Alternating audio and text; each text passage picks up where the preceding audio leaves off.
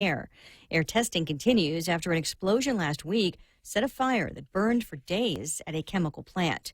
The response to recent protests in Iran may have been much deadlier than first thought. There is new word about unrest in Iran coming from the special envoy to Iran for the United States, Brian Hook. He is claiming that the death toll from the ongoing protests there could have topped 1,000 people. That's much higher than originally thought. Unrest broke out last month following a hike in gas prices, being described as the worst in the 40-year history of the regime. Fox's Greg Palcott. Amnesty International has reported over 200 deaths. The higher count has not been verified. The envoy also says more than 7,000 protesters have been detained. An hour to the close on Wall Street, stocks remain mixed. The Dow turning higher. It's now up 15 points. I'm Lisa Brady. This is Fox News. Family Finance has been serving the people of Guam since 1959, and they'll continue to be there for you in the years to come. Whether you're looking to get a personal loan for that summer vacation or paying off those long overdue bills, Family Finance has got you covered. Apply for a personal loan from $1,000 up to $3,600 by calling Family Finance in Agutya at 475-4545, Upper Tumon at 647-5626, or in Dededo, 633-4473.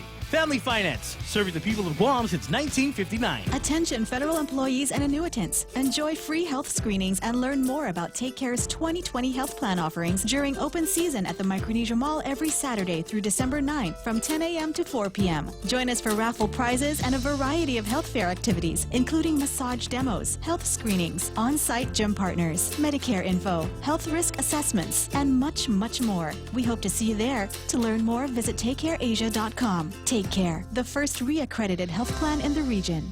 The holiday season is here, and it gives us pause to reflect on the abundance of 2019 and to express our gratitude for Guam, the island we call home, and to all Guamanians. Our team here at Security Title is proud of the work we do to support ourselves and our families, to serve and care for our customers, and to give back to our community. May this season of joy and the new year bring happiness, good health, and prosperity to you and yours. Merry Christmas from all of us at Security Title.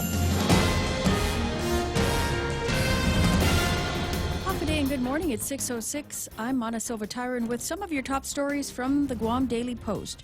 The police officer captured assaulting an arrestee this week has been placed on administrative leave. Officer Joey Uggan accused of punching the arrestee in the stomach as he was being escorted into a patrol car. The man handcuffed at the time. The incident was captured on video by bystanders and has gone viral, stirring quite an uproar in the community. The police department has not officially named the officer involved, but GPD Chief Steve Ignacio has confirmed the officer was placed on leave as the local and federal investigations are held into the incident. Ignacio says he was informed by the FBI that they had seen the video along with the U.S. Attorney's Office, and they wanted to initiate a civil rights violation investigation. The police department is conducting an internal affairs investigation, while the Office of the Attorney General of Guam is handling the criminal investigation. Ignacio says investigators will look into the officer's use of force at the time of the arrest. The suspect continues to be held on charges of disorderly conduct and other charges, his defense attorney expressing in court that he was concerned for his mental health. Beginning April 1st of next year, some changes to the Supplemental Nutritional Assistance Program will take effect, and it could leave many here without benefits.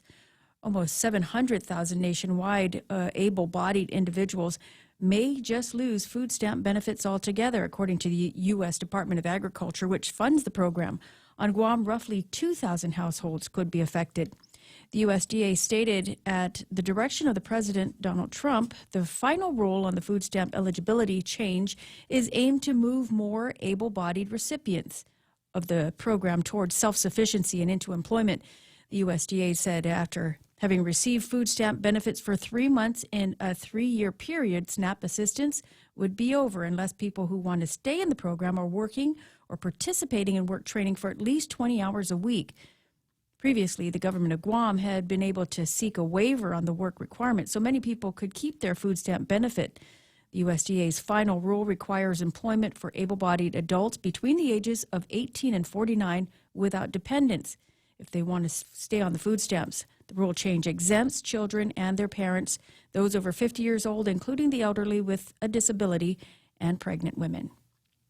A formal agreement has been reached for the defendant, Nidabai Stephanus, who will find out next week when he'll be allowed to change his plea guilty. He's accused in the January 25th death of a co-worker, Randy Tomei, at the work barracks in Jigo.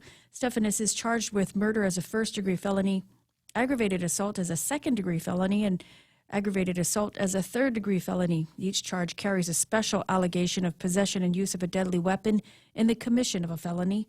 Following his arrest, Stephanus told police that he stabbed the victim after a day of drinking, the two arguing over plates of food.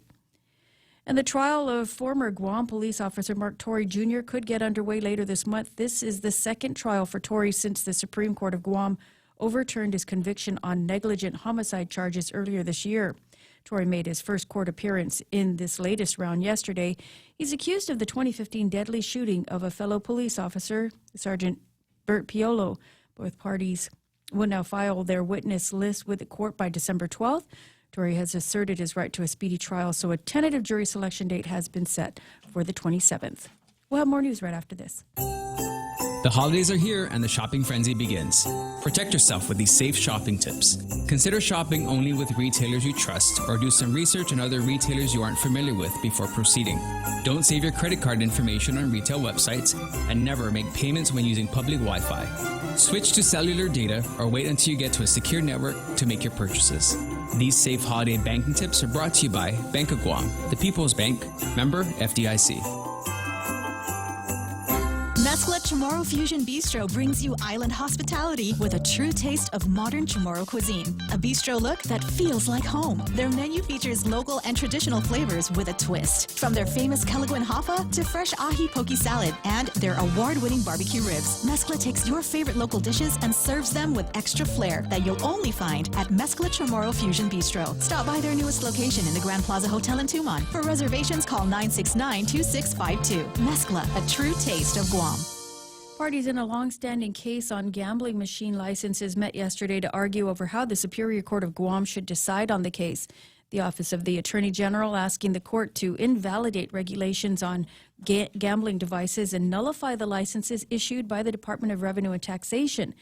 Yesterday, the defense included attorneys for Guam Music, Inc., Atlas Amusement Enterprises, Pacific Amusement, as well as the representation for the Department of Revenue and Taxation. Randy Cunliffe, who is the attorney for Guam Music, said that the regulations are in effect and asked the judge to rule in favor of the defendants.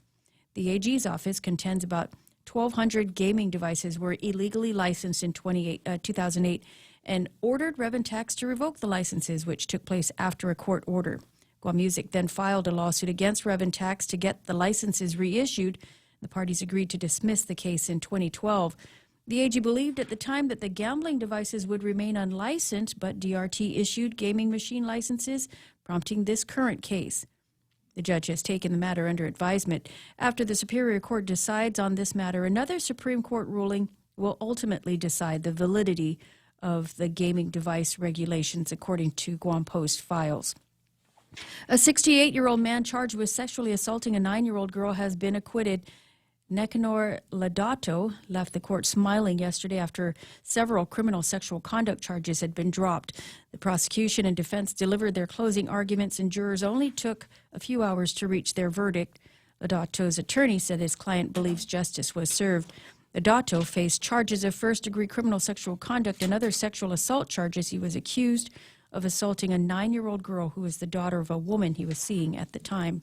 And residents and tourists are urged to be on the lookout for jellyfish if they head to the beach this weekend. The Guam Department of Agriculture says beachgoers and boaters might see jellyfish from December all the way through February. The box jellyfish can be found on the beach or in the water, especially on the reef flats. They also warn that jellyfish can sting you even if they're washed up on the shore and appear to be lifeless.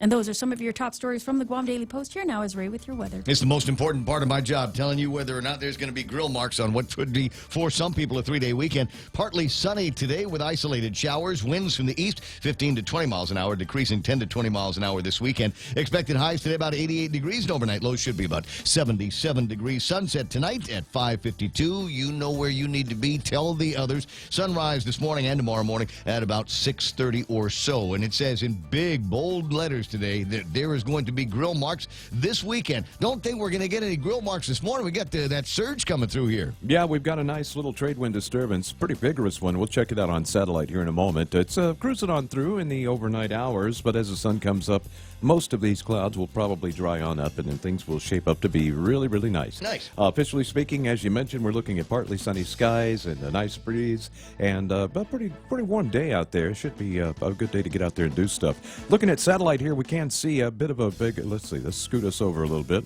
Wait, I'm scooching. Scoot. Okay, There we go. And we can see here on satellite actually a pretty vigorous little trade wind disturbance coming on through. You've got some other little ripples of energy off to the east that'll be moving through in the next few days. But again, these come through quickly. Just a few little scattered showers here and there. You'll get more rain at night than you get in the daytime. And that's just what we can expect for the next several days, as it looks like the dry season, for what it's worth, has pretty much set in for us. Nice. Okay. Yeah. Gotcha. I was thinking about the weather today and why it's raining now, and it's raining because the weather, the sky, Mother Nature is sad because Chip Guard is retiring. Do we have a? Oh, really? Yeah. I started getting word on that yesterday. Apparently he can't work forever. Yeah, And 18 years gosh. he's been here on Guam in particular. Yeah, And of course that doesn't go back to his astounding career in meteorology. Oh, the guy's just incredible. You know, Yeah. just a great map reader, just an understanding about weather conditions and what things do around here. And it's Yes, almost as long as I've institution. been in the media, he's been at the National Weather the Service. guy He is an an absolute institution. Hearing about him retiring is, for me, that makes the same feeling in my heart as when I found out they weren't going to be flying those storm chasers around here. Okay, well, who are we going to talk to now? Michael Knight's going to be the new Chip Guard. What do you say? No, I'm hardly qualified. Yeah, All right. got a couple of twins up there though. There are a They're couple going of to make twins. their mark as time goes on. You can bet on that. I think those twins have already made a little bit of a mark, but certainly big shoes to fill. But I've seen their feet. They can do it. 6:16 in the morning, and that's News and Weather Together, brought to you by Bank Pacific, banking on the Pacific for 65 years. Did you know that home loan rates have plunged again? Would you like to take advantage of these lower rates to help lower your monthly payments? Refinancing doesn't have to be for another 30 years. It can be for 10, 15, or 20 years. It's up to you. Reduce your monthly payments. Pay off your loan earlier. At Bank Pacific, where we're open to closing your loan in a hurry. Bank Pacific, where others put branches, we place roots. Equal housing lender. Credit conditions apply. Knowing that we have choices in medical providers locally and outside of Guam is important and reassuring. This is the reason why Calvo Select Care provides quality health care options to its members. From a wide array of local, primary, and specialty doctors and clinics to a comprehensive hospital network on island and outside of Guam, you can trust Calvo Select Care to be there for you. Federal employees and annuitants enroll today. Call 477-9808 for more information. Hey, what's that? A Subway Big Hot Pastrami? My Big Hot Pastrami? No, my Subway Big Hot Pastrami. Get your own. Get your own Subway Big Hot Pastrami. Tender, juicy beef on freshly baked sunflower crunch bread, topped with pickles and mustard. Finish off your meal with all new seasoned potato wedges, baked to perfection right in the restaurant. Both available for a limited time only. Subway, make it what you want. Portions of the Ray Gibson Show being brought to you by the guys over at APL. That's American President Lines. APL with a global presence and a local home. The Ray Gibson Show. Morning talk that matters. Call now, 888-TALK. That's 888-8255.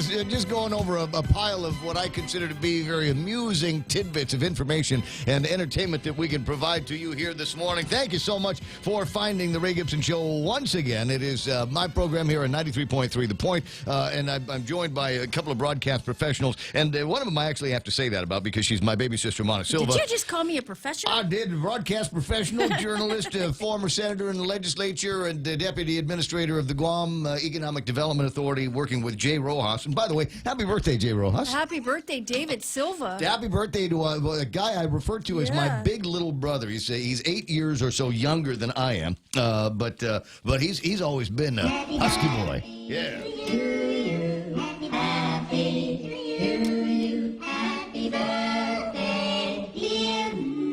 His big brother, big little brother, Dave Silva, and we're taking it all the way to there. What's the point of speeding up their voices if it's still a long song? I don't know. It's just you'd think it'd be shorter. There's a version of I'm not going to tell you where it is, but there's a version of the Guam hymn that they play at the beginning of some sporting events, right? Because you've always got the national anthem and then the Guam hymn, and it's Alvin and the Chipmunks. It's not it feels like it's sped up, but it's not really sped up. It's just a very short version of the Guam hymn. I don't think they go through all of the phrases and the stanzas in the music, but because the kids, why bother? Because otherwise, the kids just kind of sit around. The children, there needs to be a class. There needs to be a portion in class, and we used to have this. I want to say when I was growing up, that tells you what to do when the anthem is playing. Every morning from I want to say since kindergarten, they would teach us to stand perfectly still while the gaze anthem lovingly at the flag with your hand firmly against your breast. Have you ever been on base when the anthem plays at 8 o'clock in the morning? Freaks me out. Stand still. It freaks me out. Yeah, and you get the look if you even move. Mm-hmm. That's why they got that call to post, and then a couple of minutes later the thing starts. Yeah, I have actually seen that kind of thing, and man, as much as I'd like to think that of myself as somewhat patriotic, just makes me feel glad that I don't have to do that kind of thing. That's I'm sorry. 6:21 in the morning. Welcome to the program. As I say, excuse the mess. It is Friday on what is for some people going to be a 3-day weekend. Yeah, congratulations, congrats if you've got it, and for those of you that don't have a 3-day weekend. Are we some people? We are not some people. Oh, we are going to be here on Monday morning to help people through because everybody's going to be in recovery mode because everybody's going to be so tuckered out. The entire island is going to be downtown Agutnia for the procession, not parade, procession, the Feast of the Immaculate Conception, Santa Maria and Camilin Day, and so because everybody that in the 160,000 people on Guam, all of them, especially the government of Guam employees, they're all going to be right there in the very front of the procession. That's why they get the day off the next day, so that they can, fully and completely observe the Feast of the Immaculate Conception or barbecue, or one or the other. That's what I always like to say. If you're taking the holiday, you really ought to go to the Mass. You really ought to go to the novena. You really ought to go to the thing. But anyway, the observation is going to be on Monday, December the 9th. There are not going to be any school classes, so the kids in DOE schools and DOE headquarters in Tiedzin are going to be closed. And I'm sure that there's a whole host of other government of Guam operations. Some private schools will have classes, like St. Paul Christian School will have classes on Monday. Mm-hmm. Because they don't observe. They don't observe the feast. They don't have to. So their kids don't have to run in the 5K. Let's turn it into a 5K this year. What do you say, Archbishop? He's an athletic guy. 6:22 in the morning, and let me get to saying good morning to these important people. Sometimes you wanna go where everybody knows your name, and they're always glad you came. See, our troubles are all the same. You want to be where everybody knows your name.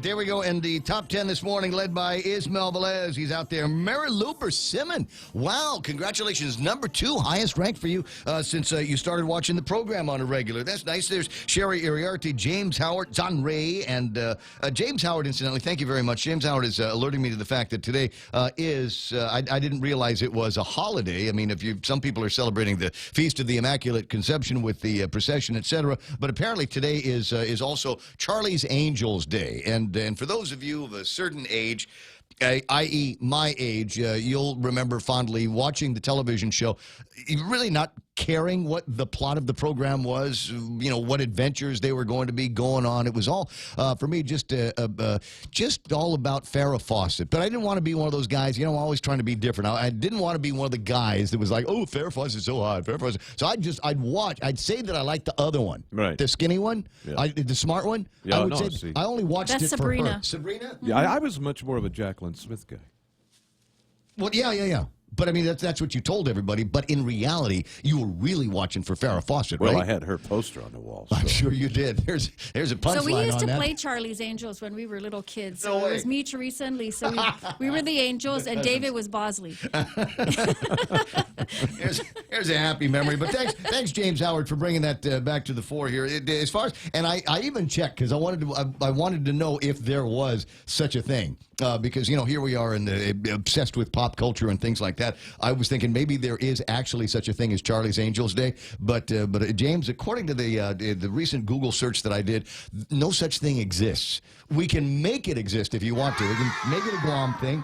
They're not doing anything important over at the legislature, so maybe we could hound about 8 of those people to come up with a resolution declaring the 6th of December every year Charlie's Angels Day.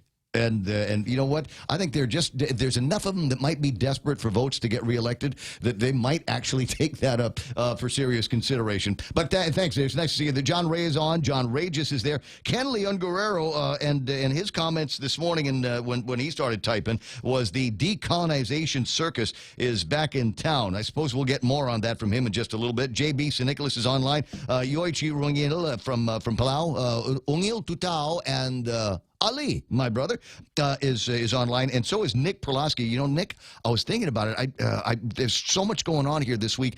I don't recall if I wished your wife Melissa a happy birthday. Also, one of my classmates. And if I did, I apologize. And if not, happy belated birthday to Melissa Perlowski, who had the distinct pleasure of growing up with me once upon a time. It's 6:26 in the morning. There's other people on the Facebook Live, other folks that are lurking around here, and they include Nate Horn. Who is going, it's Friday. Yeah, feeling it, buddy. Nice picture over at Santa Fe. Did I see that on your Facebook feed the other day? Who else is playing around? There's Ike Iseki and Cousin Teddy from the ranch. Gwen Timinglu is there. Keenan McCausland talking about Happy Friday and Football Friday as that. Pam Duvall, there's the bus stop Betty. June Bells, Carino, nice to see you there. Joey Franquez is online. My buddy Dave Torrey looking for a San Francisco 49er victory here this weekend. Is it going to happen? Well, maybe we'll talk about that when it gets to be sports time. Charlene Marchessault is hanging out. Dave Torrey also a little bit giggly about a farmer bringing a World War II landmine to the mayor's office. Just a note, if you see something that you think might be old unexploded ordnance from the Second World War, best to leave it where it is. Over all of these years, some of the believe it or not, safety mechanisms that go into these things to prevent them from blowing up might have gotten a little bit unstable or rusty over the years, and so if a light jostle might actually be cause for those things to go off. What causes me concern is that after all of these years, 75 to be exact, there are still people who will find ordinance and bring it to the mayor. There you go. For 75 years. It's been said that if you see it, leave it there and tell somebody. Missed the radio show that they talked about that, I guess. And Nina Mopness is there with her pretty Valentine's eyes off of Joe Blas. Former Governor Carl T.C. Gutierrez is online. Carl T.C. Gutierrez old enough to remember seeing actual live landmines from back in the day, but never, as far as I know, brought it to any of the mayors or commissioners back in the day. Ismail says, sounds like a warning about the administration. Can hurt you even if they appear to be lifeless. I'm sorry, that's funny. Who else is playing around? I got Mark Mendiola Huffa Mutkus. We're going to call you this morning. I'm serious. Karen Otiwi is there. Gary Shonels, Tony and Annette Unpinko Ada, and Annette Ada Vasquez. Yes, they are related. Annette listening out in California, getting ready for their celebration of the Feast of the Immaculate Conception. Virtually all of the information is the same for what they're doing in California as it is on Guam. I'll see if I can find the info for folks, for other people out in Southern California that might want to get together for the feast. Joey Franquez is saying something in Chamorro, and Mon, it's Hungen, Uchu and Pagu, Nafansafo, Hamza Todo. What does that mean? They can sting. Just say they can sting you. I know what it means. It means They can sting you even if it appears it means I know my rights, pig. I ain't no snitch. That's what that is, right? I know Joey? what hunga means. Yes. Shauna Bentley, Carl Gutierrez is laughing at my mispronunciation. I appreciate that. Joe Leosi-Alangi, Lillian Cruz is online. Who else is it? Debbie Kanata and Bennett Lujan Duenas. I'm Auntie Bennett. Nice to see you. If you need some dough for some shopping, go by Family Finance and talk to Auntie Bennett and the crew out there, and they'll see what they can do about giving you a little bit of short-term, no-interest, low-interest loans or something like that to tide you over for the holidays. I see Jenny Kabuhat says, good morning, Ray. Happy Friday. Well, happy Friday to you, Jenny. Always nice to get a new name and a new face. Everybody's right-clicking now. We're going to be doing that Facebook stalking on you. Roy Burgess, getting ready for the run. And you didn't tell me, Roy, what you're running tomorrow. Is it going to be the Bubble Run 5K, or are you going to end up running in the 10K, the Guam Running Club 10K? What are you giggling about? I heard giggling. Because you're going to tell him to run the bubble run. I'm going to tell everybody to run the bubble run. No, Roy's not in my division, so he's safe.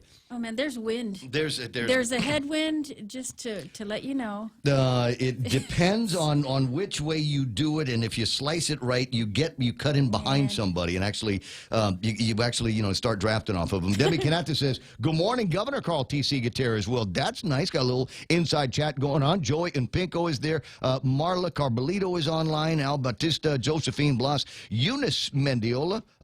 Pam Duval says, Ramon, I'm the village auntie. My interests go beyond just bus stops. No, I get that, but I'm amused that somebody actually gave you that name.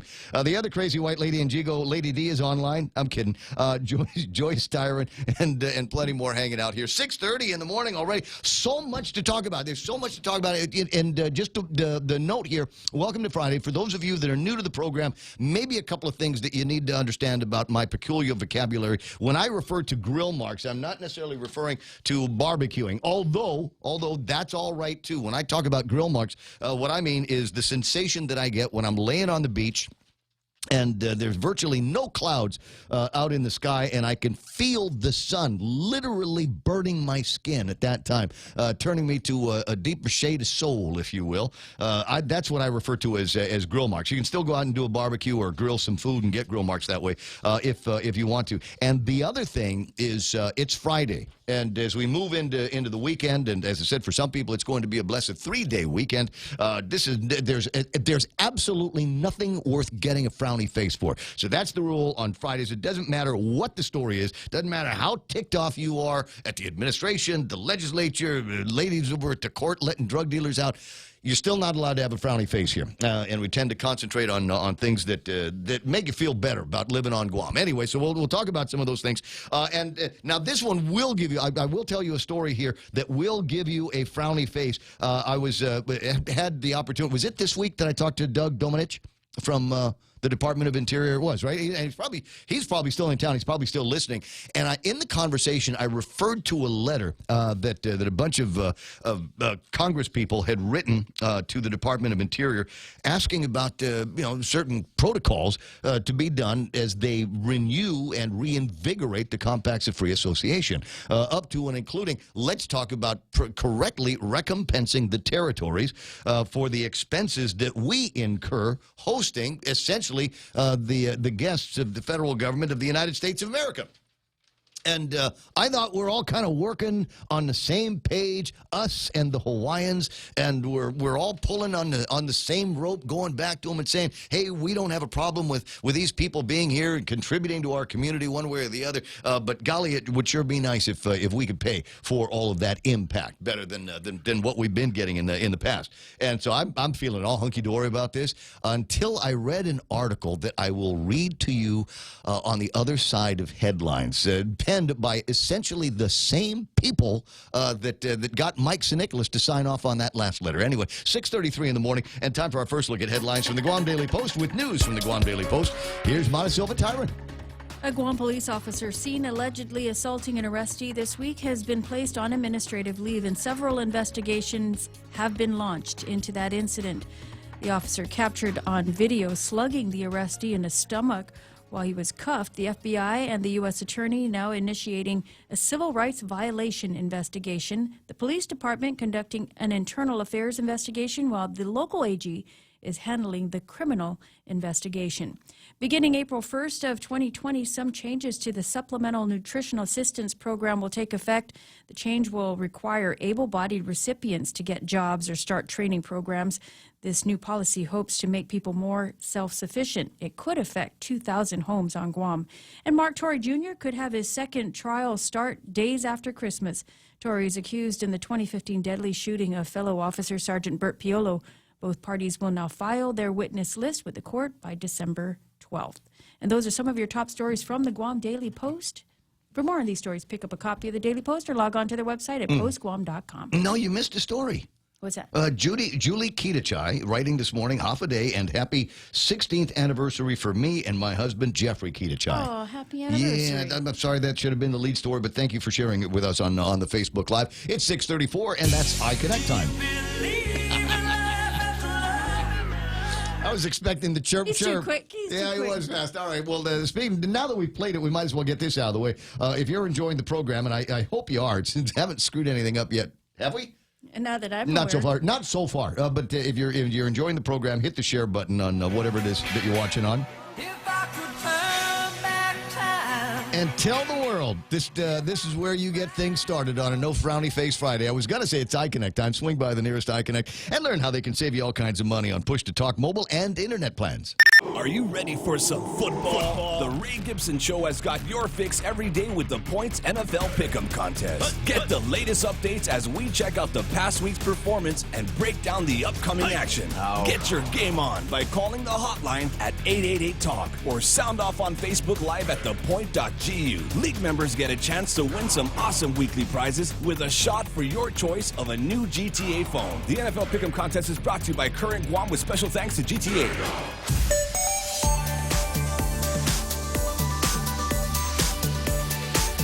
Oh, that is sweet. 6:35 in the morning, 888-825-5880-TALK. What's the traffic gizmo going to tell me about traffic today? And I tell you what, it doesn't look like it's too early on a Friday morning to get anything going. Doesn't look like we've got anything major happening from Jigo all the way into the Dededo, Upper Tumon, into Tamuning. All of that is running smooth here. Don't even see anything lagging in front of the Guam International Airport. Usually there's some traffic over by the intersections through there. I think it's just a bunch of people have kind of evened out their day. I was surprised at how many cars there were that were sharing the road with me earlier. Don't play the thing again. I said, so don't play the share thing again.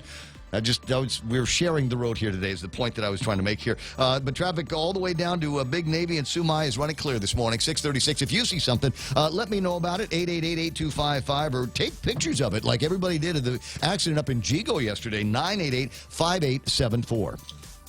As the busy holiday season approaches, the last thing on your mind is to visit your medical provider. At American Medical Center, we put your health first. A preventative visit will ensure a healthy holiday season. Call 647-8262, and together we can address any concerns you may have and make certain all your medications are current. From our family to yours, happy holidays from American Medical Center, your partner in healthcare.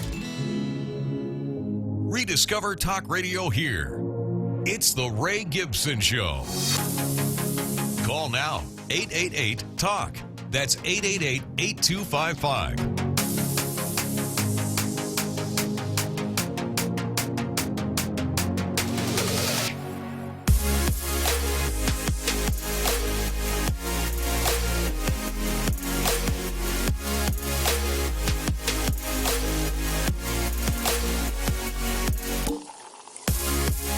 6:37 in the morning, absolutely terrific time at Linda's party last night over at Kentos. Good time had by all, and a bunch of movers and shakers and headline makers that were in there. Lots of selfies had got taken over at that party last night, and I want to say thanks very much for the invitation and best of luck to you. As I said, you might have heard me yesterday refer to this. She's going to be heading off, staying in the company, but looks like she's got a gig that's going to be taking place before too much longer over at the Tsubaki Towers, the newest, the latest and the greatest of what they're up to over on the PHR company. A little bit of a glitch in the Facebook Live feed. Stay with it, guys. We'll be right back on. It's 6:38 in the morning. Now, as I said, there are no frowny faces on Fridays, but I got to tell you, this rubbed me the wrong way when I saw it. Hawaii delegates complaining about $17 million worth of COFA funding error. Now, this is from civilbeat.org, a newspaper out of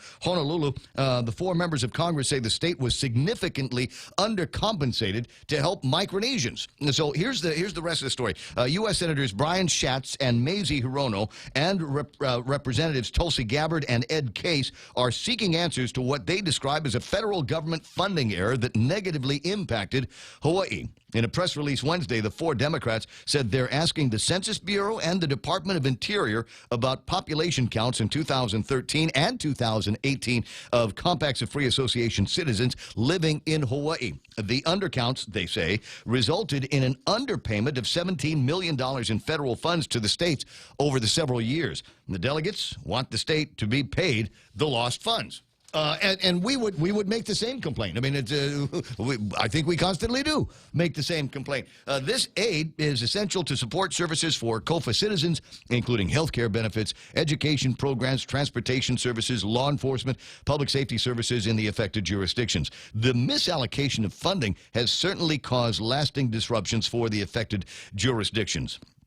The Census Bureau and the Interior briefed the Office of Hawaii's congressional delegation last month on the erroneous counts and, quote, the resulting misallocation of federal dollars to the state, but provided no details on how the error occurred and how it was discovered.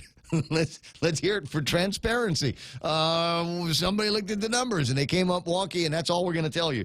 The 2 agencies admitted the mistake and proposed restoring funding by cutting payments to Guam. What? What's he talking about, Willis? Cutting payments to Guam, American Samoa, and the Commonwealth of the Northern Mariana Islands over 3 years. All 3 territories are home to COFA migrants, especially Guam, it says. The delegation calls the Fed's proposal unfair and something that further erodes the trust between the federal government and the states and territories impacted by the error. So you get Hawaii screaming about the $17 million or so worth of underfunding, and then the Census Bureau and the Department of Interior saying, no problem, we'll make you whole. We'll just send less money to Guam over the years. I don't think that is going to fly. And if there's somebody around here that might be close to Assistant Secretary Doug Domenech, ask him about this particular solution that they've come up with, and let them know from at least my perspective, it's unacceptable. So you notice I tried to make it through that without making too much of a frowny face, because, you know, it's Friday, and that's the rule that we've got here. 888-825-5888-TALK. Now, I got the other governor coming up here in just a second, but I wanted to preface that with another story, a press release that I got yesterday. Is it a press release if it comes from somebody that's like an individual? I guess it could be. There's another, the last, I think, of the decades Mark Seminar Series. The 17th installment will feature Jerry San Augustin Perez. Everybody knows him as Jerry Perez. And Jerry is going to be speaking on, his topic is, what price, ? The myth of independence. Ooh. What's that going to be about? We'll find out. It is going to take place next Tuesday, December 10th, promptly at 6:30 at the College of Liberal Arts and Social Sciences Lecture Hall at the University of Guam. What price? The myth of independence, and it's a talk from Jerry Perez. I got the other Governor Leon Guerrero, Ken LG, on the line. Good morning, Ken. Good morning. How you doing there? You'll notice in the news today, there's also the story that the Davis lawyers were paid $1.2 million in their lawsuit against the Guam plebiscite law. Yeah, I think everybody saw that one coming from 100 miles away. Yeah, and I sent a letter to Kelly, Kay, Marsh, Taikano, whatever, 3 weeks ago, requesting an appointment to sit down and draft amendments to make sure that the rest of the law does not result in comparable settlements against the taxpayers of Guam. And here it is 3 weeks later, and they still have not responded. And so they keep. Well, it could be worse. They could have responded with a LOL or a STFU. Yep. They could. So I mean, it maybe Ken. This is me being generous with the benefit of the doubt. You know how I am. Maybe they're still working on formulating a satisfactory answer to your question. Hello? Sorry about that. I'm sorry. I was just thinking maybe you just took the advice and SDFU'd. No. George Satayama's famous quote is, "Those who don't fail to learn the lessons of the past are doomed to repeat them." Mm-hmm. And this is definitely true with the legislature, because the legislature just had to cut a $1.2 million check to the attorneys for a case that was very lopsided against them based on the law. And the law is still flawed.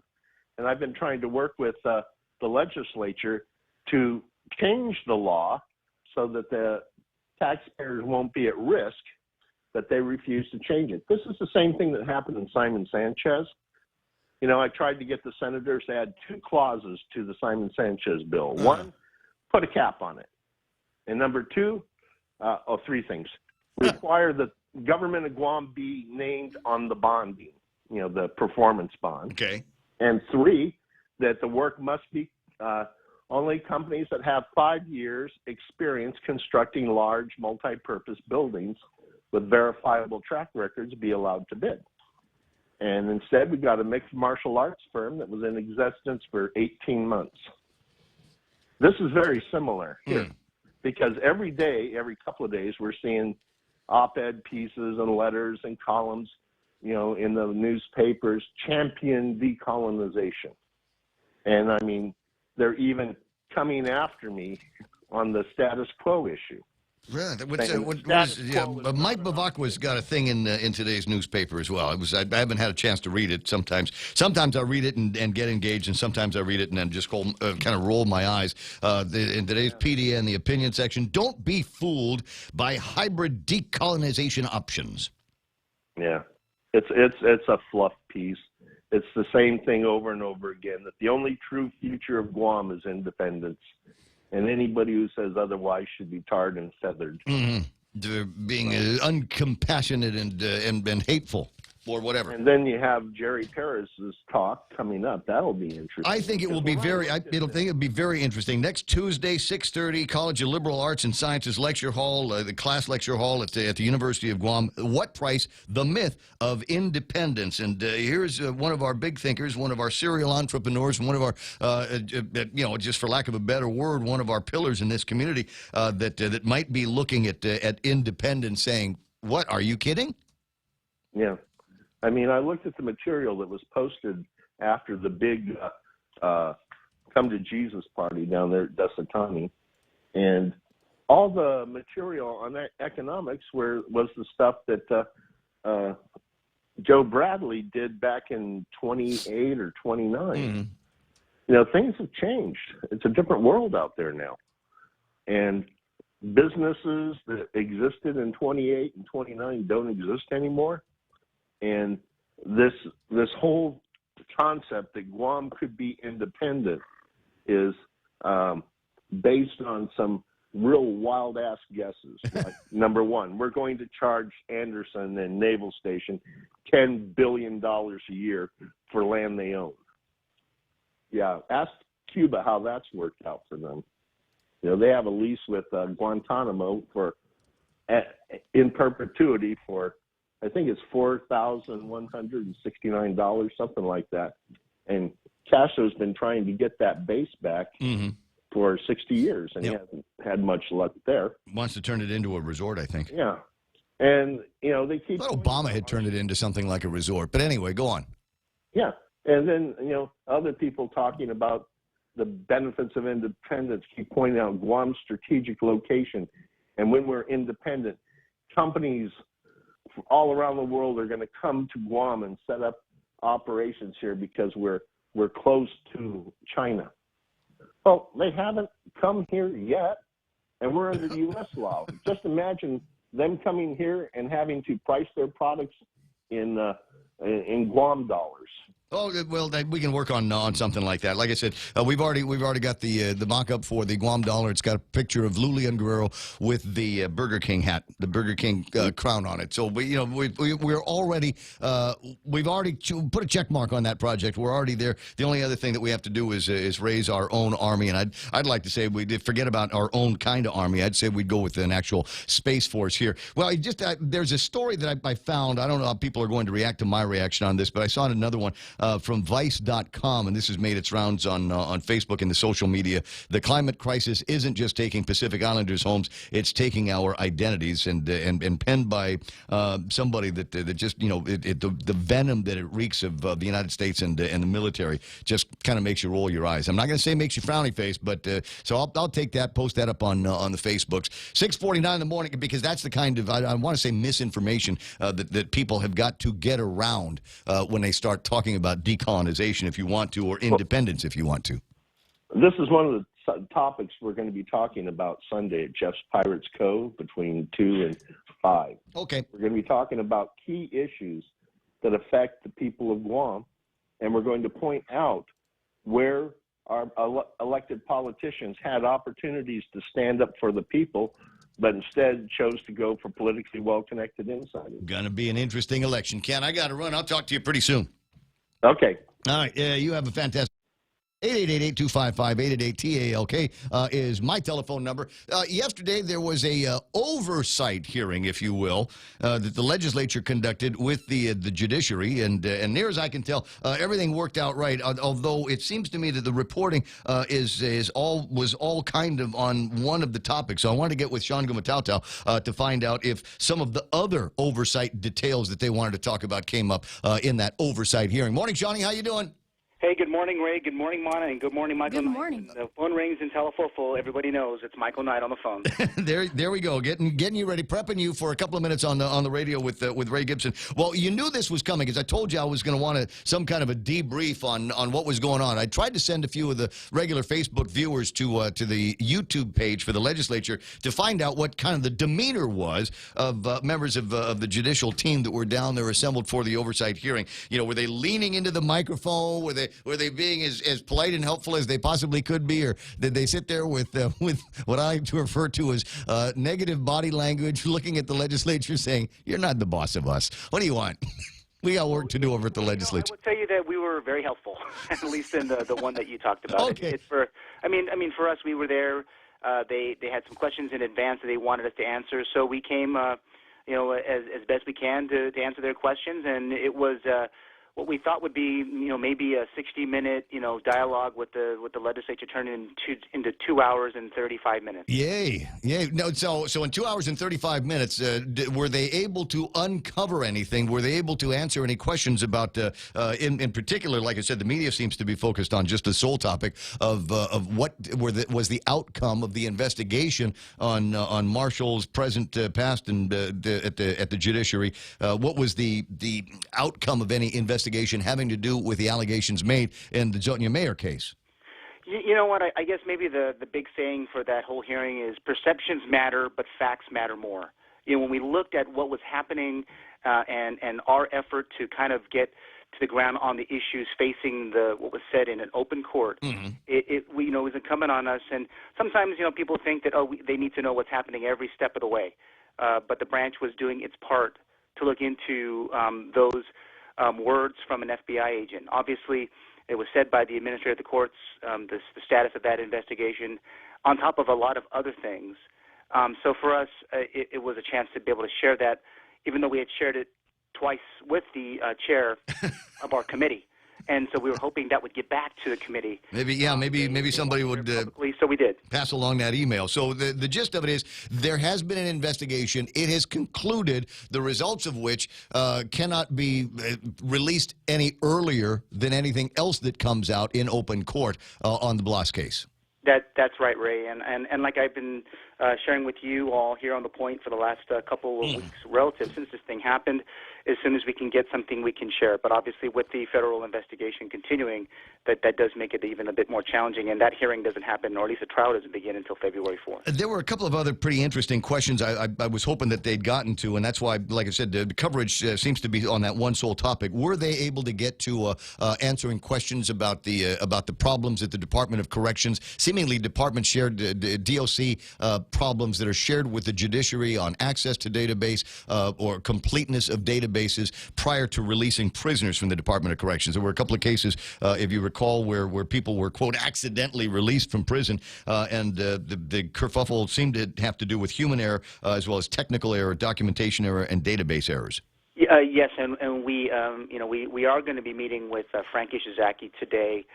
We had met with Samantha Brennan before she had left corrections. So some of these issues we had been already working with the leadership of DOC prior to being called into oversight hearing, even prior to their oversight hearings, plural.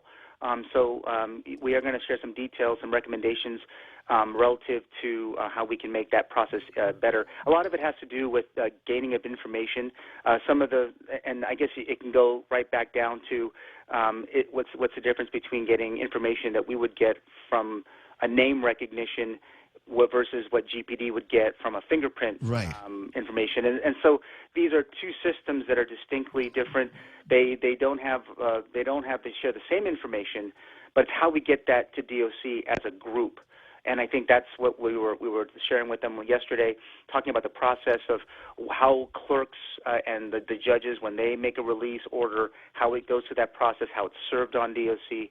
And some of the ways that we would like to help them make it better. So I think that was pretty productive yesterday. But again, we had been sharing this previously with our chair. We were hoping that again would have been put out back to the committee, and they wanted some answers publicly, so we gave them some more public answers. All right, that's fine here. Seems to me, my recollection here is under the guidance of CJ Bob Torres. Seems to me that you guys are light years ahead of anybody else in terms of technology at the judicial system. Is it possible that maybe you guys could come up with the solution at the judiciary and then, I don't know, give it to the Department of Corrections or DYA? No, and that's what happened yesterday, and it's something that they were saying, okay, we want to make it easier, we want to help DOC out, but I think everyone forgets that we have clerks too, sworn clerks and sworn marshals who will get burdened with that effort too. We understand the technology. You're right, light years ahead. But it means there should be a priority of the executive branch to go on and help them do what they need and get the technology they need to do their job. So and there is the Bureau of Information Technology. That maybe just give them some kind of access to what your database looks like, and how we can export CSVs or whatever comma delimited fields, and say this is the information that we have. Figure out a way that you can access this information, and then send that over to the Department of Corrections. That in my mind, that should be one of the things that the Bureau of Information Technology should be able to do over a couple of weeks. Yeah, and we've been doing that for a couple months. I mean, we through our Criminal Justice Automation Commission, which we've been waiting for the policy to be adopted by the legislature.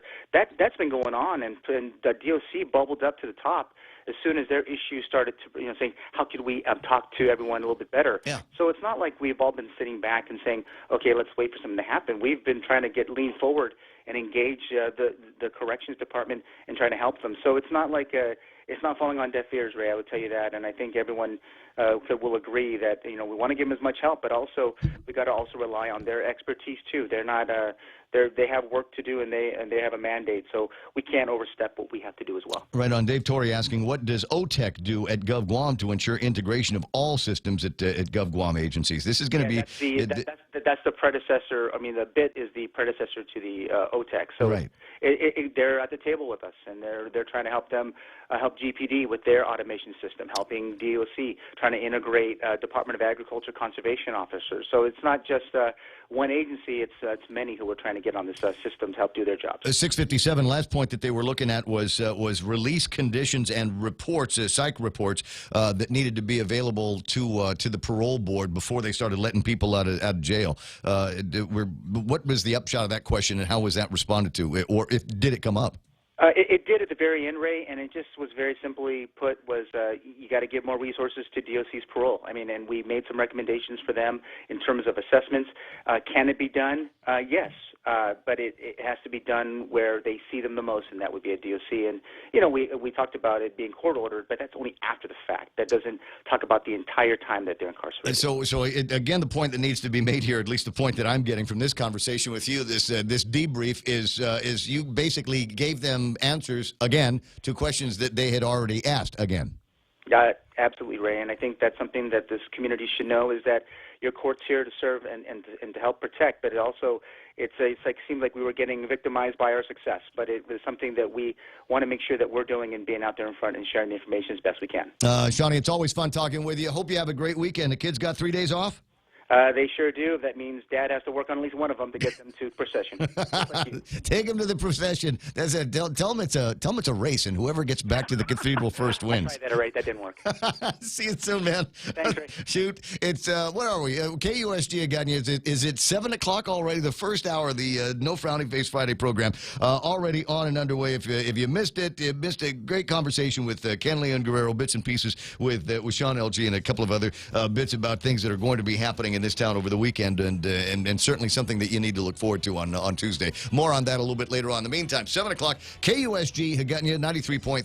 Montesilva Tavern's got news in the Guam Daily Post. That's coming up on the other side of Fox News Live. And then on the other side of that, Jerry Roberts will give us today's extra point, maybe some information, inspiration for you to start thinking about different ways that we're going to do business in 2020. And have you taken a look at the calendar? Do you realize how few days there are left in, not the year, in the decade? We're about to watch the decade turn here.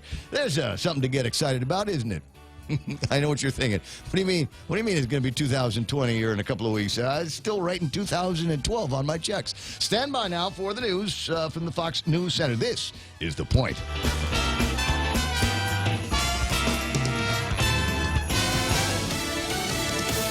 Ahead for House Democrats. I'm Lisa Brady, Fox News, which has Republicans claiming politics is what's really behind the impeachment push. Fox's Jared Halpern is live on Capitol Hill. House Speaker Nancy Pelosi is directing Democratic leaders to draft articles of impeachment against President Trump, centered on the president withholding security assistance to Ukraine to apply pressure for investigations of political rivals. Our adversary in this is Russia. All roads lead to Putin.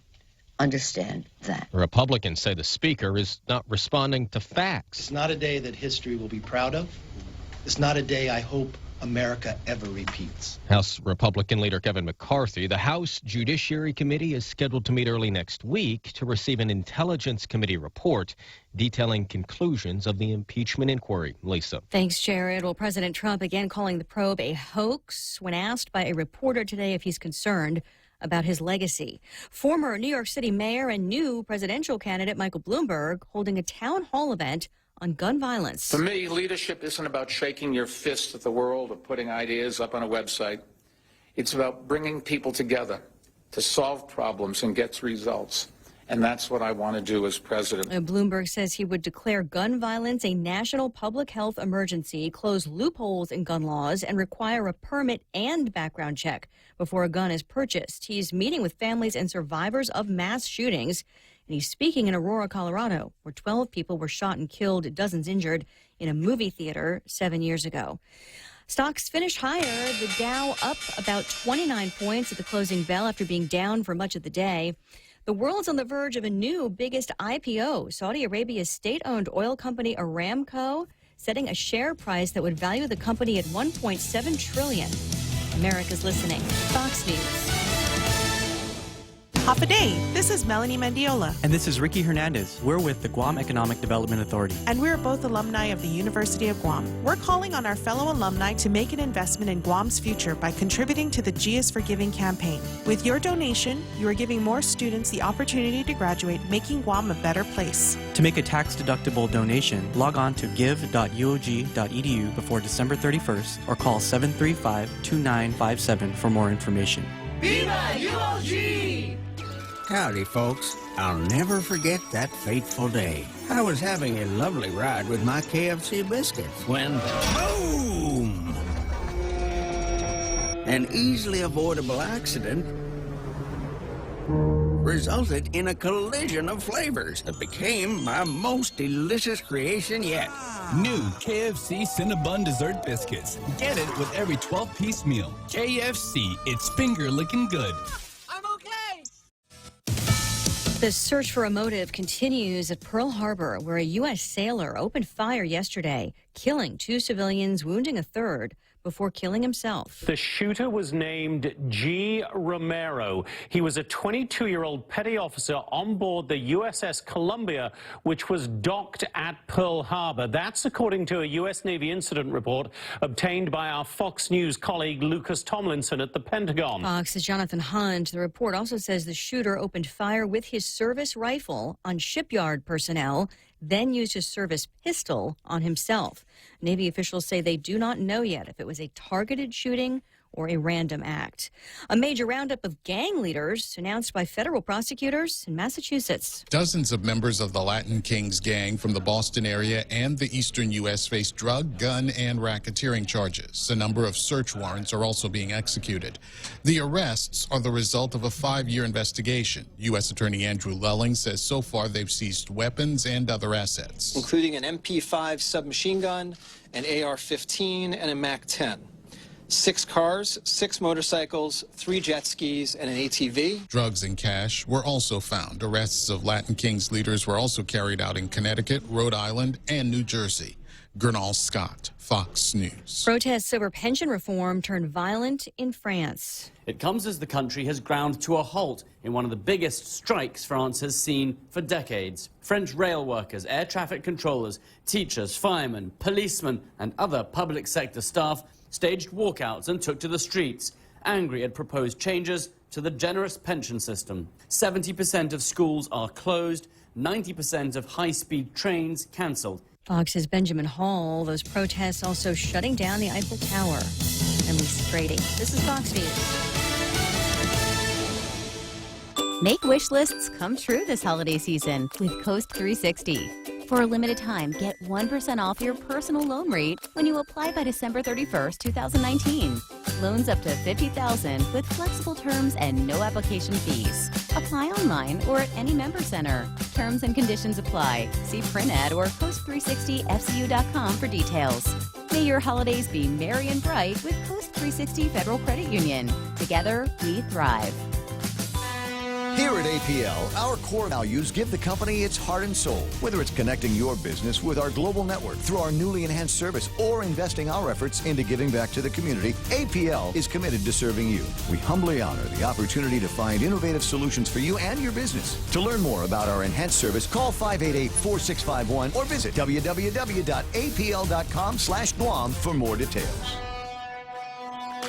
We understand what matters to you because at Docomo Pacific, we're a family too.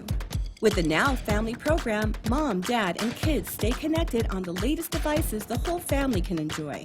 For just $155 a month, get 3 lines with 30 gigs of 4G LTE data each, and endless use of your favorite apps without affecting your monthly data bucket. Add more, get more, save more. Docomo Pacific, better together. Some conditions apply. Profit Day and good morning, Guam. It's 7:06. I'm Ana Silva Tyron, and here are some of your top stories from the Guam Daily Post.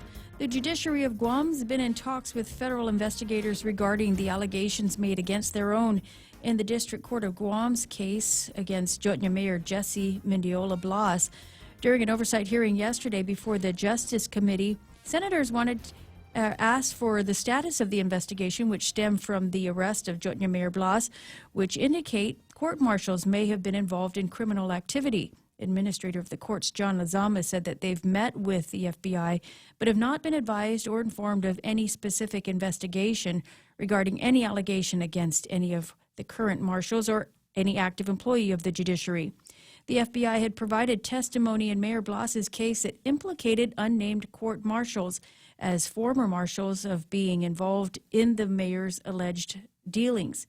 Blas is accused of a federal indictment of extorting or receiving bribes in exchange for allowing alleged drug dealers to use mailboxes under the control of the Jotnya Mayor's office. Prior to the oversight hearing, Senator Terlahi wanted to be sure the judiciary was taking actions in response to the FBI's allegations, including its implication that Guam marshals were engaged in sexual intercourse with females who had active warrants. No marshals had been publicly named, but Chief Justice Catherine Merriman in the hearing said that the judiciary takes these allegations of misconduct very seriously and will fully cooperate with any investigation conducted by outside entities.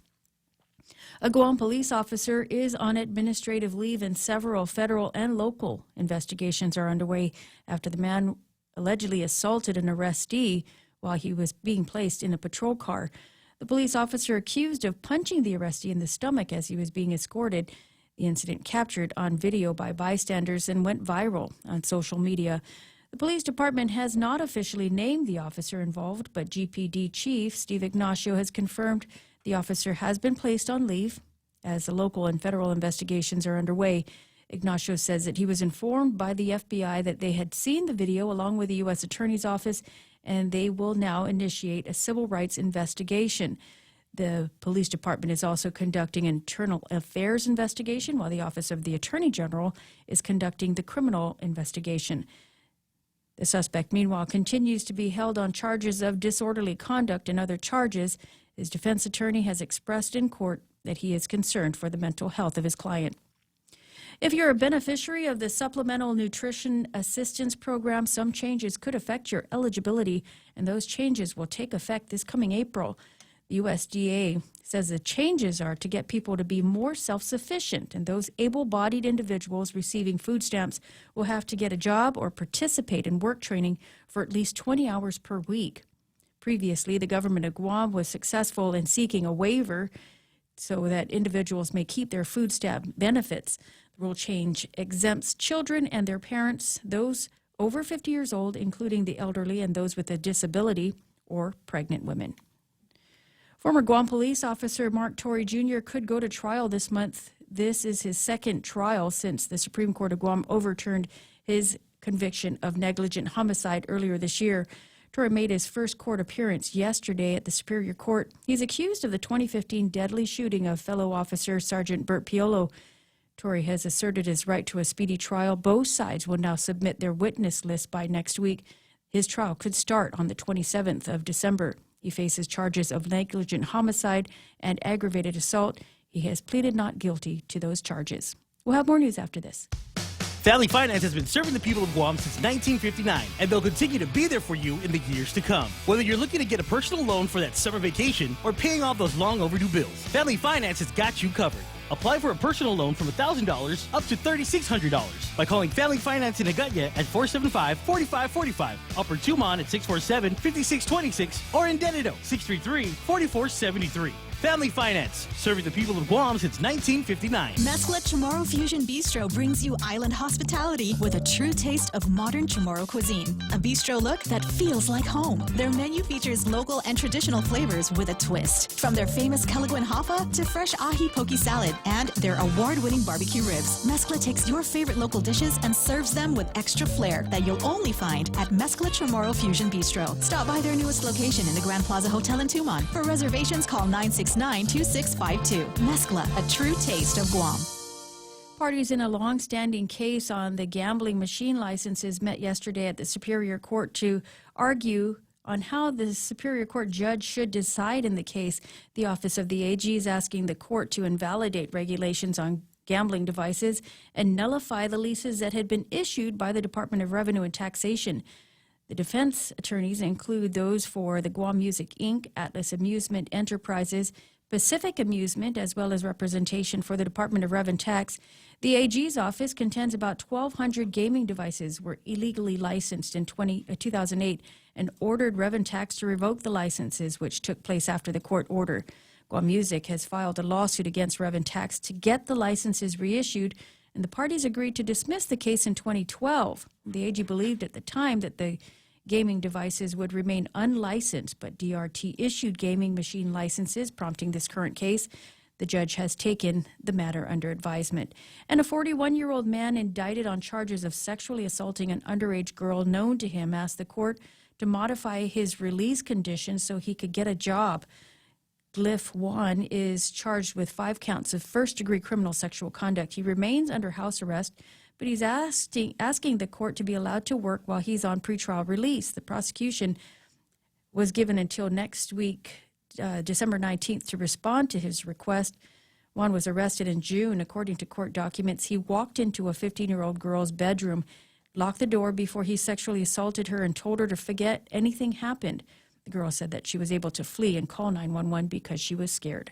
And those are some of your top stories from the Guam Daily Post. Here now is Ray with your weather. It says partly sunny today with isolated showers. Some east winds 15 to 20 miles an hour, decreasing 10 to 20 miles an hour this weekend. Highs near 88 degrees and overnight lows should be about 77 degrees. Sunset tonight at 5:52. You know the usual spots to catch a delicious sunset. And maybe after some of the morning rains and some of these little isolated showers burn off, could make for some decent sunset tonight, maybe over the weekend. I think so, and it definitely gets nice about that time. The sun starts to go down, starts to cool off, feeling a whole lot nicer. Doesn't look like any of those showers are going away, though. Yeah, it looks like they've kind of pulled themselves together there, but it looks like we're seeing the boundary of them actually getting ready to push on through. So I think this surge is just about through. Really just a trade wind disturbance, as it were. A few clouds and showers being kicked up by a ripple in the atmosphere running along the trade wind flow. Again, looks like that's just about to move on through and then probably be done for the rest of the day. Going to satellite, we'll see what's going on. We can see it's a fairly vigorous little tropical trade wind disturbance, coming on through. But again, the edge of it looks like it's getting ready to move on past. Got a couple more back behind it. So again, as you go through your afternoon tonight, today and then tonight, again, you'll see some showers here and there. But nothing really big to worry about because we are basically in the midst of our dry season. And there's going to be grill marks all weekend long. That's what my weather guy says. So break out the suntan lotion and go ahead and slather that stuff on. Notice now, I'm not saying sunscreen. I'm saying suntan lotion because there seems to be a distinction. When I was a kid, you went to the beach, you put on suntan lotion because you wanted your skin to get all tan and burned out. Now everybody goes to the beach and they put the sunscreen on. Right. And you get this stuff. You get like SPF 75. It's like wearing jeans. It's like putting a layer of jeans on your body. You might as well and just stay inside. Nothing is going to cut through all of that. So if you're trying to get a tan, like I said, suntan lotion. You know what I do, man? What's that, buddy? I do an SPF 15 just for a little protection, and then tanning lotion over the top of it. Over the top of it? And then it works both ways. So you do. So I like to just go out there with like butter. Just a handful, just a scoop of butter. Just smear a coconut on your coconut arms, oil on the arm. The thing is, it's not just grill marks. You also want to be able to see it bubble up a little bit in some of those hotter moments on the beach. Anyway, 7:15 in the morning. That's news and weather and my special tanning secrets right here on The Point. Knowing that we have choices in medical providers locally and outside of Guam is important and reassuring. This is the reason why Calvo Select Care provides quality health care options to its members. From a wide array of local, primary, and specialty doctors and clinics to a comprehensive hospital network on island and outside of Guam, you can trust Calvo Select Care to be there for you. Federal employees and annuitants enroll today. Call 477-9808 for more information. Right on. Portions of the Ray Gibson Show being brought to you by Guam Regional Medical City, the first choice for all of your specialty care needs. American President Lines, APL, the global presence with a local home, and American Water Tech, a passion for improving lives through better water. The Ray Gibson Show. Any speaker, anytime. Morning talk that matters.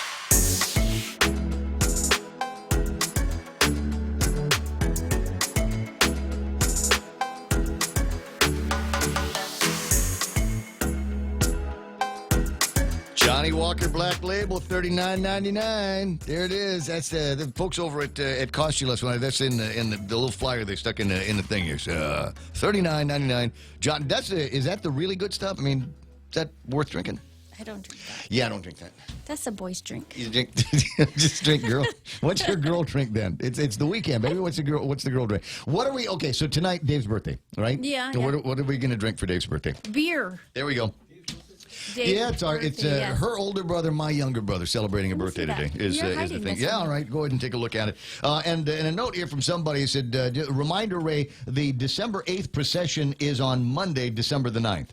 Does that make sense? That's like saying midnight mass at 9, but that's what's going on. The procession is on Monday, December the 9th, 4 p.m., because December the 8th this year falls on a Sunday. All Sunday masses are for the Advent Sunday, while the Santa Maria Camelin masses and island-wide procession occurs Monday the 9th. So there you go. And that will coincide with the Feast of the Immaculate Conception, a Camelin Day holiday, which will be observed on Monday, December the 9th as well. If you are a student at the Department of Education, teacher at DOE, or work at their headquarters, enjoy the day off. We'll see you at the procession. 7:17 in the morning.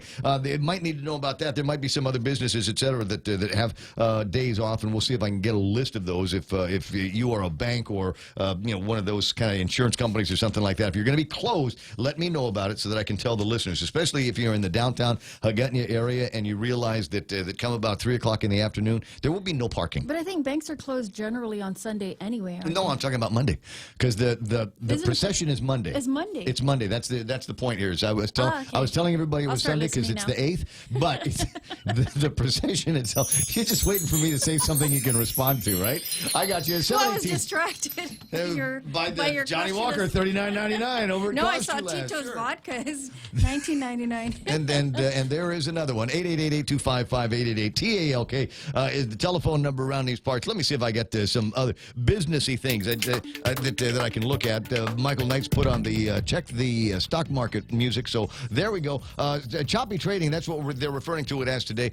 Not much by way of gains, but the markets are all green. S&P 500 3,117 up by almost 5. The Nasdaq up by just over 4 at 85.70. Dow Jones Industrial Average at 27,677. They picked up 28 points here, and the story is stocks close, a little change in choppy trading. What are we worrying about? What are we frowny facing about on Wall Street? Dow Jones Average Nike led the slight gains for Dow, rising 1.8 after a Goldman Sachs analyst upgraded the stock. Apparently, not everybody is ticked off at them for backing what's his name, Kaepernick, and their shares are more valuable today. Apple also rose more than 1%. Consumer staples was the worst performing sector in the S&P 500, dipping 0.6%. On balance, U.S. equities appear to be in pause mode, and for good reasons. Performance this year has been superb, balanced, and broad-based. So I think everybody's happy with where the markets are going to be. We'll see where it ends up in the last. I'm trying to figure out how to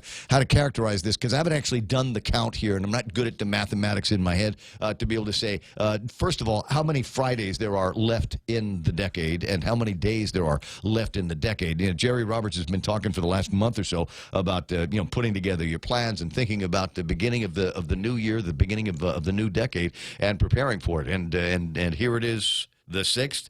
So what have I got? Just a little over 3 weeks to get it done. To start 3 Fridays. Yeah, 3 Fridays to get all those plans together for 2020.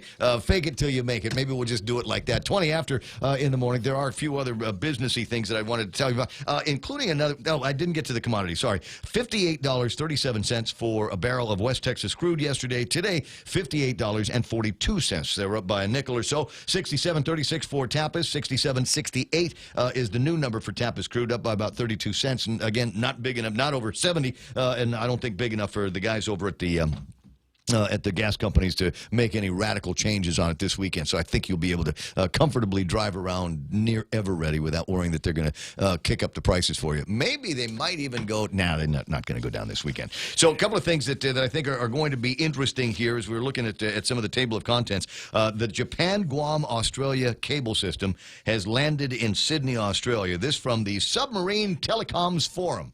Do you still subscribe to that, Jerry? Absolutely. RTI Connectivity announced today the Japan, Guam, Australia South cable system's main lay between Sydney, Australia and PD, Guam is fully underway following last week's remarkable landing in Sydney, Australia. JGA-S, a joint build among RTI, Google, and AARnet, remains on track following the completion of their main lay. ASN's cable ship I don't even know how to pronounce this. Something Brehat will sail to Australia's Sunshine Coast, where she will complete the cable's shore end installation in Australia. The Sunshine Coast branch differentiates JGASS from all previous cables, as it will be the first cable ever to connect to Australia's east coast outside of the Sydney Protection Zone, thereby enabling, quote, wet diversity between the Sunshine Coast and Sydney. And then all of the rest of the article gets into some really, really technical stuff that even I, a technophile, can't break through. I'm sorry. Because that's just high-end stuff there. I know. But it's the interconnectivity, and it's the idea that we got Google people that say the word Guam all the time that kind of gets me excited about all of this, and what it means for us out here in this part of the world when we start thinking about information technology and our access to information that I think people around here might take for granted. Until you go to someplace else, another island just like Guam out in the Pacific. And you realize that if you want to do Facebook, you have to turn graphics off. If you want to get emails, you're going to get them slowly and one at a time. And if it's somebody that's got an attachment any bigger than about a megabyte, guess what? Order another cup of coffee. We're going to be here a while. Where is the most connected place on the face of the earth? I'd like to say it's pretty much right here. Yeah. Well, so we benefit from that. Yeah, we do. But I'd sure like to get that gigabit internet. I mean, wouldn't that be nice if someone would drop that off? Are we not supposed to get some bigger bandwidth and higher speeds and things like that when we go to the 5G systems? I don't know. They've had gigabit internet back in the mainland now for about 10 years. So, I mean, I don't know how you get that. I think you just kind of say... I think you have to be like install it? Maybe? Like us. I think you got to be like us. I mean, we're lucky here at the radio station because our next door neighbor is iConnect, and so I'm able to plug into the big pipe that iConnect connects into to go to the internet. And frankly, the only reason why if there's ever a slowdown in the internet here, it's because of the equipment inside this building. I've been upgrading all of those to gigabit speeds for most of 2000 and. What year is it? 19. Most of 2019. So I gigabit over there. I got gigabit coming into the building. I got gigabit switches in the wire room, and I'm slowly moving all that technology out so that if the computers are capable of dealing with those kinds of speeds, then they can. So it's like that. 7:24 in the morning, and there were a couple of other things. Jerry Pears is going to be making a presentation towards the entire community here, and the topic is going to be the myth of independence. I'll give you the whole title here. What price? The Myth of Independence, and the talk is going to take place Tuesday, December the 10th at 6:30 at the Class Lecture Hall at the University of Guam. I don't know that they'll be streaming this live, but I do know that Arlene Steffi makes copies of this, and so you'll be able to go and view it someplace if you're unable to hear it. But that's a smart guy. That is certainly one of the island's big thinkers, serial entrepreneurs, and I'll bet you he's got a plan for most of not just 2020, but 2020 to 2030. What is it that I'm going to be doing? What will I continue to do for Pears world domination? And trust me, he does. I'm not kidding when I say things like that about him. You ever see him sitting around over at a coffee shop or something like that? That's what he's planning. Well, if you ever see him sitting around in a coffee shop, go sit down with him. Oh yeah, to be sure. He loves talking to people. He'll every once in a while, in a very tongue-in-cheek way, whenever I'll come over and pay my respects, and he'll do one of these, ladies and gentlemen. I can't talk to you right now. I have to speak to my very good friend, Ray Gibson. He makes a big noise about it. Because I don't think he actually wants me around most of the time. He knows that'll push me away. 7:25. I'm just kidding, Jerry Pears. So wherever you happen to be, I'm a big fan of the point as well. 888-8255-888-TALK. Now, there's just one or two more businessy things before I unleash Jerry Roberts on the world with the extra point. I've got this word here from Biz and Tech. Korean carriers are planning to launch new routes or increase flights on existing ones to popular destinations, including Southeast Asia and Oceania, ahead of the winter peak season. They're engaging in special promotions and marketing to attract prospective customers. This is good news for Guam. The largest budget carrier, Jeju Air, newly launched flights to Vietnam and Bohol in the Philippines. That was done back in November. T-Way Air initiated daily flights between Incheon and Chiang Mai. Jeju Air is scheduled to launch daily Muon Guam flights starting the 24th from December 24th. From January 6th to March the 1st, Jin Air will replace one of their aircraft with a larger passenger Boeing B777, which is able to accommodate an additional 393 passengers on those flights. For the Incheon Guam route, the airline will also operate 2 daily flights between Busan and Guam from the current one. And as I say, that's good news. That's the airlines. That's not us asking the airlines to boost service. Yeah, they're increasing their load on their own. I know somebody who flew Jeju Air recently. So it was a very good flight. Did they like that? And on the front of this is a picture, and this is a kind of Asian service ethic that maybe you should think about for your company. And the picture is of an attendant taking a coat from a passenger,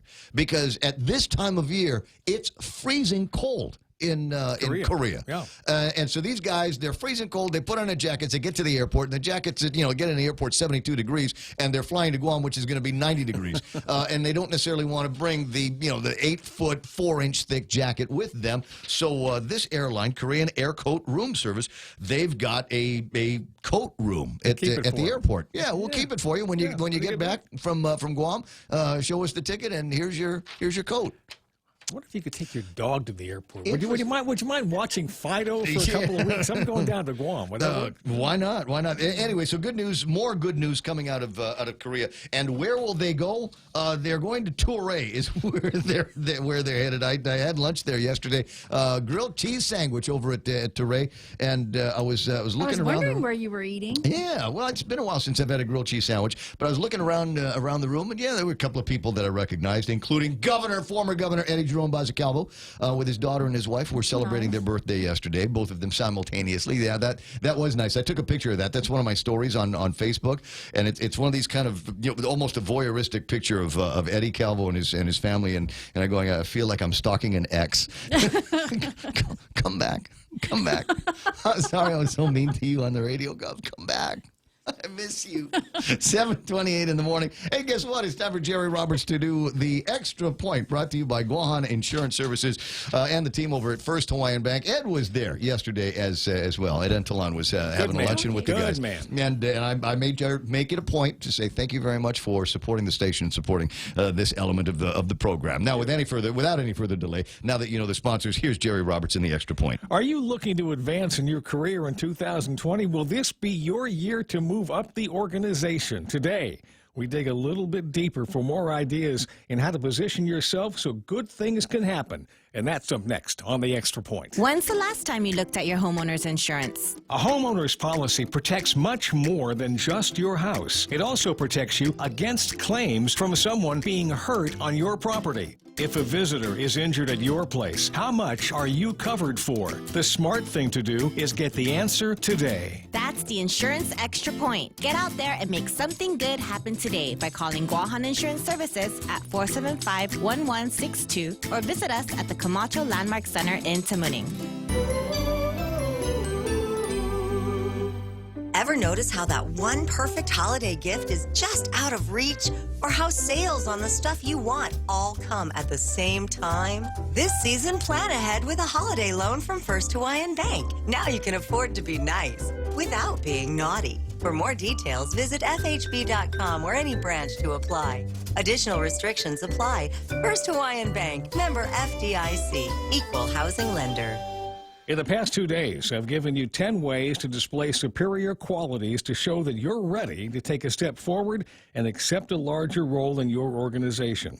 Today, I had planned to give 5 more and add a nice and neat capper to the 3-day series. Driving home from the radio station yesterday, one word kept coming into my mind. It was one of the 5 I had figured to expand on today, but it wouldn't go away. Ideas began flashing forward, and I knew the only thing we'd be talking about in this episode of The Extra Point was that one word. The word? Impact. Let me ask a couple of questions. Have you found a way to leave your footprints on the organization in an unquestionably positive way? Would your boss have no trouble reading off chapter and verse how you make a big difference? As the old joke goes, if impact in your organization was a crime, would there be enough evidence to convict you? Now, make no mistake about what I'm saying here. If you've been a reliable and trustworthy worker, contribute an occasional idea, have a winning personality, and everybody loves you, every bit of that is wonderful, and all employers hunger for people just like you. You have certainly made an impact. And I'm not saying that's a bad thing. It's just not likely to be the kind of impact that will accelerate your career. Yes, you want all those things, but moving up is probably going to take more. Attention spans are shorter than ever before, and distractions, they're everywhere. To get ahead, you have to find a way to capture the attention of the people who make the decision on you advancing. What could you do to get on their radar screen and stay there? Maybe part of it could be mentoring the next generation until they begin to produce results. Maybe part of it is volunteering for a project nobody else wants and then making it a success. Maybe part of it is spending months very quietly and painstakingly winning back lost accounts. Maybe you're able to identify a problem that has been causing everyone on your team a major headache for a long time, and then you solve it.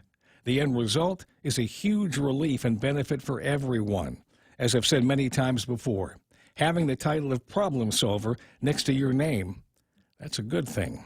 In sports, the person chosen as the league's MVP, most valuable player, is often one who makes everybody around him or her better.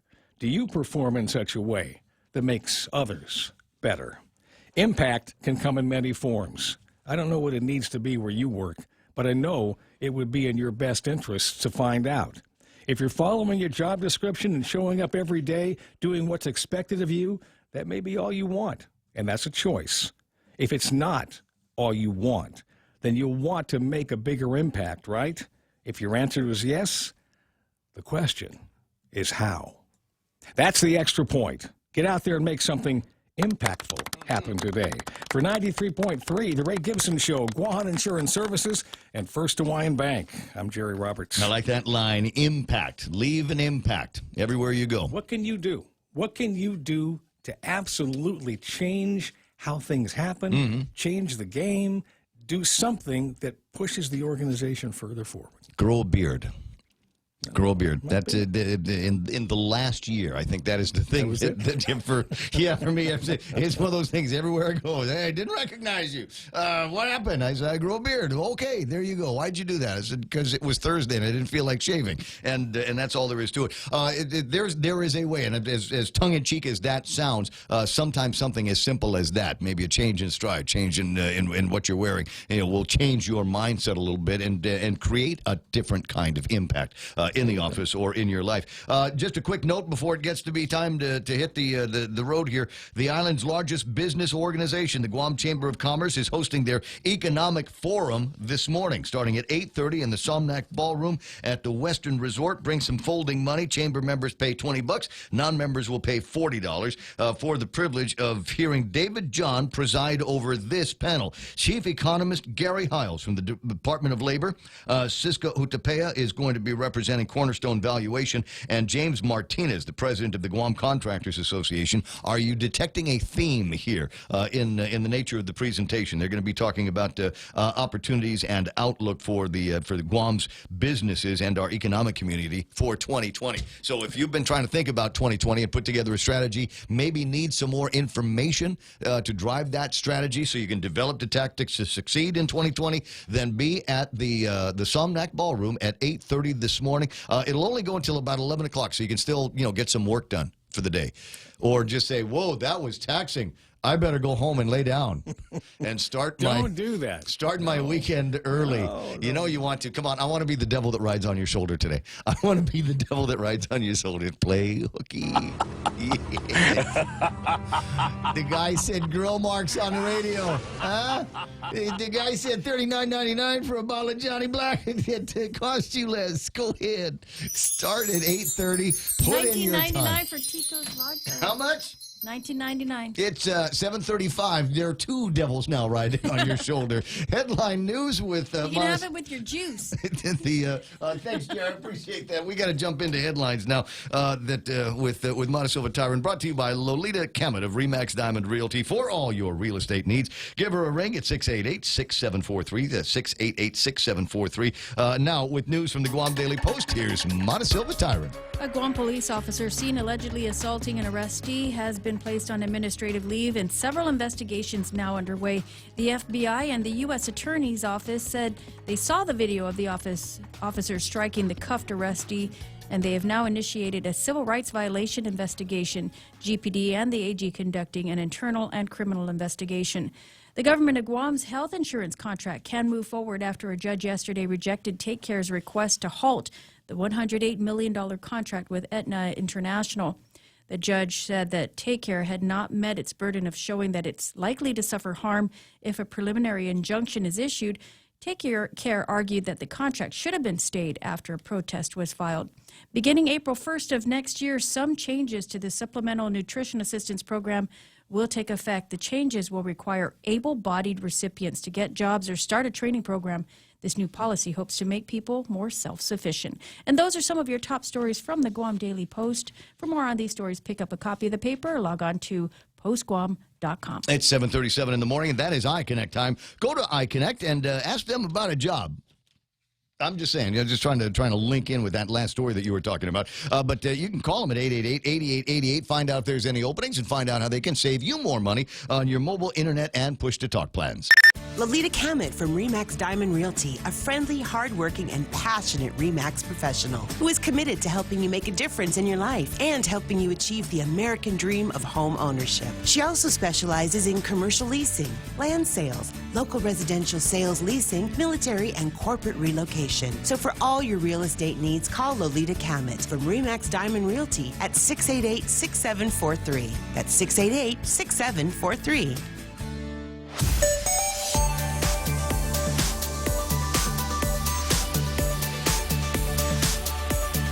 7:38. Don't need the traffic gizmo to tell you that it's drive time on Guam. Most of the intersections running fairly busy. Most of the streets up in the north end of town running busy as well. Marine Corps Drive, making your way to Waisang Song. Expect some delays through there. And then as you stay on Marine Corps Drive, it'll open up a little bit through the village, but meet up with additional southbound traffic coming in from Route 3. Everybody at the Stumbo Gardens in that area here are going to work all at the same time. You'll see traffic northbound and southbound on Marine Corps Drive getting a little bit busy. In fact, I'm seeing northbound traffic right in front of us here starting to busy up just as you make that turn into on the way to the mall. Southbound traffic, it's meeting up with southbound traffic as well. Around that Nissan area, I want to say, is where it starts to get busy. Expect some delays on, oh boy, look at Route 16 starting to look real busy from about where Barragata Heights is all the way into the intersection of 8, 10, and 16. Not so much on the 10 side. That's running fairly clear right up until you get to the intersection of 10 and 15. On Route 4, it's a little bit busy coming down out of Jotnia. And once you make your way through Pago Bay, you'll meet up with some more traffic that's either trying to go up on Route 4 or onto Route 10. So expect some delays through there. All the way into the downtown and getting your area past that should be running clear. You will run into a problem up in Sinahanya. My understanding is that the traffic light up there has been in blink mode now for, what is it, top of the hill, Sinahanya. The traffic there, the lights are blinking, and my understanding from Nick Pulaski is it has been in blink mode for a couple of days. So somebody over at the Highway Division over at DPW, on your way to work, stop by there and do a Control-Alt-Delete and reset that light. 7:39, that's right now traffic here in The Point. This Christmas, GTA announces the magic of giving. We've custom designed a line of 9 pop socket accessories that honor 3 organizations whose main goal is to help children. They are the Harvest House, Regalu Foundation, and Sanctuary Incorporated. For every customized pop socket sold in our stores, all of the proceeds will be donated to these great charities. This Christmas, come into GTA and be a part of the magic of giving. GTA, we start with you.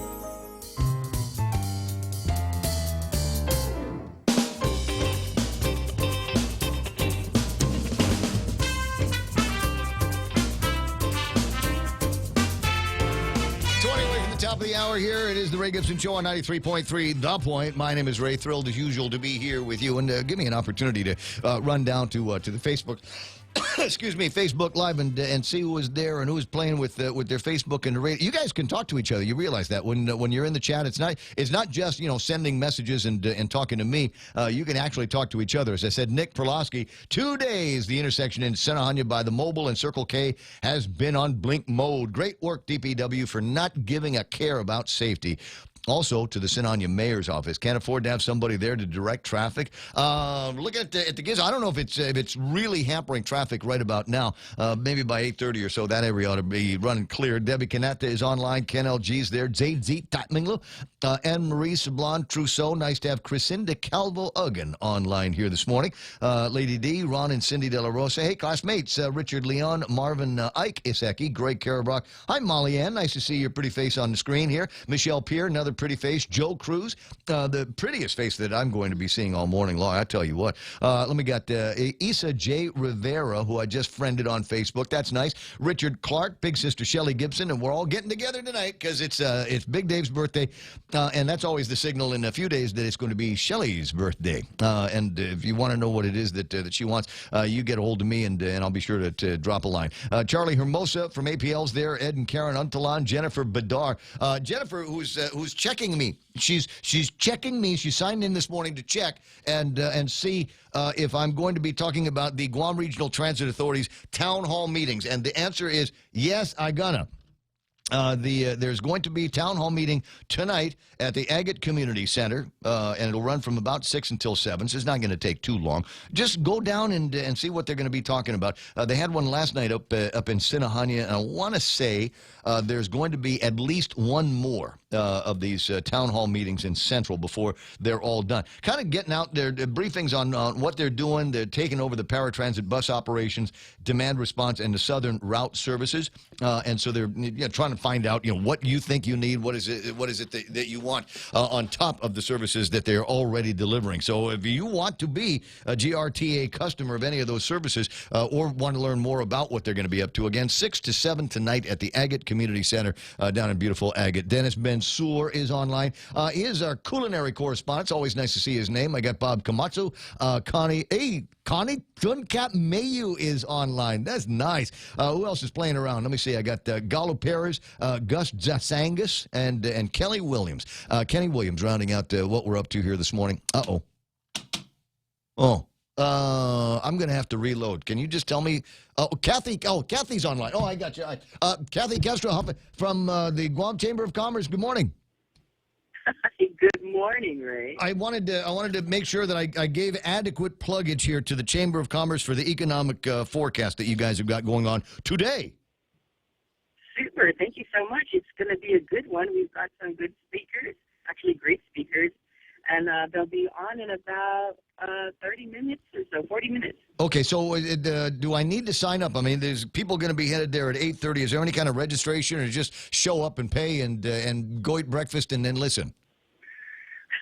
Well, we do have a registration, but people are free. I mean, if you've got some time, we'll see. We'll try to make room for you. We know that this information is valuable to businesses and valuable to folks interested in how our economy is doing and what to look forward to in 2020. So if folks are interested, we can try to see what we can squeeze you in. Oh yeah, well, it's at the Somnac Ballroom at the Westin.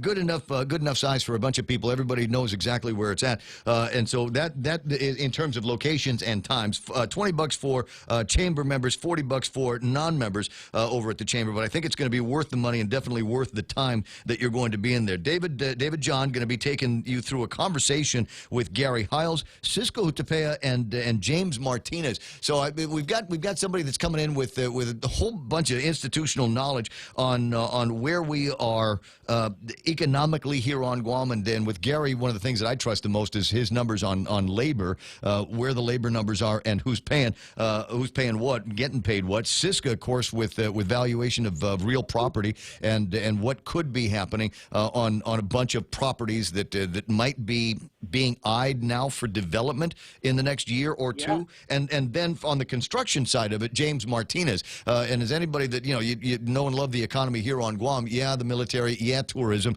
but you want to see the cash registers wing. Wait until there's some kind of a construction boom, and it seems to me there's all this pent up construction demand that eventually is going to light off and spin out of control like a bat out of hell. Is that the sentiment that James and others have? Well, I think that we certainly could use a little bit more help, and we did speak about that a little bit as we were preparing for this event. But I think that what we're trying to do is we're trying to get more of our contractors to not be as cautious, to go ahead and put in those applications for H2. Yeah. And, but there is an expense.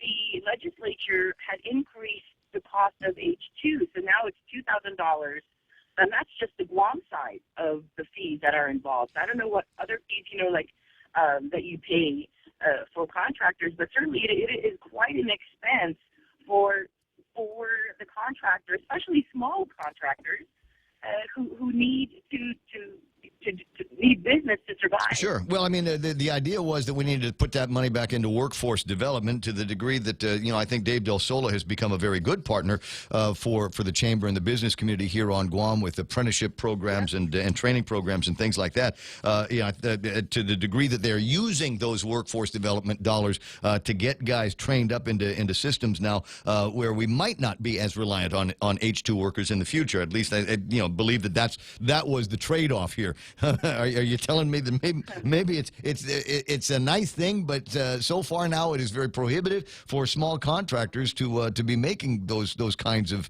applications and paying those dollars?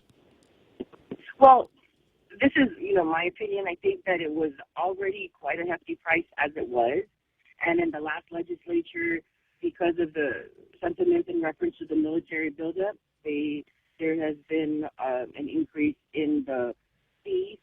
Specifically for military buildup related contracts. Yep. I think that there's, it could be helpful if we could see that fee go down a little bit. That's just my opinion. Well, just take Regine's bill, and it was Regine's Bisco-Lee's bill, wasn't it?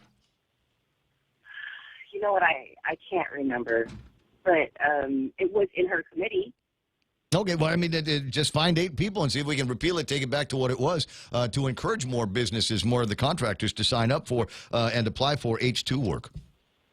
I mean, if that's one of the things, and then we start working with the military on a lot of these contracts. I mean, sure, if I wanted to cover my garage, I can't really say that is a military buildup related project, but certainly there's federal funds that are standing by to rebuild most of Challenge San Antonio, from the carpet store all the way up to the Archbishop Circle. And my understanding is they put that thing out to bid several times and can't get anybody to bite on it because the contractors that have the labor are already busy, and the smaller contractors that might be able to take it up, they don't have access to the personnel. So, if we want to get some of these other on this side of the fence projects going, we better figure out how to turn virtually any other major project into a build-up related project.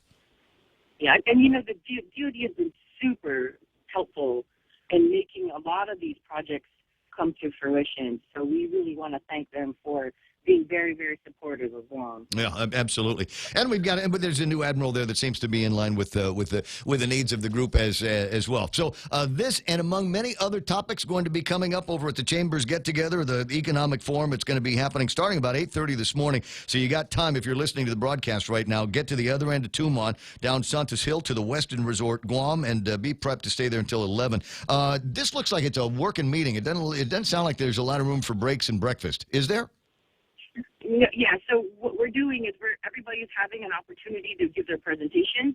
And what is so cool about this is there's going to be engagement after the presentation. So we've been doing this for the past couple of years, and it's been a great opportunity for people to come and talk to these experts and delve a little bit more in depth on certain issues. So if you haven't already registered, make some time to come on down. Yeah, gotcha. Kat, it's always fun talking with you, and Merry Christmas in case I don't see you soon.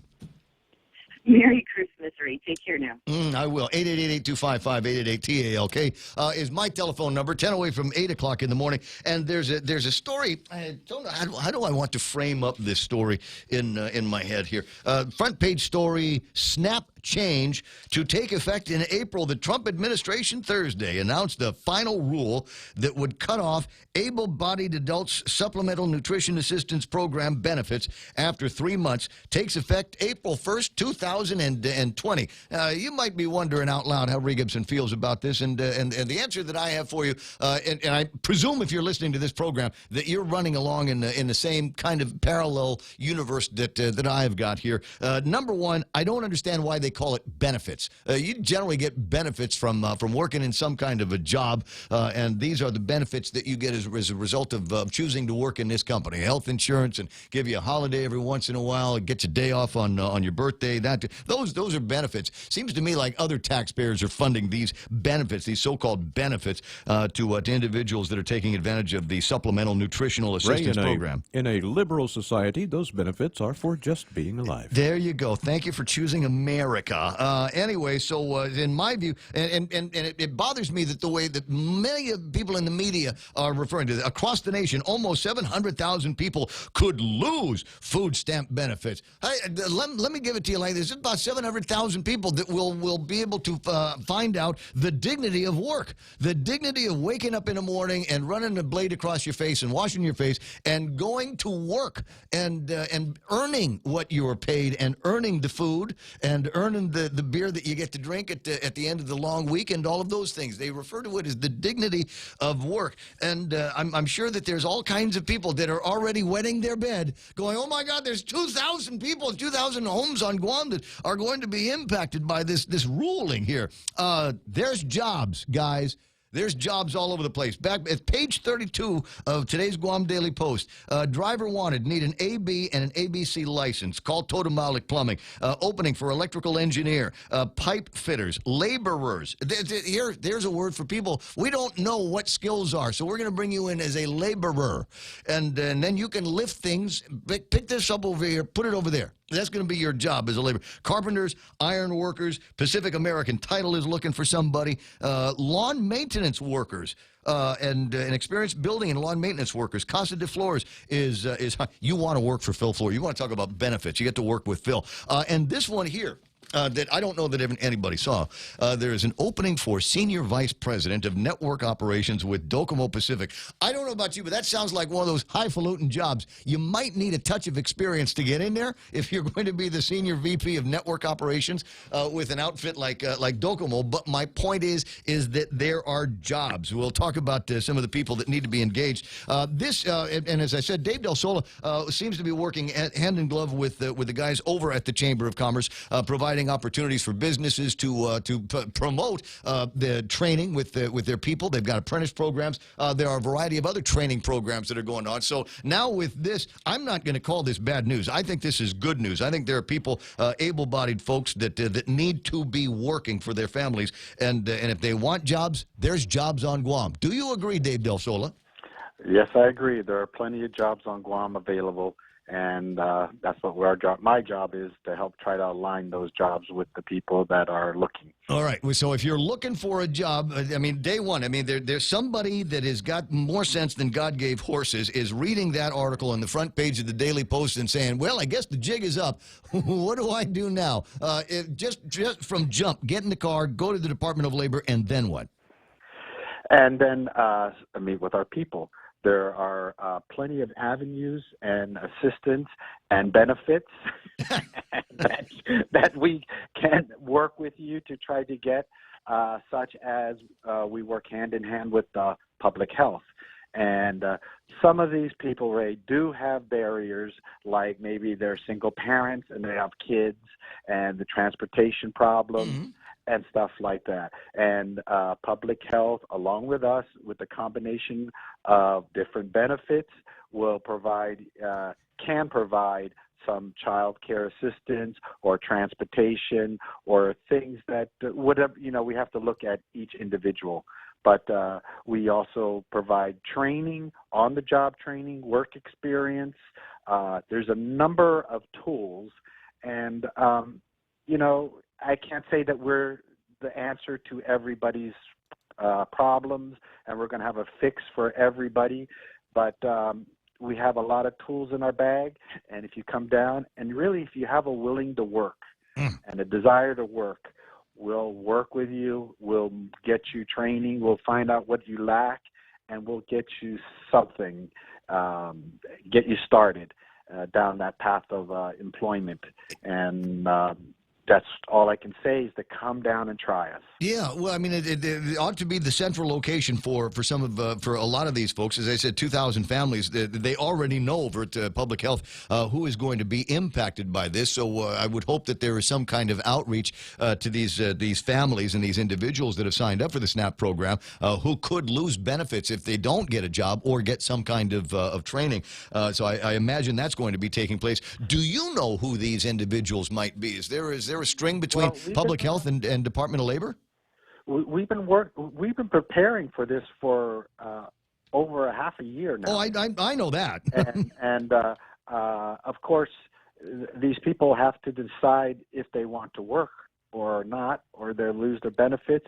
Maybe they have other people in their families that can step up and help out. So we've already kind of got ourselves ramped up to start handling the influx of people that are losing these SNAP benefits. Right. And so we know who they are, but they have to decide to come in and apply or work. And either us or, initially it starts at Public Health, because they're the ones that are going to inform them of what their options are. Because some of them can continue on with some benefits, but they have to show that they work so many hours a month, and then they can continue with the benefits.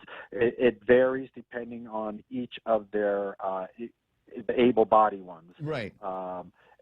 They have to show what their barriers are or whatever their problem is. If they're still able-bodied, then they're given what their criteria are. They have to work so many hours a month to maintain it or get a job. So they come to them.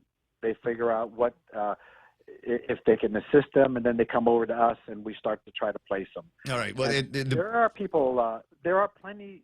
I'd like to say there are jobs available. There's a lot of jobs out there, especially at the lower end that people just need to fill, because as I said, the construction companies, and they need laborers in the camp. They need guys that I hired you not for your brains. I hired you because you got muscles and working legs. Pick that up over there and put it over there. Move that truck over to that guy and go just stand there until I need you again. And you get to do that for $9.25 an hour. 7:58. I got to run, Dave. I appreciate you joining us. I am assuming that you're headed to the Chambers Forum as well. No, I wasn't invited to that, but.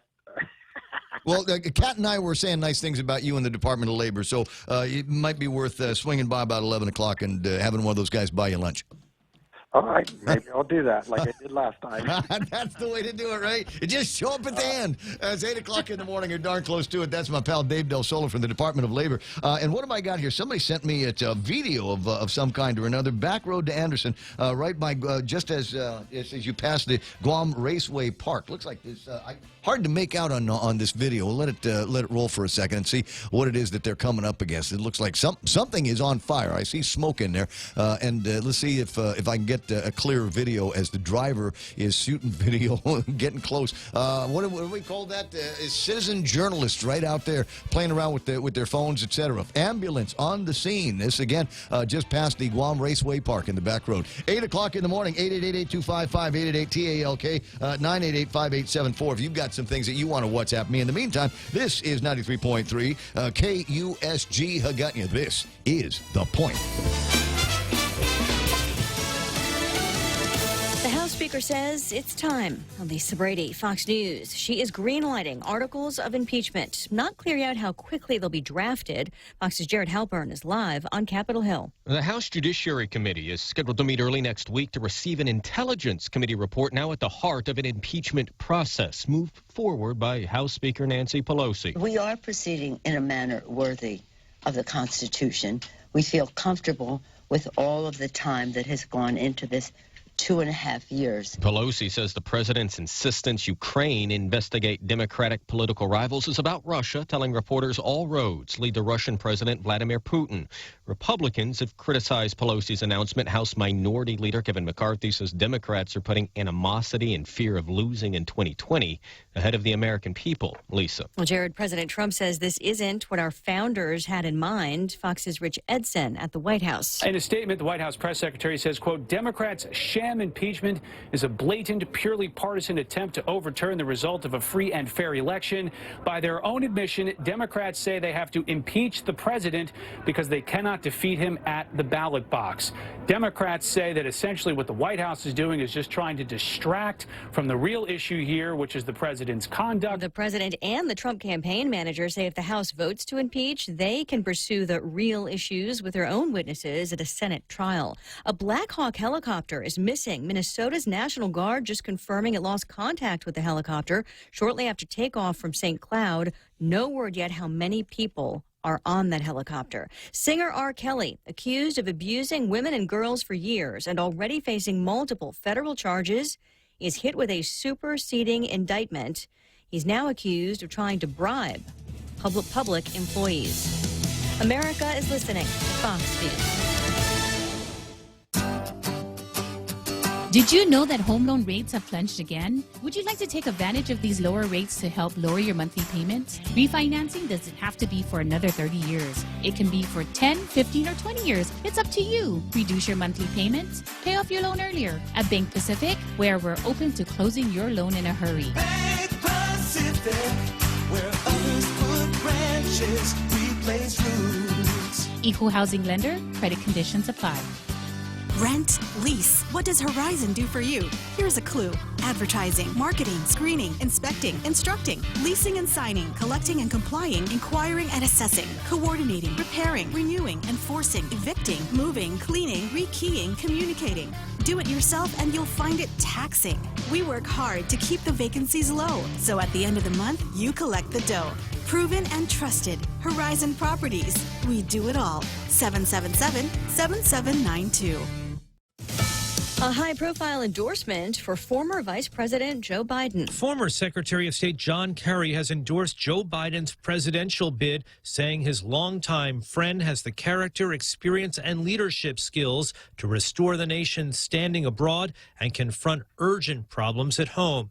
Kerry will join Biden on the campaign trail tomorrow in Iowa. Fox's John Decker at the White House. Meantime, Pete Buttigieg picks up the backing of 3 former senior Obama administration officials. Move over Apple and Microsoft. Saudi Arabia's state-owned oil company, Aramco, could have the world's biggest ever IPO when it goes public. $1.7 trillion. That's trillion with a T. Yes, it is. The company's selling 3 billion shares, but that's only a 1.5% stake in the company. This would be an IPO bigger than Alibaba. Fox Business Network's Jerry Willis at the New York Stock Exchange. Aramco would trade on the Saudi exchange, possibly as soon as next week. Fitness company Peloton now defending its new holiday ad that appears to show a husband giving an exercise bike to his already thin wife. The company says the ad was created to celebrate the fitness and wellness journey, and that it's grateful for the outpouring of support it's received from those who understand what they were trying to communicate. The ad has been criticized on social media as sexist. More than 3 dozen mighty mice are heading to the International Space Station. 2, 1, 0. Engines ignition, liftoff. SpaceX getting its latest delivery of supplies off the ground today after a weather delay yesterday. The mice are for a muscle study. The 3-ton shipment also includes a robot sensitive to astronauts' emotions and a mini version of a brewery's malt house. It's the 19th supply run for NASA by SpaceX. Some holiday goodies also included. Lisa Brady, this is Fox News.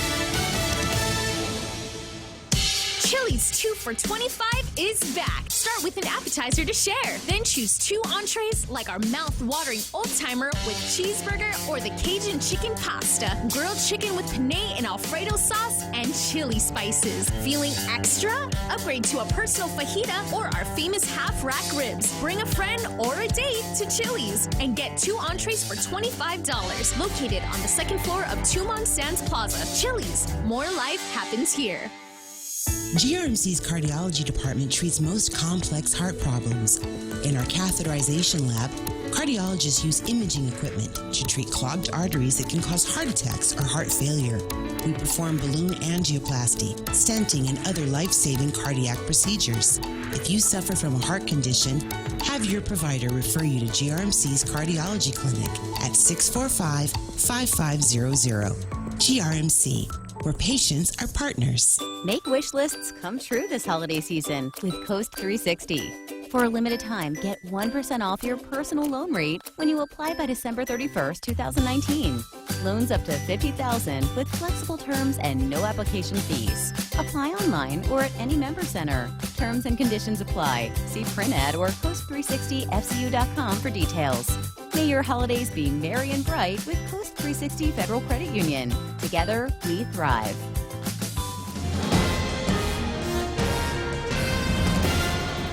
Half a day and good morning. It's 8:06. I'm Mana Silva-Tyron with some of your top stories from the Guam Daily Post. The police officer captured assaulting an arrestee this week has been placed on administrative leave. Officer Joey Uggan, accused of punching the arrestee in the stomach as he was being escorted into a patrol car at Ipoh Beach. The man handcuffed at the time. The incident captured on video by a bystander and has gone viral, stirring quite an uproar in the community. The police department has not officially named the officer, but GPD Chief Steve Ignacio has confirmed the officer was placed on leave as the local and federal investigations get underway.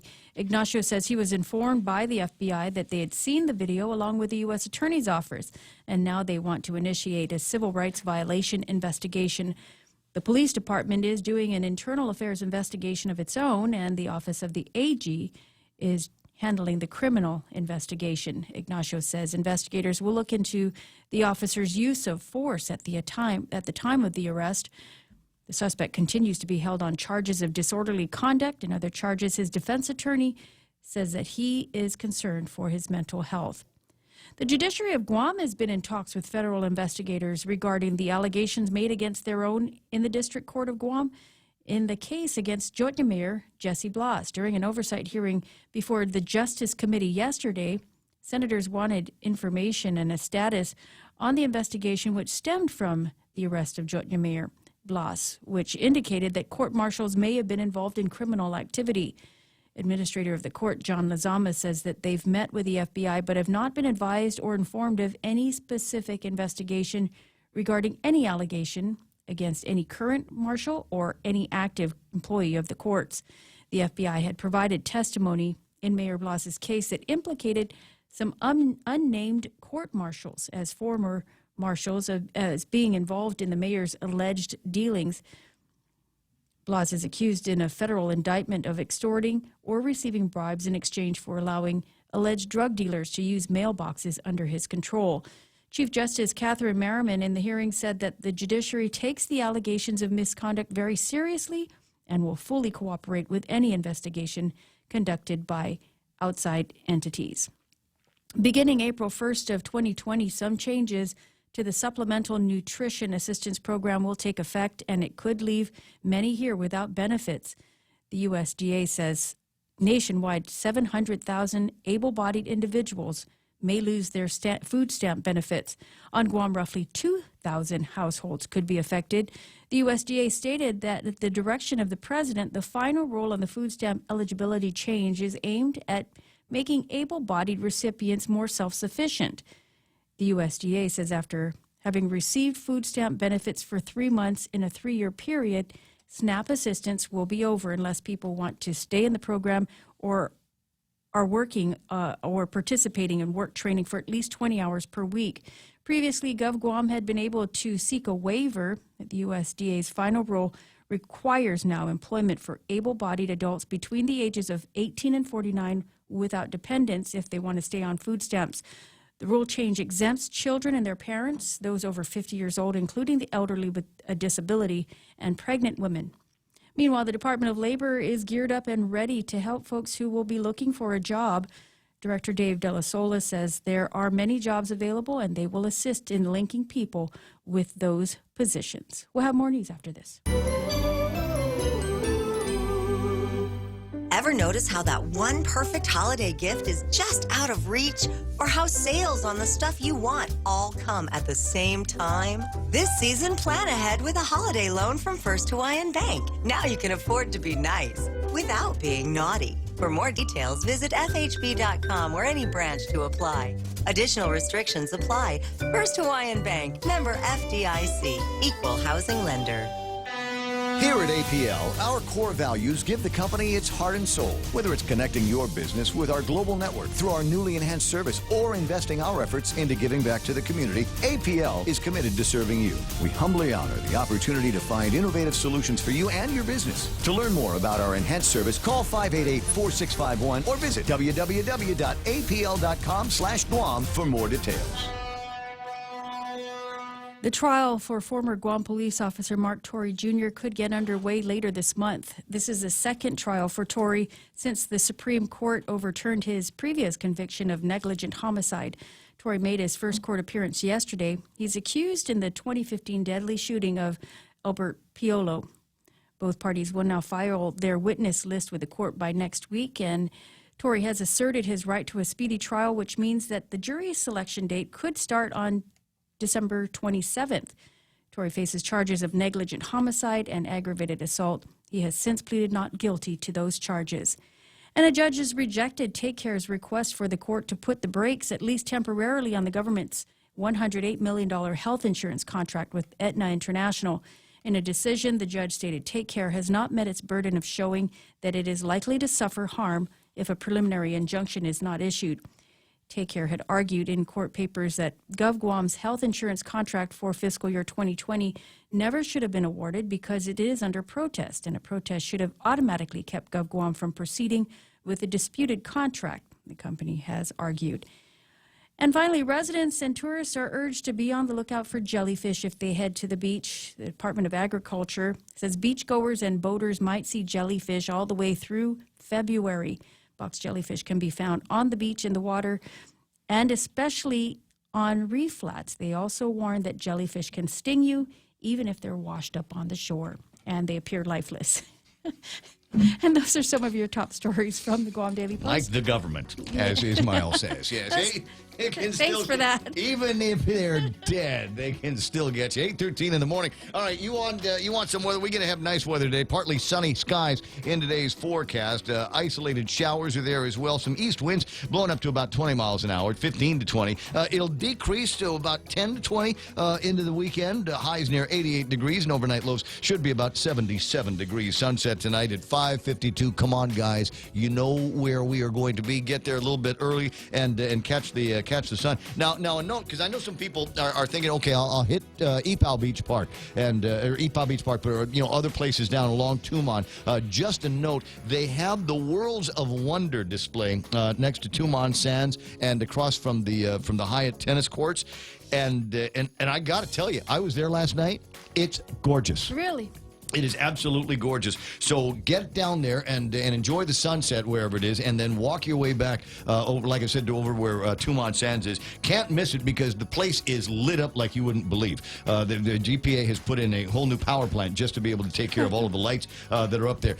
Tourists were loving it last night. Families were loving it last night as well. It was great to see moms and dads and little kids. There's all kinds of places. Well, I think every year it just gets bigger and bigger. It is. We were talking with Josh about this earlier in the week. So many different zones that you can get into, and a great opportunity to do some high touch work with tourists. So you're going to have there are going to be people taking selfies down there, and as we all should when we see tourists doing that, offer to take a picture of them. Yeah, grab their camera and offer to take, but give it back when you're done, if you don't mind. Some of them might be a little bit squeamish about it, but it absolutely looks terrific. The Worlds of Wonder awaiting you at the illumination down in Tumon.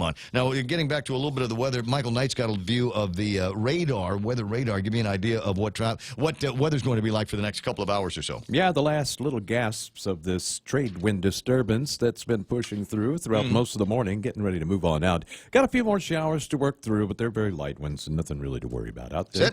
Yeah, once that passes on through, we should see pretty nice weather until maybe later on tonight when this next little run of trade wind disturbances comes on through. That's really what we're looking at. You can literally see the them on the radar. They're just like little waves of energy that are riding along in the general easterly flow. They'll keep on doing that, raining on us every now and then. Rain will be probably more in the nighttime and early morning hours than in the afternoons, which we're used to seeing that with the trade wind pattern. For now, our dry trade wind weather pattern has set in. Looks like it's going to stay that way for at least the next few days, so get out there and enjoy it. It's gonna be great. It's the way it is. The capital letters and underscored grill marks this weekend for sure. So get out there and make sure that you enjoy it. 8:15 or so, and that's news and weather together here on The Point. The holiday season is here, and it gives us pause to reflect on the abundance of 2019 and to express our gratitude for Guam, the island we call home, and to all Guamanians. Our team here at Security Title is proud of the work we do to support ourselves and our families, to serve and care for our customers, and to give back to our community. May this season of joy and the new year bring happiness, good health, and prosperity to you and yours. Merry Christmas from all of us at Security Title. 8:16 in the morning. Portions of the program brought to you by American Medical Center, accepting Medicare, Aetna, and new patients. Call them at 647-8262 if you'd like to get more information on that. Ray Gibson Show also being brought to you by Wendy's. The best breakfast value on Guam, it's there. They got 5 local breakfast platters at eggs and rice and a kind of breakfast meat. What kind? You tell them. Applewood smoked bacon. They do Portuguese sausage and country fried chicken with the fried chicken and the white gravy on top of scrambled eggs. God, that's good. That is really good. A couple of dashes of Tabasco in the white gravy. That's just yum. Have that with coffee. Have that with maybe some orange juice. I mean, even water. It goes well with water because the flavor's right there on the platter. Find that for just $4 at Wendy's. Ray Gibson Show also brought to you by Take Care, offering proven wellness and fitness programs to encourage you and your family to live a healthy, balanced lifestyle. Preventative care, being active, eating right, relaxing, unwinding, and being socially connected. Those are all important aspects to your health and wellness, and they take care of that over at Take Care. And finally, American President Lions, APL, a global presence and a local home. It's the Ray Gibson Show. Call now, 888-TALK. That's 888-8255.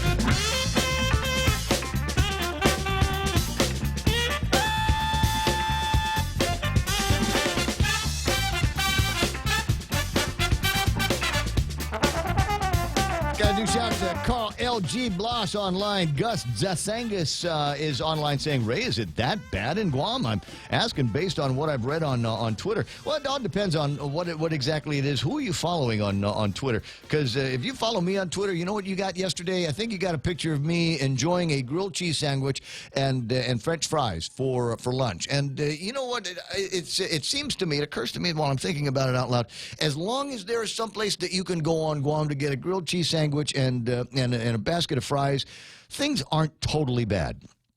Things are not totally bad, so I don't want you to worry about that too much.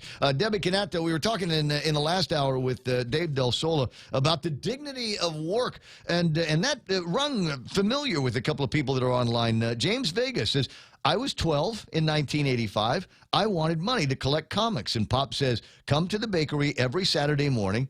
And I had to work for the money I needed, but he was able to actually learn how to do something working at the bakery, was able to earn the money for his comic book collection. And it is possible, because I remember some of the titles that were coming out in the mid-'80s, it is possible that some of the items in his collection are now more valuable than any of the work that you did in the bakery on that Saturday morning. Yeah, sadly, parents aren't teaching their children those values anymore. It just seems to be something that's gone away. I mean, hard work is just not something people aspire to anymore. Well, I worry that they like the money, but they don't want to work for it. Hard work is no longer being rewarded as much as it used to be in the past. And you know, you get guys that are thinking, very Frenchy kind of European liberal view is that, well, if you're working hard and you're making a lot of money, some of what you earn is mine. I need that money to support these, quote, benefits for everybody else that does not want to work as hard as you. And we're supposed to feel sorry for them, and I feel bad for them, and I'm a politician, therefore I want to tax you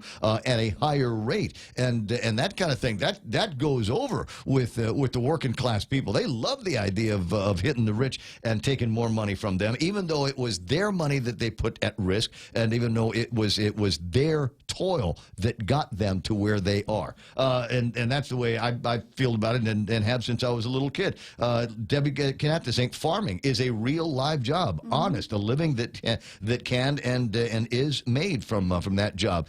And I got to tell you, do you think of what great, honest way to make a living? I mean, my favorite guys in the world here is Old Man Wustig with the sweet corn. Yeah. Oh my God! And I can't imagine from one day to the next what it's. You don't get a day off when you're a farmer. No, not at all. You do not get a day off when you're farming. I know some people that do that in the business, and it's like, hey, you want to hang out? Yeah, later. Like when? Well, after I take care of what I'm doing on the farm, because there's stuff to do every single day. And if you want to do that kind of work, you're welcome to. If there's other kinds of work and labor and toil that you want to have, then that's fine. I do not have a problem at all with the president's decision to go ahead and put that rule into effect April 1st. There's plenty of time for people to see what's coming up and not be all freaked out about it. And right now, there are plenty of jobs to be had. Get yourself, call the census office. Depending on what your qualifications are, you might be able to line up and get an $18.64 an hour job. Yeah. I mean, it ain't Rockefeller money, it ain't Trump money, but it's good, honest labor. And who knows, from that experience, you might be able to use that and use that as a platform to something else. Anyway, end of lecture. 8:21 in the morning, and it must be time for us to talk about sports. Or pretend to talk about sports. Yes, there's football this weekend. We'll get around to talking about football, but first with a look at some local sports. Here's Michael Knight. Got Paige Uggan, 2019 graduate of Notre Dame High School, signed her letter of intent to play collegiate rugby for Mount St. Mary's. Now, Uggan played rugby for 2 seasons at ND, making honorable mention her junior year and second team her senior year. She scored 15 tries her senior season, playing prop and wing for the Lady Royals. She also played volleyball, basketball, and soccer for ND. Paige was also a member of the Junior Masacadas under-16 girls national soccer team. Paige joins Academy graduate Lavanya Ray Araman, GW graduate Jelana Garcia, Ukadu graduates Hannah Rojas Rhodes, and Victoria Tamayo, I think is what that is, who all play for the Mount. Also, GSPN brings us this story from volleyball. Thursday afternoon's beach volleyball games at the GFA Sand Court were just a bit odd, as 3 teams entered the court, but only 1 set was played on the day. Sure. Yeah, the Teton Titans and the GW Geckos needed to continue their game from earlier in the week Tuesday, and that required only 1 set to be played, with Teton having already won the first set. Titans defeated the Geckos 21-13 in that lone set to take the overall team win 2-1. And then the FD Friars were ready to debut their uniforms for the first time, but their opponents, the St. Paul Warriors, didn't show up. So a schedule change was made. Mana, you're our representative of St. Paul. What happened? Why didn't their team show up? I don't know. Yeah, not sure. What? Yeah, so they proposed a schedule change, and all parties had to agree to it, but I think that they couldn't get a hold of anybody over at St. Paul. Oh, no. Yeah, so it wound up FD picked up a forfeit win. Because traffic, traffic was bad that day. Traffic was bad getting out of St. Paul because sometimes nobody will let you in. That's a hard intersection to get in and out of. I bristle when I've got to go and do things over there just because I dislike that intersection. How you maneuver around that traffic? I'm gonna go around the back way. That's what I'm gonna do. It's 8:23 in the morning. There is other sports that are going to be taking place here in this town. Do I have them the list in front of me? Yes, I do. Tomorrow we've got 2 different races that you can run in. If you think what do we got if you want to run, and she's getting really good at this these days. It just started a little bit ago, but she's getting really good. Marilou Bersimmon is going to be running. She works at Guam Regional Medical City, so she and her hot friends are going to be running at the Winter Bubble Land 2K 5K that is going to be taking place tomorrow over at Chamorro Village, and we'll finish up over at the Chamorro Festival Hut. So we've got to find some excuse to use them. Anyway, end of entry fees right now $10. Group of 4 is $35. Buy them today because the price goes up tomorrow. Worthwhile run for 5Ks and 2Ks because the big prize at the end of the raffles, airplane ride aboard United to anywhere they fly in Micronesia, Japan, or Manila. So you got that going for you. Personally, I want all of the fast runners, fast male runners between 50 and 60 years old to run in the Winter Bubble Land Run because also taking place simultaneously is going to be the 37th running of the Plumeria 10K road race. Last year it was a 5K and a 10K, but this year it's only 10K. Starts at the Hulali, and what we do is you go run around Agana twice, basically, and then try to keep all of that stuff together. It'll take you. The worst part, it takes you in front of KFC. And you pass by KFC, and there is already, I mean, at 6 o'clock in the morning, there is the aroma of KFC, and you're going, oh my God, that smells Not only so that, good. but now they do the Cinnabon biscuits. Got this, yeah. You're sitting there going, are you guys open? I would never finish. What time that you race. guys open here? Because I got to, maybe that's where Well, we're the going to thing is you finish the race and then you can reward yourself. with their like that. breakfast. So, That makes way too much sense. They've got really good breakfast at KFC. So just the FYI, although it's possible, I think maybe by the time you get done with the 10K and all of the festivities that take place at the end of a GRC race, literally run over to the Winter Bubble Land run and see if there's a way that you might be able to participate in some of the closing ceremonies for that one. So you got those two races that are taking place tomorrow, and I got to give you early notice on this one. It's the Matson Run, Rock and Run for Our Heroes. This one will take place on the 14th at Skinner Plaza in Agana, just like it did last year. Already the people at the USO are getting ready for it. The only problem that I have with this race, and I love running, it's another Agana run, is that I believe it's the same day as the GRC's alley-oop race. And the alley-oop race is a challenge. So I don't know. It might come down to, how do I want to do this? Do I want to drive all the way down to Agate and, and do the truck ride down to Umatic and then make that run back? Or do I just want to run in a fun, noisy 5K where there's probably going to be more chicks? I don't know. I'm just saying. It's early warning. It'll give you some time to what do you call it? Flip a coin on which race you're going to participate in. But that's the 5K schedule as I have it. Might be the last races of 2000. Here, let me put it this way. Just put some more magnificence on it. Those might be the last races of this decade. So you're going to want to participate in one. And wouldn't that be a great way to close a decade? Maybe getting a medal on something or maybe getting an airplane ride for free. 8:27 in the morning, so that's what's going on. And is it time for us to pretend to talk about sports as well? I mean, the NFL? That's kind of sports. Yeah. I just yes, go ahead and put me down on. I just got a friend is asking. She's changing jobs and looks like she might be moving and wanting to know if she can use my name on her reference on the resume. And the answer is absolutely. You may absolutely do. I'd be happy to. Anybody calls me, sends me an email. I'll be happy to tell them great things about you. For a limited time, I'll be able to do that for 50% off what I normally give people nice things on there for their references. It'd be. But it's $50. Usually it's $100, but for you, Danielle, I'll do it for 50. 50, I'll do it. All right. So anyway, here comes the sports. Who's playing today? Well, we got Dallas and the Bears playing today. Once again, real quick, I want to congratulate our Week 13 winner, Dennis, Big D. I got a hold of him, and he will be picking up his prizes sometime in the near future. So we're on to Week 14 now. Yeah, we got a game today. It's 14 of 17, guys. We're that close to the end. Yeah, only 3 weeks after today. So, I've got these last 3 weeks picks are going to be really important, especially for the top 5 or so players. I'm just, and so we'll have a little bit of a postseason stuff, and then we'll wrap into the Super Bowl in what, February sometime? That's Is that where we're targeting? What the heck are we going to talk about? Because we got this. We can kill all kinds of time, and with just the NFL stuff, and say go Bears, all day long. But after the football season, what are we going to go back to talk? I forgot what we talked about in sports. Yeah, we won't February last year. Yeah, we won't have any football really to talk about except for the playoffs that'll be going on again, the Super Bowl in February. Things will be kind of on a hold. We'll have basketball season, hockey season going on there. Here locally, I think Guam Major League Baseball, I think they kick off in February or so, don't they? So we might be able to talk a little bit about that. Okay. And, of course, the high school sports, we'll see if the split actually takes place in IIAG and GDOE. Hard to predict that. Will be something to talk about. And, of course, the running season will start again in the wintertime. You'll have your runs that start. So the Olympics is next year. Well, there we go. See? The Olympics is next year. Does anybody care? What events are we having here? This Are we going sending to be, athletes?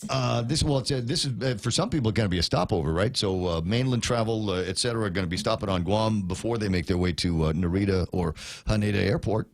So there could be some of that. It might be a little bit of an upside, in airport traffic getting to the actual Olympics. I don't know anybody that's going to the Olympics as a spectator. I'm sure that you and I both have friends that have got more money than sense that they're going to be brave in that. And the other thing I found out is I believe all of the major events are already sold out.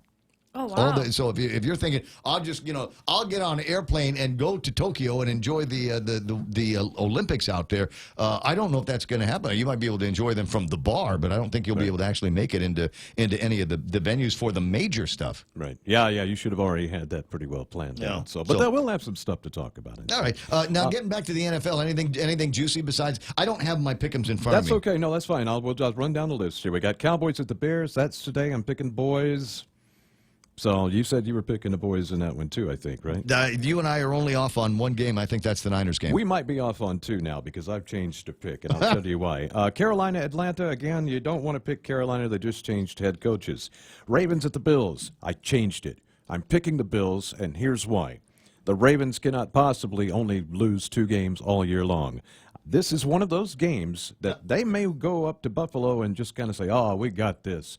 Buffalo's not a bad team. No. They may overlook the Bills, and I expect the Bills may surprise them. Now, it's really going to mean a lot more to the Bills than it does to the Ravens because the Ravens really have a pretty good handle on their division, and this will mean a lot for the Bills being able to keep pace with the other teams in the conference for a wild card spot because they won't be winning the East because New England's pretty much going to wrap that up. I think this is going to be the surprise game of the week. Bills over Ravens. We got Cincinnati at Cleveland.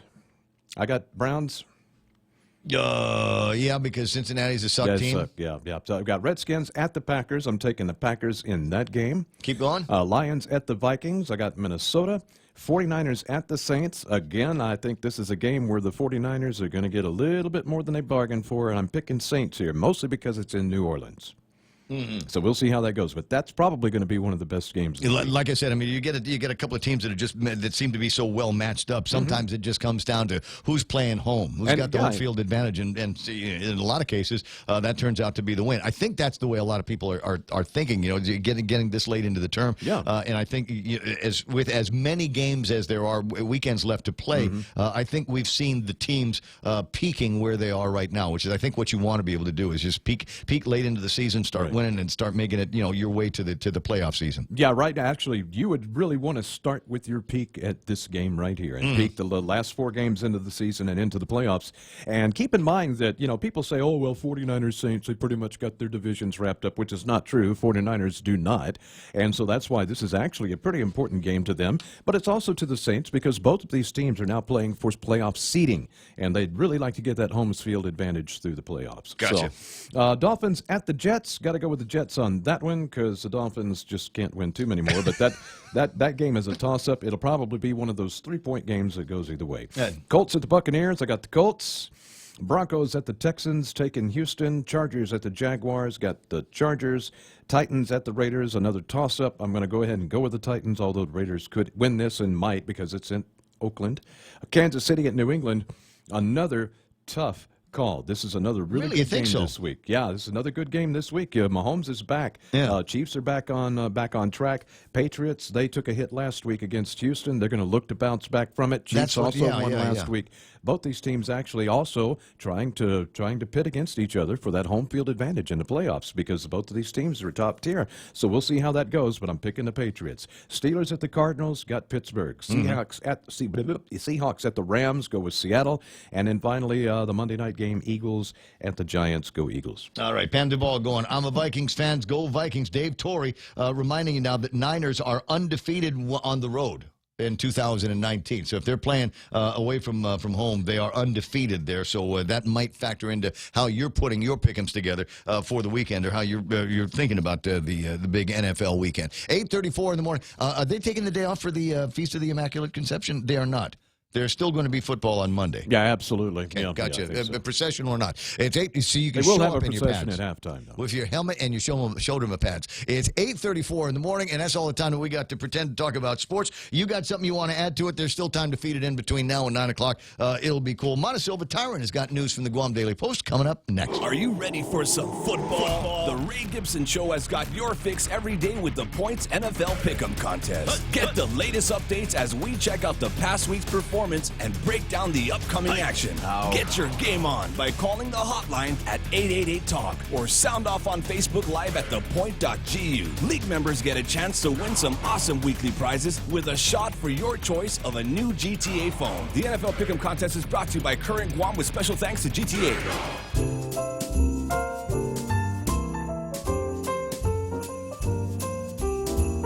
How long, Montecillo Tyron, do you keep your clothes?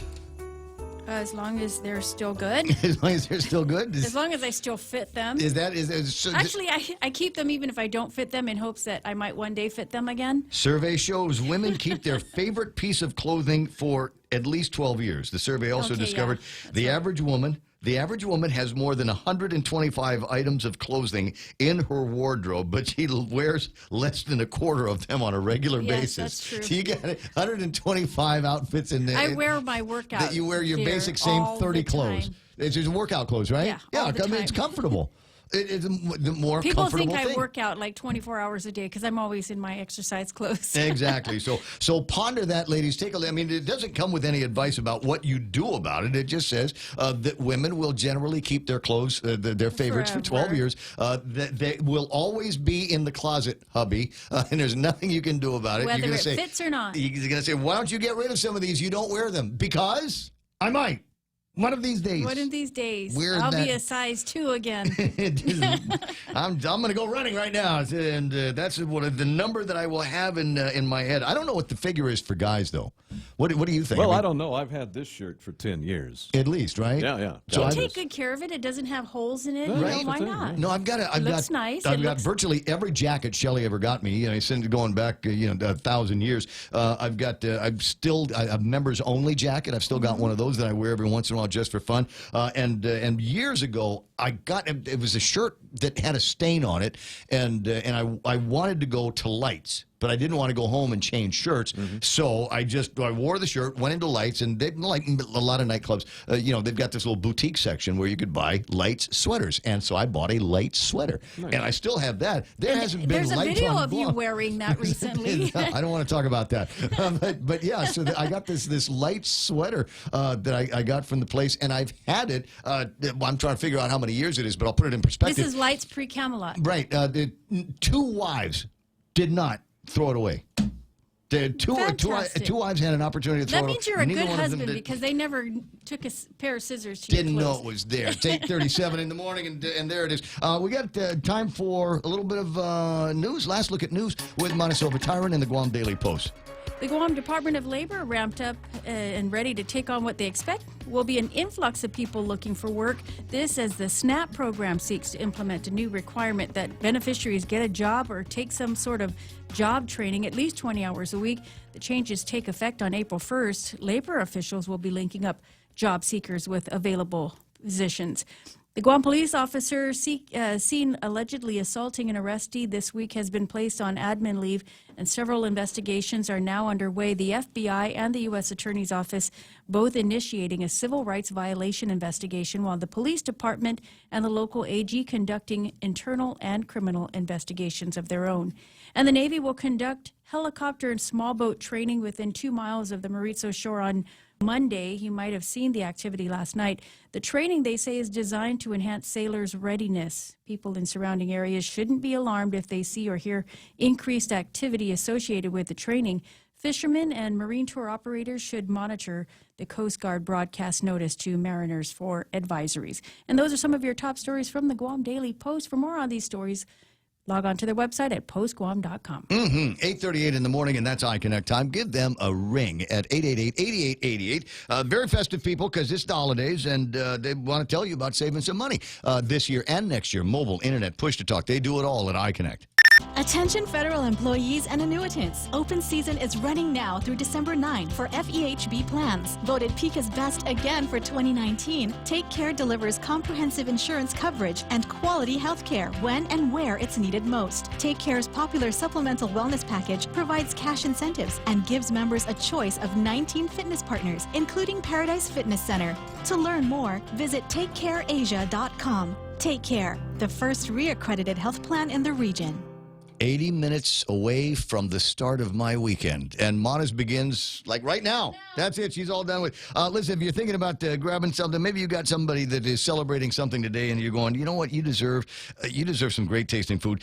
Check out Mescla. They've got the seafood lao lao, a medley of salmon and shrimp and scallops. Then it's all wrapped up in tea leaves with some fresh spinach in there. Steam it up. Top it with soy butter sauce. Now, just saying the word soy butter sauce caused a tingly sensation in the lower parts of my tongue. I'm now a salivating guy. And maybe you are too. Plus your choice of starch. Visit Mescla in Agadia and in Tumon at the Grand Plaza Hotel. We suggest reservations for your lauai at 969-2652. The holidays are here and the shopping frenzy begins. Protect yourself with these safe shopping tips. Consider shopping only with retailers you trust or do some research on other retailers you aren't familiar with before proceeding. Don't save your credit card information on retail websites and never make payments when using public Wi-Fi. Switch to cellular data or wait until you get to a secure network to make your purchases. These safe holiday banking tips are brought to you by Bank of Guam, the People's Bank, member FDIC. Over at GSWA could probably have used that information once upon a time. Just saying. 888-8888. That's Dave Torrey backing up on himself. So he says, wait a second, 49ers lost against the Ravens in Baltimore. You know what? Yeah, it is mental block. It never happened. I just never heard of the Niners losing any games.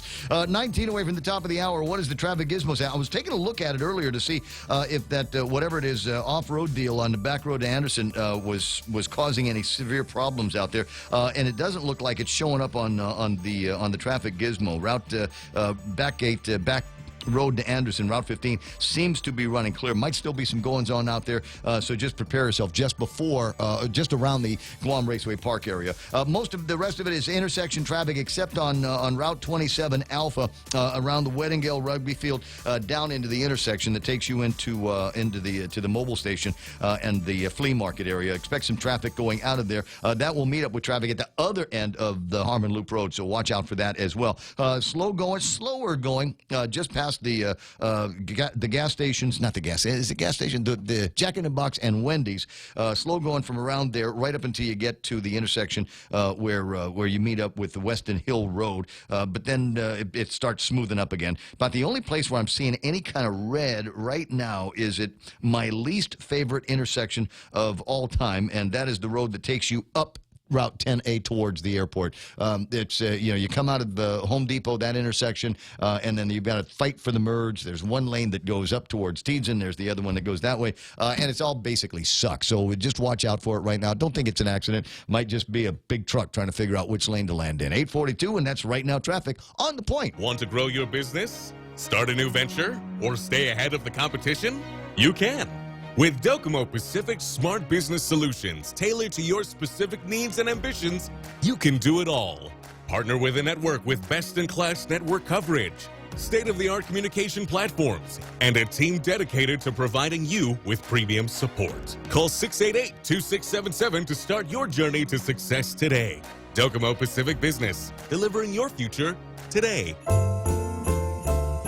Running gun battle here on Facebook Live. Shelley Gibson talking about the San Francisco 49ers and the fact that they gloat. Dave Torrey says, hi, Shelley. I don't gloat. Oh, my God, you guys. Yes, you do. The San Francisco 49ers you're the goats of the gloat. Let me just tell you. You just been doing it for so long you don't even notice. 888-825-5888-TALK. And a reminder, if you're looking, God, there's some people for which shopping is their absolute favorite thing. I'm not that guy. I will attempt a little bit of shopping here today because it's my big little brother Dave's birthday, and I don't want to walk into the place empty-handed. So you will see me do a little bit of shopping between here and dinner time tonight. What am I going to? I don't know. And if I sneak something out, don't tell. Tomorrow there's kind of a unique shopping opportunity that is going to take place at the venue. Now everybody knows that where the venue is. Most of you don't realize that there's also reasons to go to the venue during the day. I know. You go, wait a second, there's a venue. I go to the venue because they have cold beer and happy hour and bands and stuff like that. But Lupus Awareness Group of Guam has got a grab-and-go holiday fair. Will take place tomorrow from 10 in the morning until 3 o'clock in the afternoon. You've got time to go and take a look and see some of the things that they've got that the people at this holiday fair have put together for you. So my suggestion is that you go and do that at the first opportunity. Again, 10 until 3. I am told that it is a cash-only event. So make sure you swing by an ATM. There's a First Hawaiian Bank right up the street, and there's a whole Bank of Guam right behind the venue. So if you need some folding cash, go and find yourself an ATM and grab that, and then swing by the holiday fair. I'm sure there's going to be other shopping that's going on over the weekend because here it's the first major weekend of December, right. 3-day weekend for a lot of people. I was just talking to somebody trying to figure out, trying to help her figure out what it is that she's going to be doing on her day off on Monday, and because I'm pretty sure she's not the kind of person that's going to be just deep in prayer at the procession. Yeah. It should be noted, too, that for those that are going to the ATMs and are expecting Governor Lou's picture to be on the money right now, not that's yet. Next year. Not quite. You find it on the murals, yes, but not quite on any of the folding money that's coming out of the bank. Certainly the Bank of Guam ATMs at this time. 8:45 in the morning. My Uncle Robert's out there, Uncle Robert. There he is. There is a former congressman and a fellow that used to be the president of the University of Guam and no longer doing any of that stuff. And I feel an obligation, duty-bound by family to check on my beloved Uncle Robert at least once a week to find out how he's doing. And that's the setup for the call. Good morning, Uncle Robert. How you feeling? Good morning, Ray. Good morning. How's my favorite nephew doing? You know what? Your favorite nephew is doing okay. Your favorite niece, Mana, has just left the building. Mana, I was going to say hello to Mana, too. Yeah, well, she usually bails out about 8:30, 8:35 or so on her way out to do whatever. I think she's going to go do some shopping for Uncle Dave as well. Have you decided what you want for Christmas? And because it's coming up, you do celebrate Christmas, right? Well, yeah, I want to understand the new mileage system that United has. That's what I want.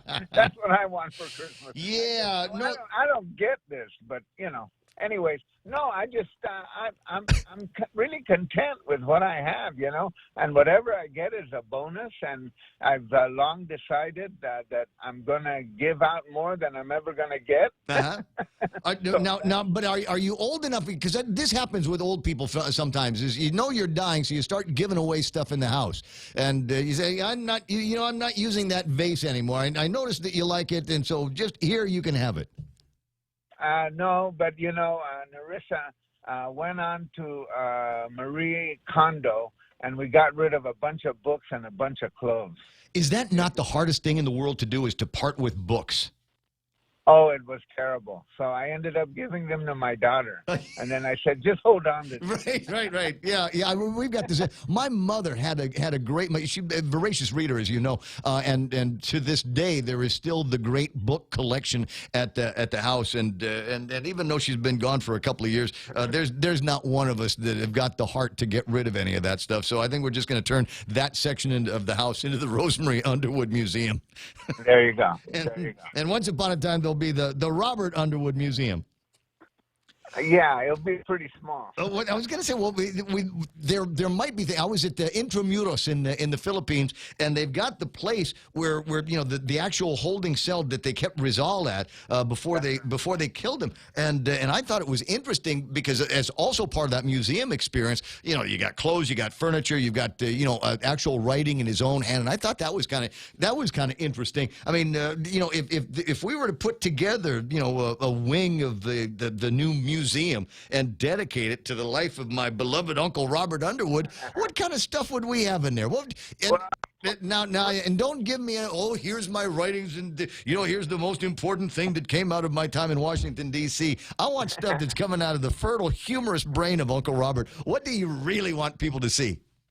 Well, first of all, it's not worth me getting executed to be able to get that wing. Yeah, there's some that would... Rizal had to be executed to get all of that. You've got one or two political opponents that might disagree with that. Yeah, they want to, and they might have already done it. I don't know. I could be a dead man walking, for all I know. But, no, there's a lot of stuff. I was just looking at it last night. I had a Guam flag flown over the U.S. Capitol. I had 5 Guam flags, totally unprecedented. Nobody has ever flown any flag over the U.S. Capitol other than the U.S. flag. But I talked Newt Gingrich into letting me do this. That is a big deal. So the Guam flag is flown over the building. Yeah, 5 of them. I had 5 of them flown over the building. It was great. It was great. And this was when I was on speaking terms with the Speaker Newt Gingrich. Right. So it was great. So that's one. There's a lot of memorabilia, not funny, but, I have old pictures of me in Washington, from Washington, D.C., which make me look better than I really am. Yeah. In fact, one time when I was going through the security, one of the Capitol policemen said, "Can you tell me, Congressman, where you are in this book? Does it have a photo album?" And I showed it to them and says, "That doesn't really look like you." Yeah, we've all got pictures. If you want to see pictures of me on Facebook that don't look anything like me, just follow me around. There's a whole bunch of them, and I pay guys. I can't do much about the selfies, but every once in a while somebody will take a picture of me that makes me look like I'm in shape. Those are the pictures that generally get posted up on the Facebook. Now, what about items of clothing? I was just talking with Mana a few minutes ago. Women generally keep their clothes for 12 years. My guess is that men, unless they've got wives that are throwing them out, will generally keep them a little bit longer. Is there an item of clothing that, in fact, the only way that you'd part with it is if you died, that needs to get put in this Robert Underwood Museum? Yeah, there's a couple of shirts there that I'm hoping to get back into shape to wear. And I look at it. It's just like what Mana was explaining earlier. I look at it and I keep saying, no, I'm going to get back into shape one of these days. But it's not going to happen. But it's still well preserved.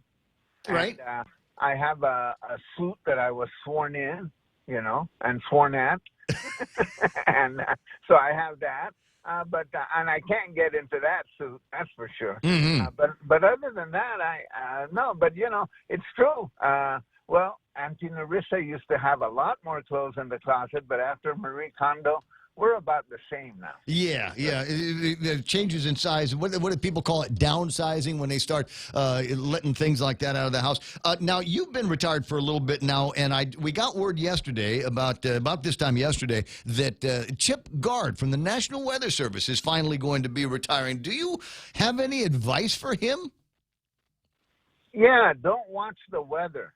Because it doesn't make any sense. No, Chip is such a reliable guy. I just don't know. I'm more concerned about what we're going to do without Chip.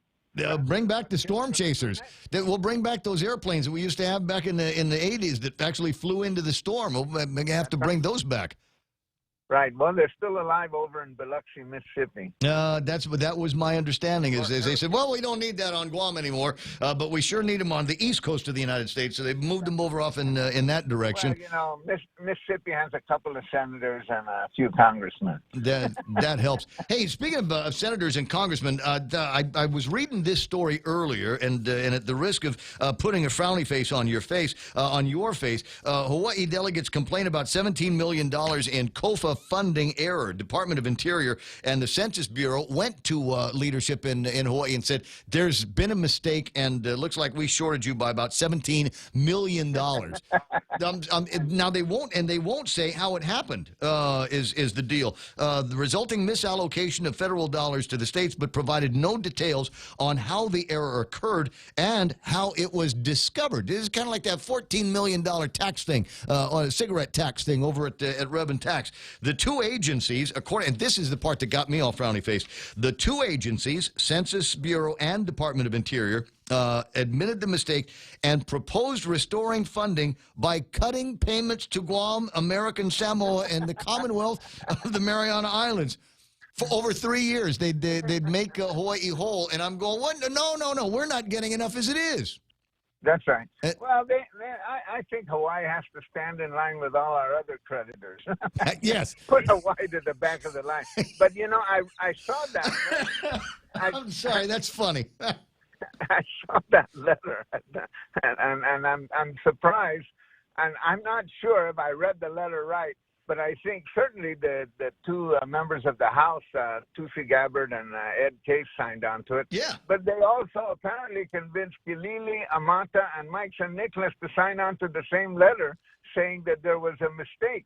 I just don't know why anyone would sign on to that letter. But there was the two letters to the letters to the two agencies. Yeah, also signed by these guys. Yeah, so I know that Mike and Kalili and Amata are also talking with sending off letters back and forth to various people in Washington. Now that we're back in the conversation about COFA renewals and things like that, this time around, can we look at real reimbursement numbers as opposed to a number that was literally pulled out of the air of $30 million for the affected jurisdictions? So they're asking for at least something. And I don't know if Mike and Kilili and Amata didn't read the letter that was going back. Hopefully they're not supporting. Hopefully they are not supporting us getting screwed over again by having to take care of an underpayment at Interior. I looked at that letter, and I maybe I have to look at it again, but it seems sort of odd to me. But in any event, that $30 million figure is a figure that goes back to the beginning of the Bush administration, and it hasn't changed since that time. It's amazing. It's just an amazing. I don't know. All the hollering and screaming over the past, what is it, 18 years? Has amounted to nothing. Has amounted to nothing. But this time, when you get of course, what also could happen is you have states like Arkansas, which now has 15 or 20,000 migrants, and Missouri and Oregon and other places might start weighing in, and then our share will continue to shrink unless they up the broader amount. So the solution, obviously, is not to penalize Guam, because it wasn't our mistake. Right? Correct. It was correct. We should penalize Interior. No, I like your idea. Get in line with the other creditors. It'll put you right behind the people that owe money, that are owed money by Guam Memorial Hospital. 856. Last topic before I let you go, because I know you need your rest, has to do with a story, a viral video that went out the other day, and I'm sure you saw a bunch of different versions of it, of a cop. Looks like he's smacking a fella in the stomach, and a lot of people are referring to that as some kind of a sucker punch. There are now 3 investigations that are going in on that, and there are some people that view this as, well, maybe the guy was out of line, maybe he really did need to be reminded about the authority of the police officer, and others think that it is an abuse of power. Police brutality is a phrase that has come up a number of times. Where do you line up in this topic? Well, I immediately, of course, I was taken aback by the video, and I automatically assumed that the policeman was out of line. Yes. I mean, when you look at it. And then, of course, I heard the explanation about, open palm and trying to subdue and trying to get this person to behave. And then I read about how this man named Carlos was, behaving before that. And he was on the same page as a story on Dr. Ramel Carlos. And I just thought, I hope they're not related. But in any event, So it does need investigation, and it needs investigation from all. And originally, I just automatically assumed that the policeman was out of line, but now I'm not so sure. Right. So there's a little room for benefit of the doubt, and it's important that the police department take a look at this. It's important that the Attorney General's office and the FBI, because the FBI will have the it's a civil rights investigation. Yes. And we like to think that the FBI is honest broker, more objective. Yeah, an honest broker. Yeah. Well, I think maybe my feelings have kind of evolved into that direction as well. But it's still and all, if it comes down to at the end of all of these investigations, you just got somebody that was magodai to punch somebody who was helpless and unable to otherwise defend themselves. Because we only saw 15 seconds of it, so Yeah, if that. The piece that I saw was like 3 seconds, and it repeated 3 or 4 times. Anyway, listen, I want you and Auntie Narissa, a hug and a kiss to Auntie Narissa, and lots of love to you, Uncle Robert. Okay, take care. I will. Have a good weekend. You have a good. Thank you very much. It's 9 o'clock in the morning, and that's all the time that we've got for our beloved Uncle Robert here on the Ray Gibson Show. Minutes away from my weekend here. I got news coming up from Fox News Live and a bunch of other stuff to talk about. As usual, barely scratched the surface on what makes life interesting on Guam. Also, dying to see your contributions. If you've got something that's interesting that I haven't yet brought up, bring it up to me on the Facebook Live. You can hit me up on the WhatsApp 988-5874. I'd give you the email address, raygibsonshow@gmail.com, but I honestly haven't gotten any mail on that for a long, long time. I think email is it's like the modern version of fax machines. You don't use it anymore unless you're sending something that doesn't fit on WhatsApp. 988-5874. This is The Point. Moving forward with impeachment, I'm Rich Dennison, Fox News. House committees have been directed to prepare articles of impeachment against President Trump. House Speaker Nancy Pelosi says the president's actions have left Congress with no choice but to act. I am asking our chairman to proceed with articles of impeachment. That decision, Pelosi explains, is about the Constitution, not party or hate for the president. And as a Catholic, I resent your using the word hate in a sentence that addresses me. I don't hate anyone. I was raised in a way that is a heart full of love and always prayed for the president. House Republican leader Kevin McCarthy says Speaker Pelosi is weakening the nation. Fox's Jared Halpern on Capitol Hill. President Trump today discussing the possibility of signing a trade deal with China. Right now we're moving along. We're not discussing that, but we are having very major discussions. On December 15th, something could happen, but we are not discussing that yet. We're having very good discussions with China, however. A new round of tariffs on Chinese imports is set to take effect in 11 days if no deal is reached before then.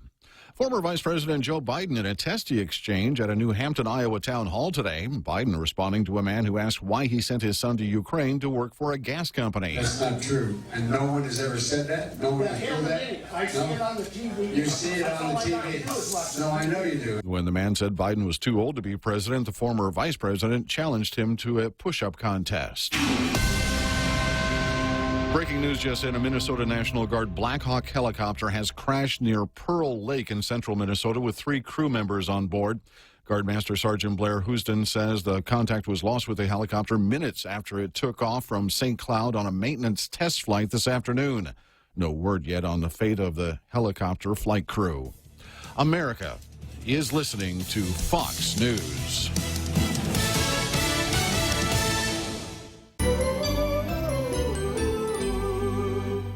Ever notice how that one perfect holiday gift is just out of reach? Or how sales on the stuff you want all come at the same time? This season, plan ahead with a holiday loan from First Hawaiian Bank. Now you can afford to be nice without being naughty. For more details, visit FHB.com or any branch to apply. Additional restrictions apply. First Hawaiian Bank, member FDIC, equal housing lender.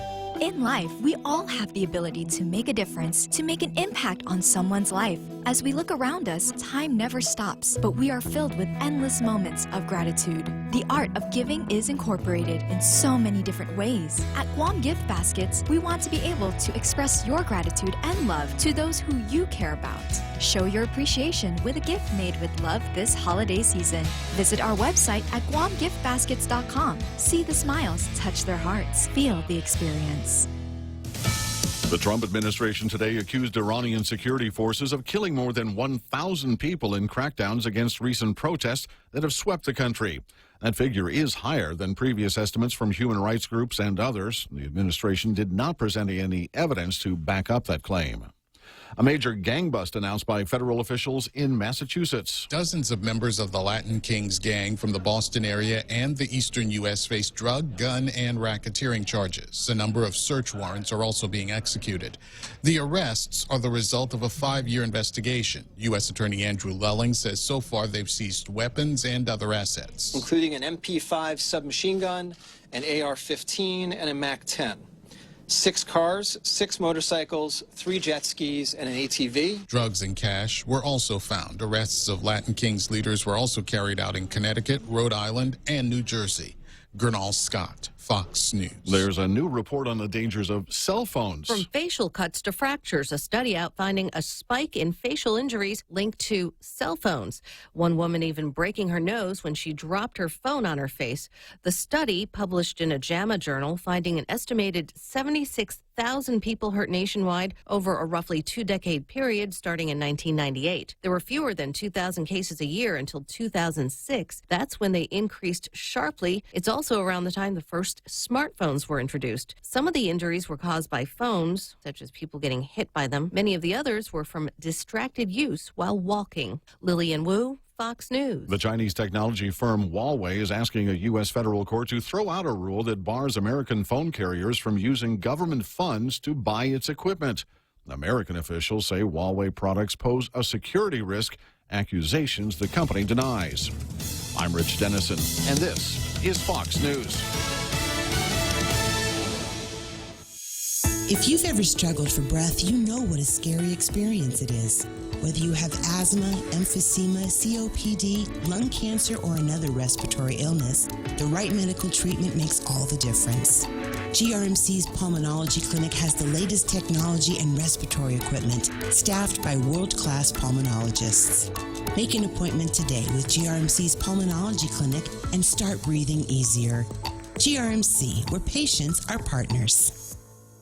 Portions of the Ray Gibson Show are brought to you by American President Lines. APL as a global presence and a local home. It's also brought to you by Wendy's. I just like saying it like that, deep-throaty Wendy's. Like I need to get some Wendy's into my stomach soon. It's still breakfast time over at Wendy's. Swing by there and get yourself one of their 5 local breakfast platters. In fact, how hungry are you? They're only $4 to get all 5. A $20 bill, and you get all 5 platters and just eat a whole bunch of eggs and rice and some kind of breakfast meat. We've got Portuguese sausage, reindeer, applewood smoked bacon, and country fried chicken with chicken fried gravy on it. This very good white gravy that goes on a scrambled egg with the chicken. Couple of dabs of Tabasco on that, and you are in actual heaven. I believe they will put that on the reindeer as well. Oh, right, ask. the white Yep. gravy. You know what? They'll do this for you. You can ask them for I don't know if they'll charge you for it, but you can actually ask them for a cup of the gravy. Oh, nice. Yes. I like that. Cup of the gravy. And maybe is it too early for French fries? Can we get some of that? That's the other cool thing about Wendy's is if you're even halfway nice and smiley to them when you make an order, they'll generally let you hack your order up if you like. So 6 after 9 o'clock in the morning, think about going there for breakfast today at Wendy's. The Coconut Wireless is back. The Ray Gibson Show. Call now, 888-TALK. That's 888-8255.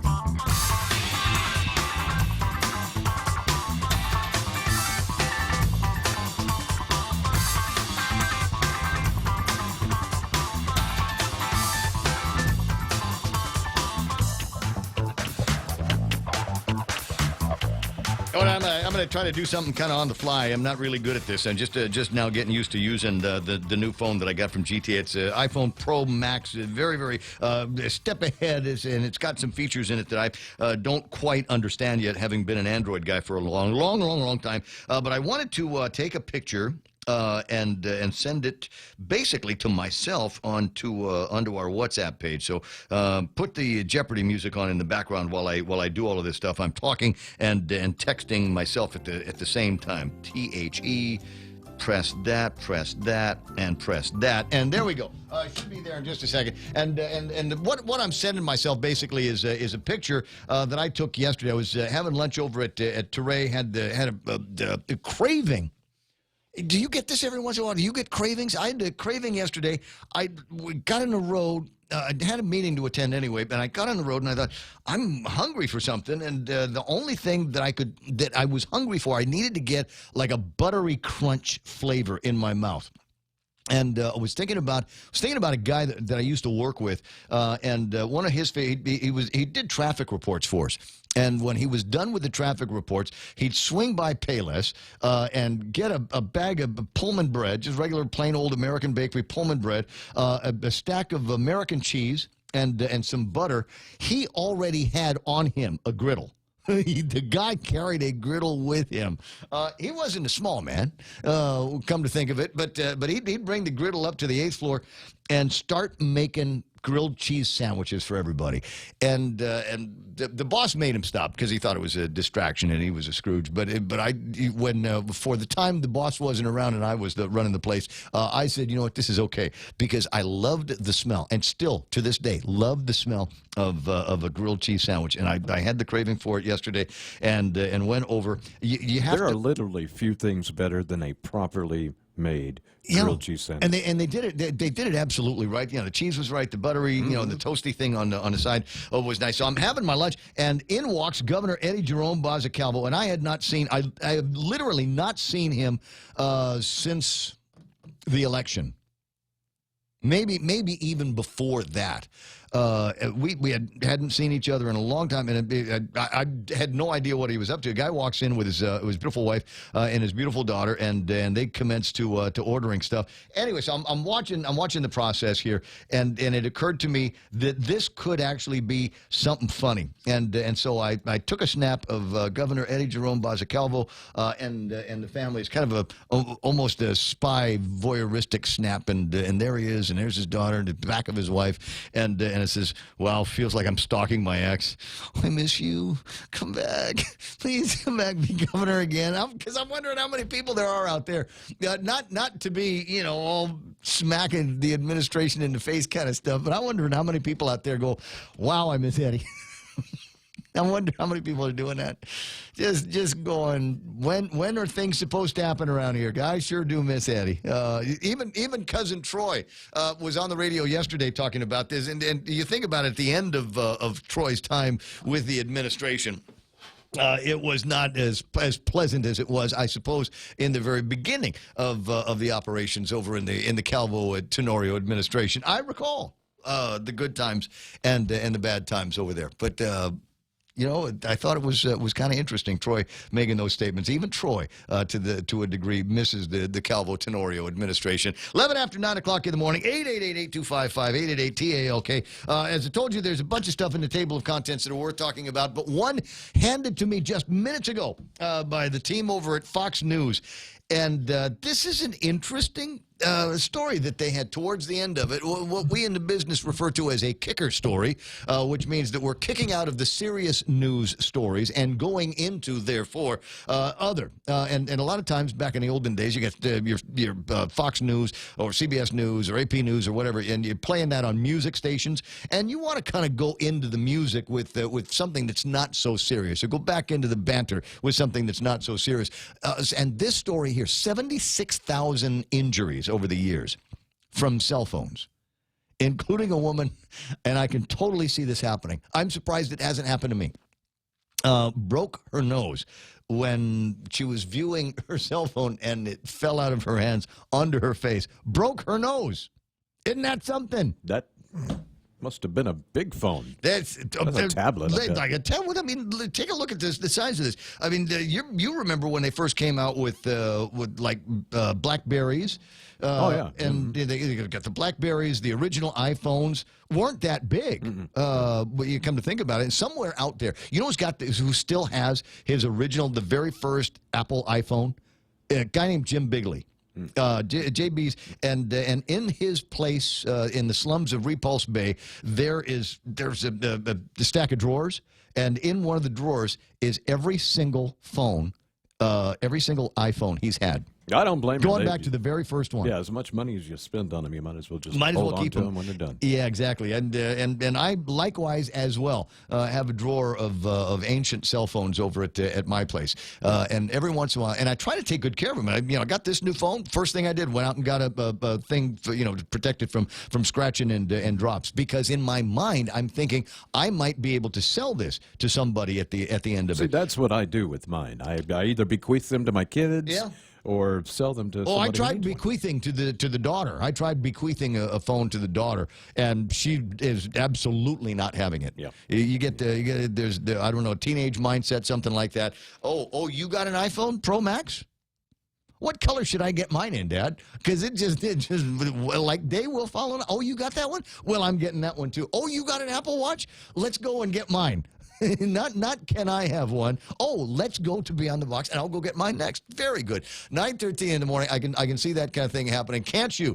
888-825-58-TALK. What's the worst thing that's happened to you with a cell phone? Have you hurt yourself as a result of otherwise being distracted by your cell phone use? They say that's a big problem. You see a couple of memes every once in a while on Facebook of people walking into things like fountains and windows and doors because they're looking at their cell phones all the time, and that has become a real big problem. Is distracted pedestrians in the city. What are you saying? Check that out on NPR. American citizen arrested after giving a talk on cyber currency in North Korea. First of all, you don't do anything in North Korea. What do you do? What is an American doing in North Korea that's not Dennis Rodman? What are you thinking? Big mistake number one. And then the cryptocurrency. These are not we're talking about a backwards race of people, these North Koreans, and it occurs to me that they probably don't have the knowing and the aptitude for cyber currency. Hell, I'm from here in 2019. I consider myself an educated individual. I don't even understand the concept behind cryptocurrency. Seems to me, given the pariah state of the North Korean nation, I'm not sure their residents are even eligible to buy cryptocurrency. Could you? I don't know. All right, that's an interesting story. All right, from NPR, and I'm looking to see if there's anything else in here that is going to be of interest. I'll have to look at it later on because I don't generally. I'm not good at reading while I'm on the air. Although there's some interesting things that are floating into my inbox now. Census, not Interior,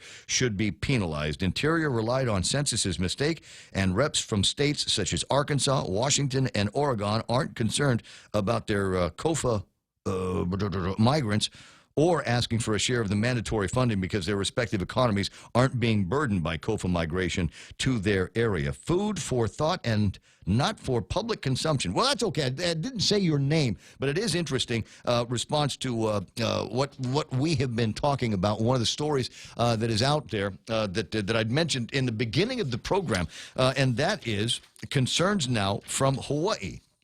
Delegates there complaining about $17 million worth of a COFA funding error. And this person, right, and it's correct, the way they're talking about it is the numbers. We believe that the numbers for compact impact come from the population that lives in different areas. So we've got a certain number that live here. There's a certain number up in CNMI. There's a certain number in Hawaii. That number comes to the Department of Interior for calculations by the Census Department. And apparently something went wrong in there, but they're not saying is the thing. The resulting misallocation of federal dollars to the state, Hawaii, the Bureau and DOI briefed the offices of Hawaii's congressional delegation last month on the erroneous counts and, quote, the resulting misallocation of federal dollars to the state, but provided no details on how the error occurred and how it was discovered. So let's talk about that first. But then it goes on to say the two agencies have proposed restoring the funding to Hawaii by cutting payments to American Samoa, the Commonwealth of the Northern Mariana Islands, and us here on Guam. And somebody, if they have not heard about this at Adelup, please somebody tell Carlo. Please somebody tell Tony Babauta about this, because we need to get in front of this. Now, the congressman is involved to a degree. There have been letters, the delegates say, that Hawaii was given nearly $16.9 million less between fiscal years FY 2015 and 2020. Guam was overpaid $14.7 million. CNMI $2.2 million, and AmSam by $21,000. The letters to the two agencies were also signed by U.S. representatives Mike St. from here, Kilili from Saipan, and Amata from American Samoa.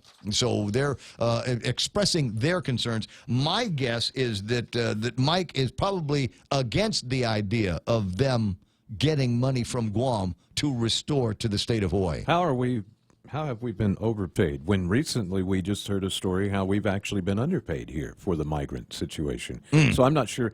Here's a couple of things that confuse me completely about that story. I mean, census done every 10 years. Yes. They're giving issues about numbers that they got in 2013, 2014. But they also, so it must have taken that long for them to get those numbers, which, by the way, that's 3 years that went by since the 2010 census, and so the product doesn't come out right away. Yeah, and now we know this. Now there is also a middling product. There is also 2014, 2015 adjustments that are made, and what it sounds like is between the 2010 census numbers coming out being wrong for Hawaii. That meant that the 2015 census numbers were probably going to be faulty as well. Right. Poisonous fruit, poison fruit from the poisonous tree. Right. Garbage in, garbage out. Exactly. So now they're coming back and saying that over the course of all of those years, Hawaii was underpaid by the tune of $14.7 million, or Guam was overpaid $14.7. Hawaii was underpaid by 16.9. So the answer the answer to the dilemma cannot be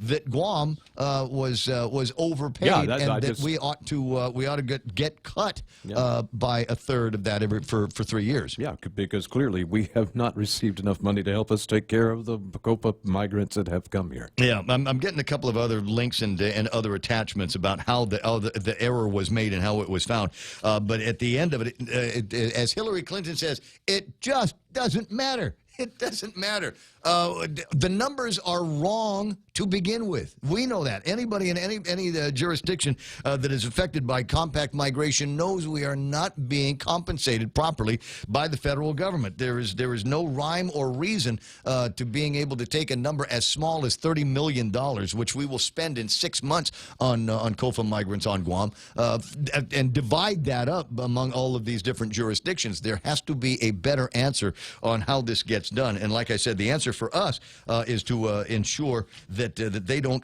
cut payments to Guam, American Samoa, and the Commonwealth. Okay. Getting word that Tony was among the first to find out on Guam, according to the Department of Information. They're informed. Okay, so what you're saying is Adelup knows about this? They have known about this? Because I just got word on this by reading an article in civilbeat.org out of Hawaii. So the question I have is when were you going to tell us what's your plan there, Ton? What's your plan there, Carlo? How are we going to get in front of this, or are we already in front of this to sort it out? I'll see what I can find out in the next little bit. But that is it. There's some days I like to be, I'd love the USA. I always sing that song. God bless the USA. I'm patriotic, bleed red, white, and blue. When I see crap like this, it makes me mad. But it's Friday, so no frowny face. But it kind of annoys me that we've been fighting for scraps all of these years, and now they're going to be reducing the allocations of scraps to us as a result of an error that they made. So ask me, this needs to be the Rubicon, as former Speaker Ben Pangilinan, defunto Ben Pangilinan, used to say. We've crossed the Rubicon. We cannot go backwards now. And if we take this line down from this bureau and this agency, that speaks volumes about us. Somebody's got to get in front of this and turn this into a big, high holy federal case. 9:22 in the morning, 888-825-888-TALK. Couple of other things that are of interest. Box jellyfish, they're back in town. Do I need to, as I've done every year in December, make a phone call to the guys and find out more about box jellyfish, or can we just say if you see something that looks like a balloon on the beach, don't touch it. because it's a jellyfish of some kind, and it can, as they say, sting you, hurt you even after it's dead. Yeah, the box jellyfish actually look a little different. Now, what you're thinking about is the Portuguese minnow. Okay. And the box jellyfish, they will hold their form together and be like little globs of plastic.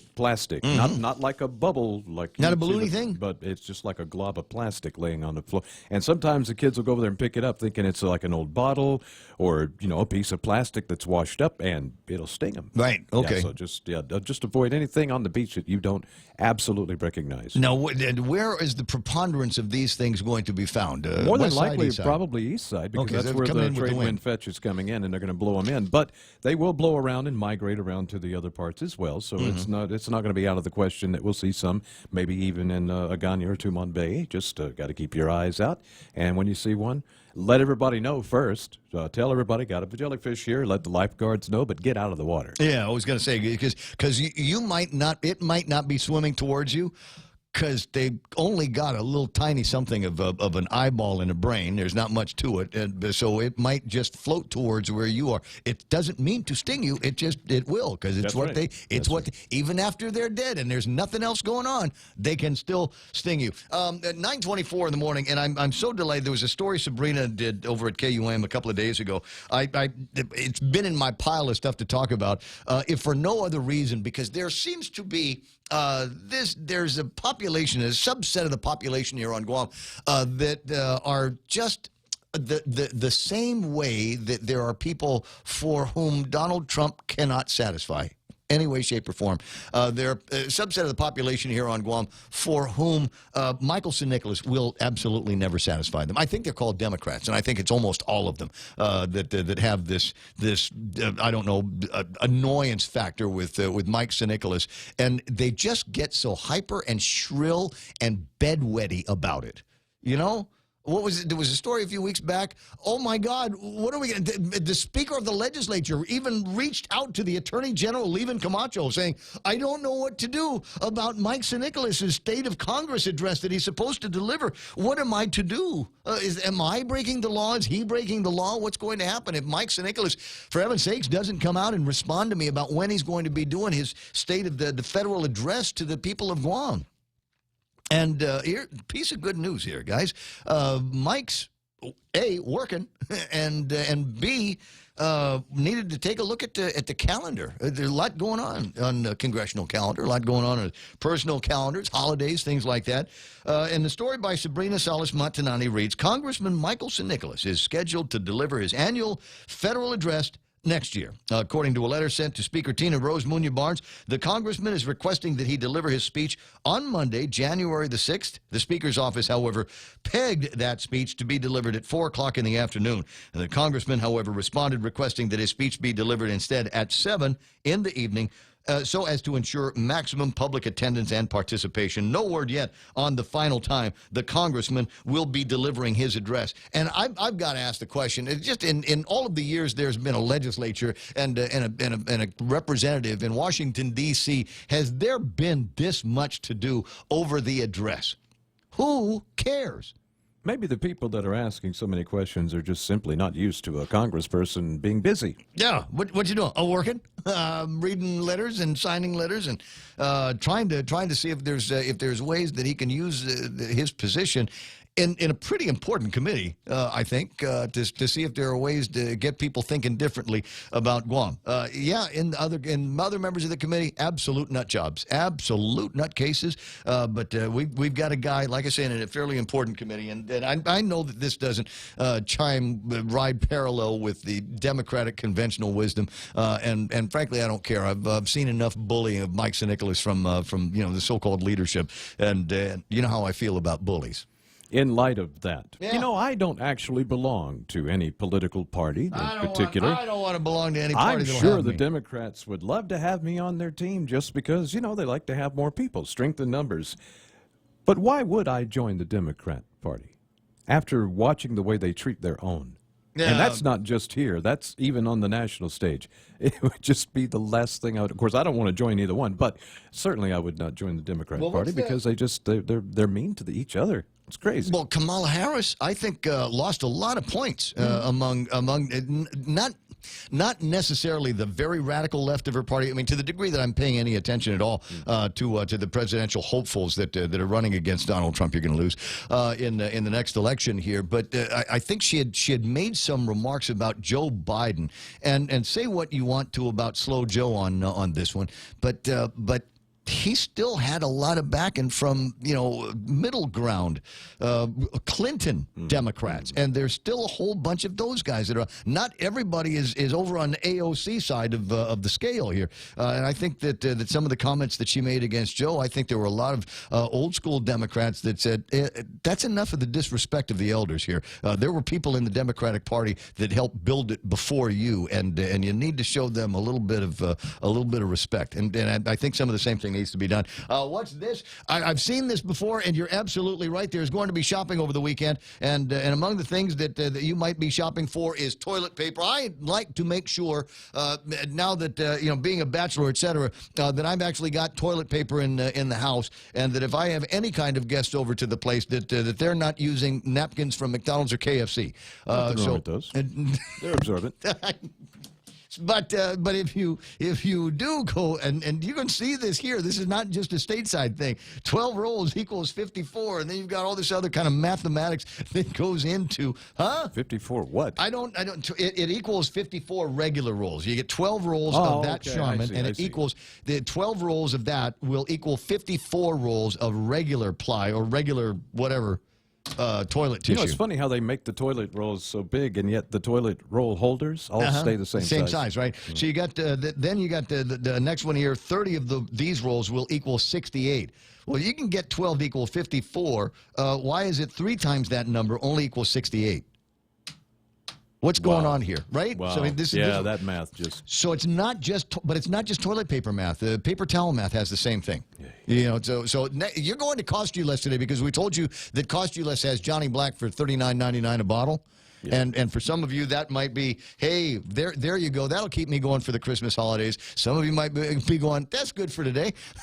That'll go till sundown. Just saying. Oh, the adults do it. And the kids have figured out how to do it too. Is it 9:30? Okay, remind me. I want to talk about panhandling here in just a second. It's 9:30 in the morning. That's iConnect time. Call iConnect and ask them about how it is that you can save your money on mobile, internet, and push-to-talk plans. Hey, what's that? A Subway Big Hot Pastrami. My Big Hot Pastrami? No, my Subway Big Hot Pastrami. Get your own.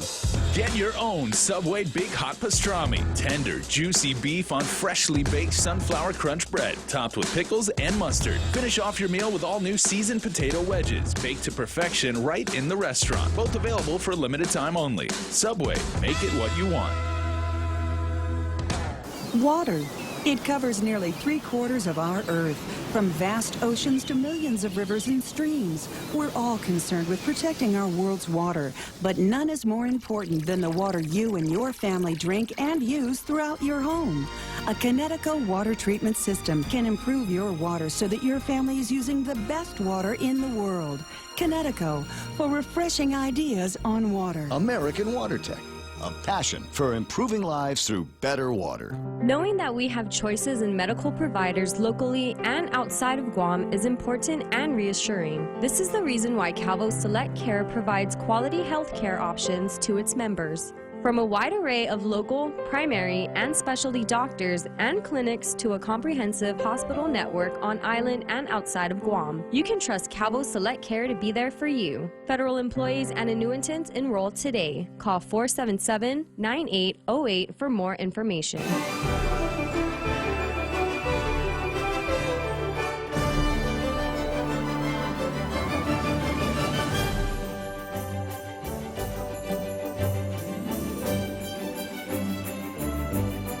Big weekend for a lot of people, 3-day weekend. The procession, the December 8th procession, is not actually going to take place on December the 8th. It will take place on the 9th, Monday at 4 o'clock in the afternoon.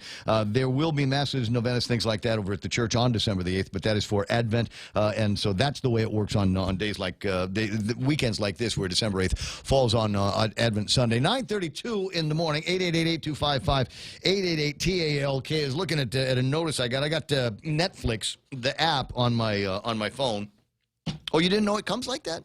No, you can download. If you got Netflix running on your smart TV or whatever, you can also get a Netflix app. I recommend that you do, especially if you do any amount of traveling. I didn't realize that you could do this until it was actually shown to me, so I will share the information with you.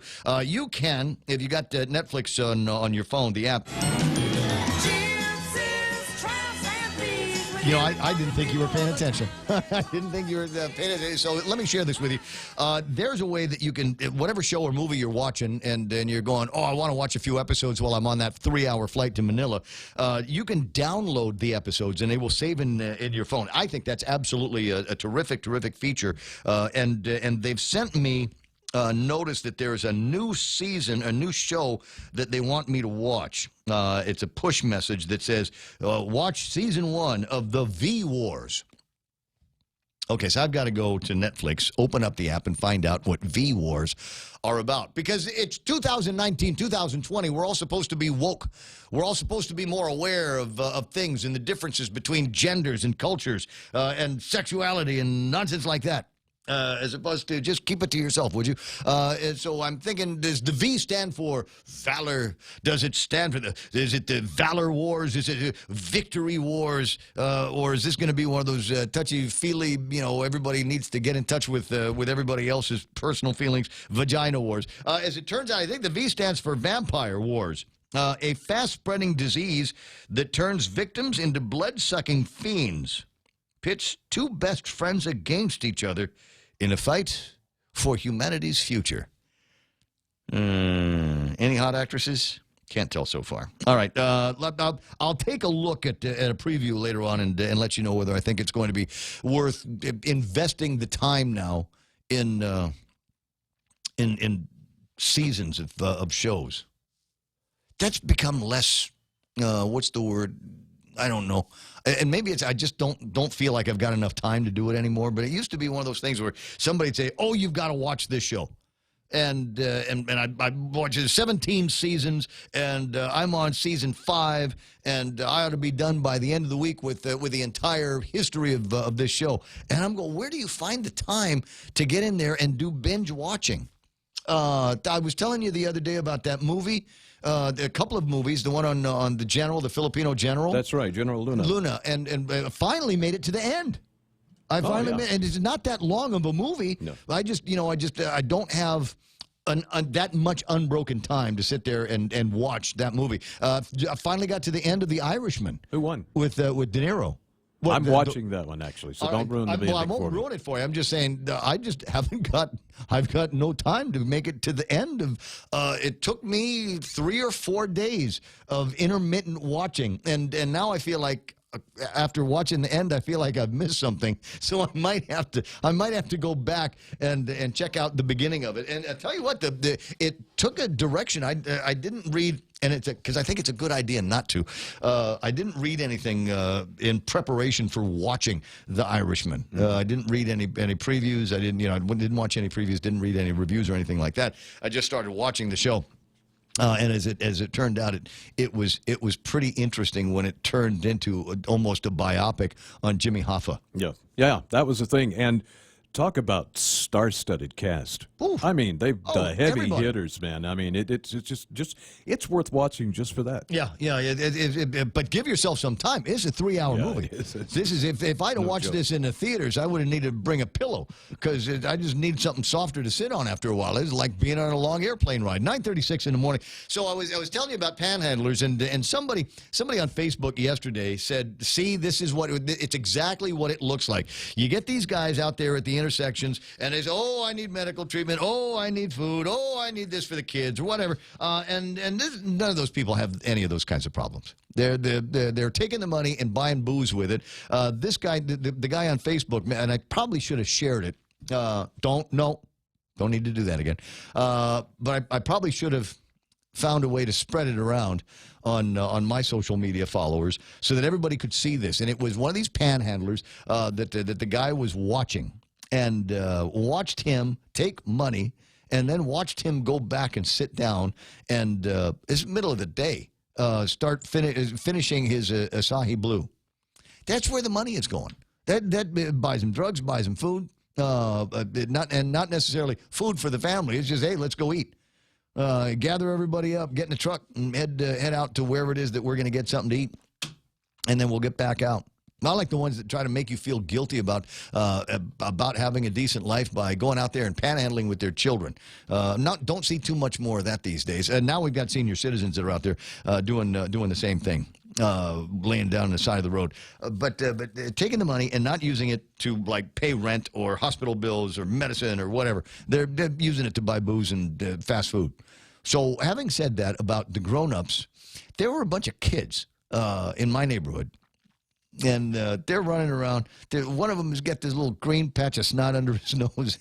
And two or three of them, there were four of them. Three of the four didn't have shoes. What we would refer to back in the old days as patgun mazuti. And they were out there in the village. And they had these little containers with holes cut in the top of them.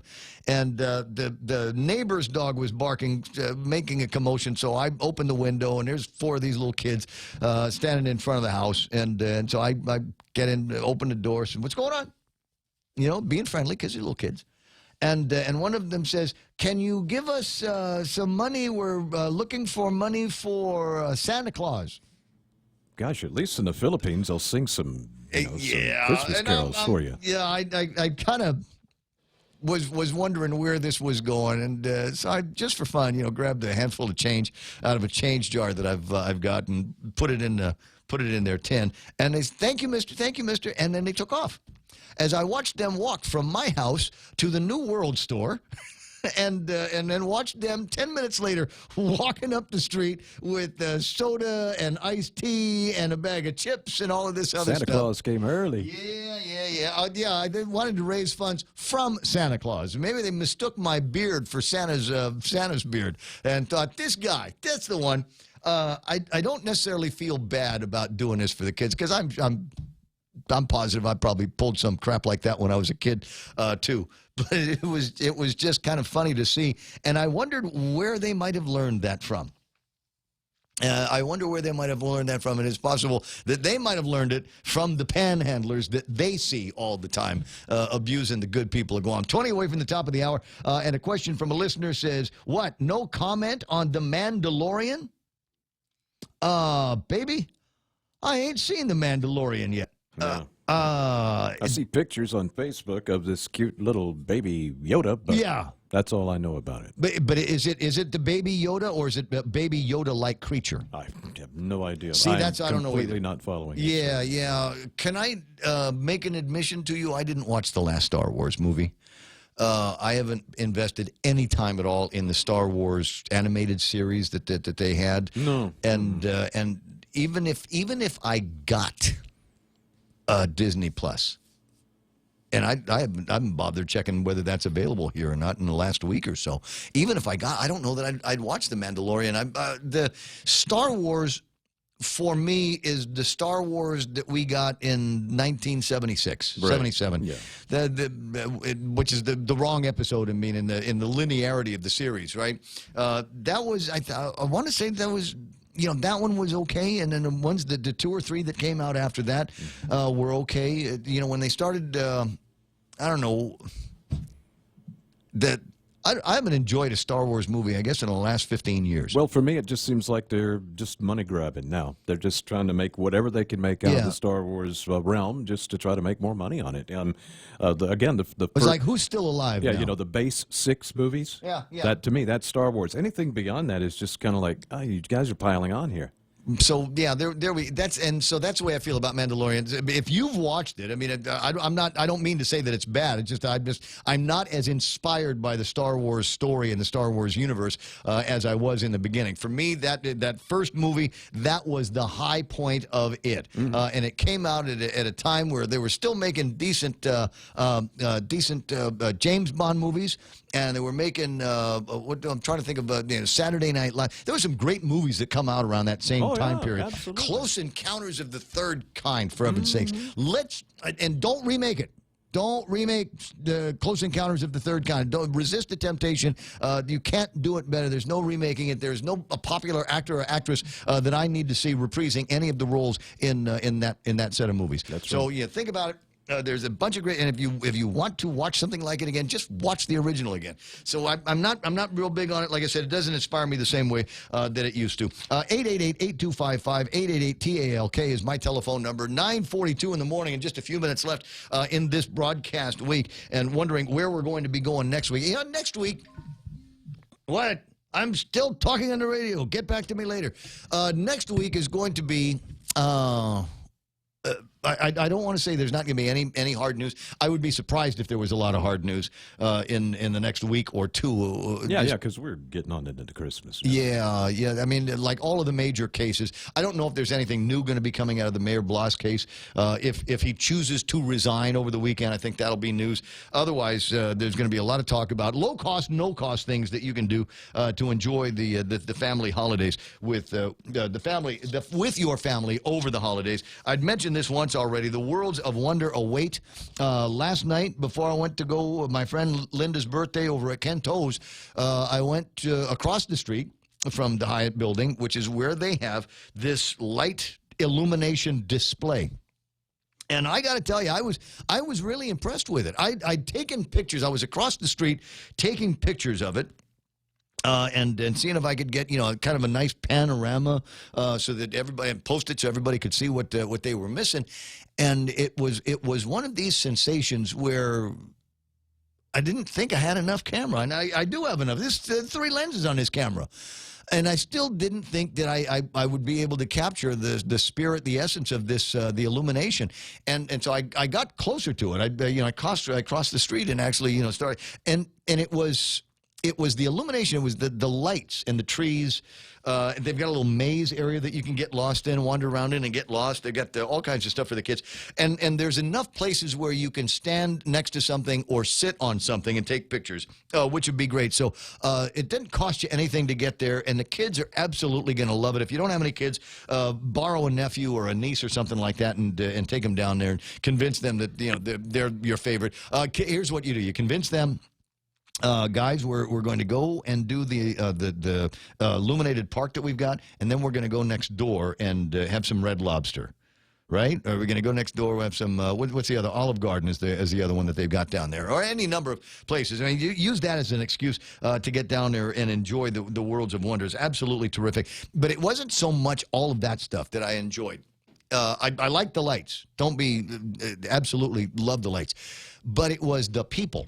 That were down there. A bunch of friends from GVB were down there. A bunch of the yellow shirt guys were down there as well, making sure everybody was safe, offering to take pictures, which I thought was fantastic. They were actually looking, because that's part of their job is to be kind of concierges.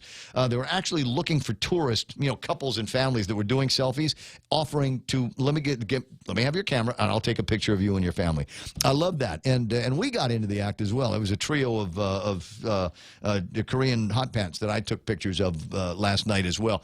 So, I mean, if you're looking for an opportunity to just interact in such a beautiful holiday theme and down in Tumon, I would suggest that you attend something like that. I will also give you word later on with the guys from the Guam Hogs. The Guam Hogs are going to be doing their annual Santa Claus run, and that's going to be taken. I forget what the date is, but they'll be in the studio to talk about that. And then there's I got to make sure I get this in as well. Our friends over at Manietlo have got the Breakfast with Santa in your pajamas. Now this is going to be taking place tomorrow at the Outrigger Resort Ballroom. $40 for grown-ups, $20 for kids. What? Is that breakfast with Santa in your pajamas, or is that breakfast with Santa in your pajamas? Punctuation is important, and this is a great example of a place where the clever and proper use of a comma would make just an incredible amount of sense here. It's a breakfast with Santa in your pajamas. Okay, very cool. So you show up in your pajamas. That's what they want you to do from 9 until noon. Like I said, $40 for grown-ups, $20 for kids.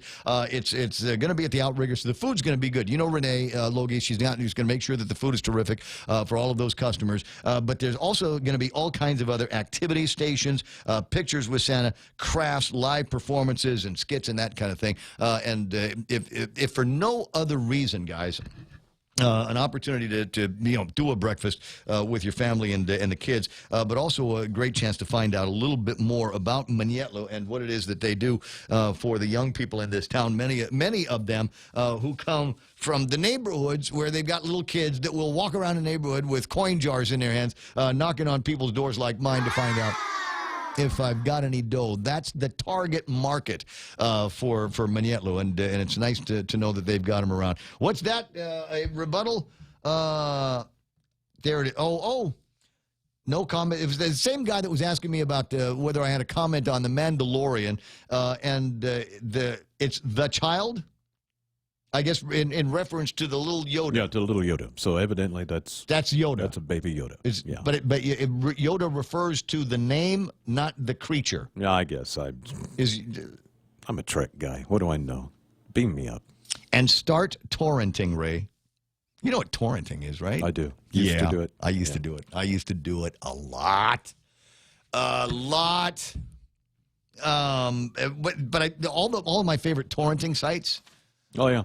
They all closed down. They got declared illegal. Yeah, they all closed down. I know that there's other places in the dark web and stuff like that. I don't know. You know, it was for a while. It was groovy if I could find some wave tunes from albums that they don't print or that didn't turn into CDs from a long time ago. So that was all right. And then they do movies and stuff. And I don't know. I always felt like if I was torrenting, I was running the risk of bringing a demon into my computer. Like there was going to be some kind of weird virus that was going to be coming into my computer that I invited in through the demons of torrenting. And I just kind of, after a couple of the torrent sites that I used to go to after they shut down, for all intents and purposes, it stopped being fun for me, and I stopped hitting those torrent sites. Well, Pirates Bay had the stuff, though. Pirates Bay was the sweet really torrent was. site. Oh, my God. Didn't somebody try to revive that? I think they settled the lawsuit, and actually Pirates Bay, I believe, is still on, but it's just but it's got to be junk. Yeah, because they can't. They took all the good copyrighted stuff off. I get you. And one of these, it's maybe a reminder about bring me up to date on torrenting, because it's been years since I've done it. I mean, just the word torrenting that you mentioned there a second ago, all of a sudden brought back weird memories of an awkward time in this decade that's gone now, right? But do me a favor, bring me up to speed. Tell me what website do I go to now to get the current flavor of torrenting? Viral, I don't know how viral this is. I've seen this now on 3 or 4 different chats.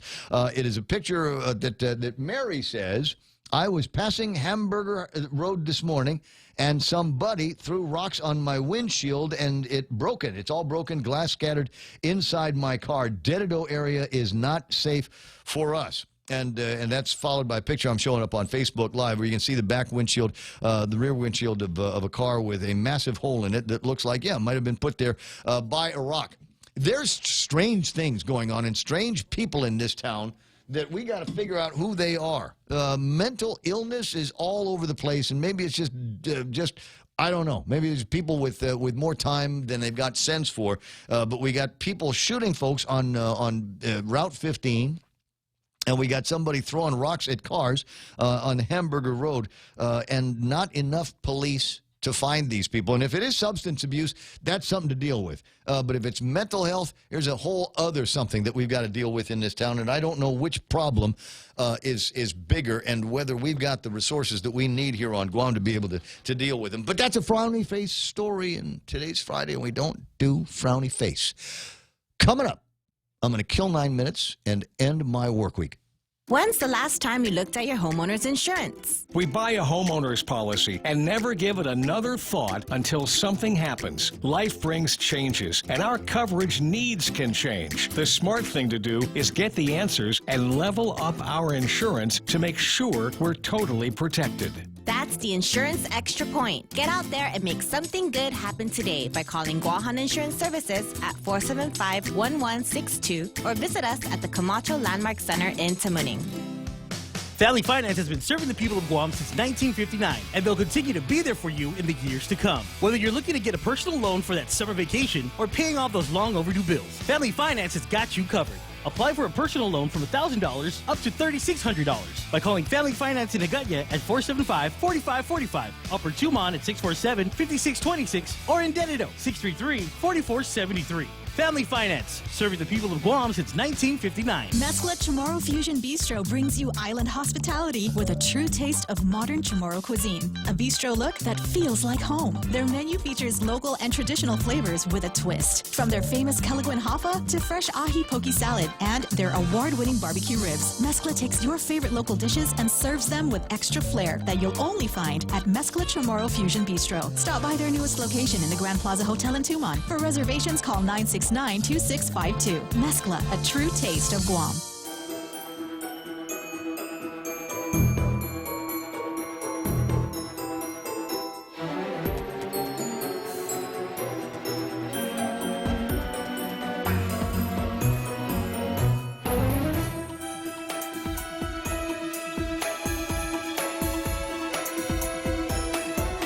Big Sister Shelley asking, what kind of a Maduro gets hurt with a cell phone? You'd be surprised how many different ways there are to hurt yourself with a cell phone. You know, one of the things that scares me most about certain cell phones is they crack so easily. You'd be surprised, and I think that's why a lot of people keep their phones in some kind of fancy case anymore. Is when you really get down to it, if you took a look, if you peeled that fancy case off, there's probably all kinds of cracks and stuff on it. It always surprises me, because sometimes you see this. You know, you get this one of these outrageous, oh my God, why aren't you in a pageant beauties? And then you look at their phone, and it's all jacked up because you just know it's been dropped 100,000 times. You know, because we like to wear. I mean, we like to wear it in our back pocket. It's cute to wear the phone in the back pocket, but the little back pockets that they put on some of these small dogging girls ain't enough room for the phone, so they slip out all the time and they break. But that's okay, because there's always a sugar daddy around gonna buy them a new one, right? Maybe. 954. You know how else you can get hurt with a cell phone? Is you can be the idiot that steals one. There's a story in today's Guam Daily Post about a guy. Let me see if I can pull it up real quick. Stolen cell phone tracked to suspect wanted in other cases. This is the kind of brain. This one of these people. You're not smart enough for crime. You know what? You need to be the equivalent of like a gopher. You need to be, and I'm sure that in the mafia there are names for guys like this. That you're just, your job is to stand there, look menacing, or help us get rid of the bodies, or do something, because you're too stupid to do anything else. There's a story about Jesse Menu facing multiple charges following an initial complaint of a stolen cell phone. All right, so send the word out along the criminal mastermind underground. Don't steal cell phones. Everybody that's got a cell phone has turned on a tracker in it. You've turned on every single one of them has got some kind of tracking in it, and if it gets stolen or lost, I will go to a website. I will go to the Find My Phone website, and on one of my other devices, and say, find my phone. And pretty soon it will tell me where my phone is, where my iPad is, where my other iPad is. And I think even my Apple Watch. I'm not sure, but it'll start sending all of that stuff. That information is out there. And so this banana head steals somebody's phone.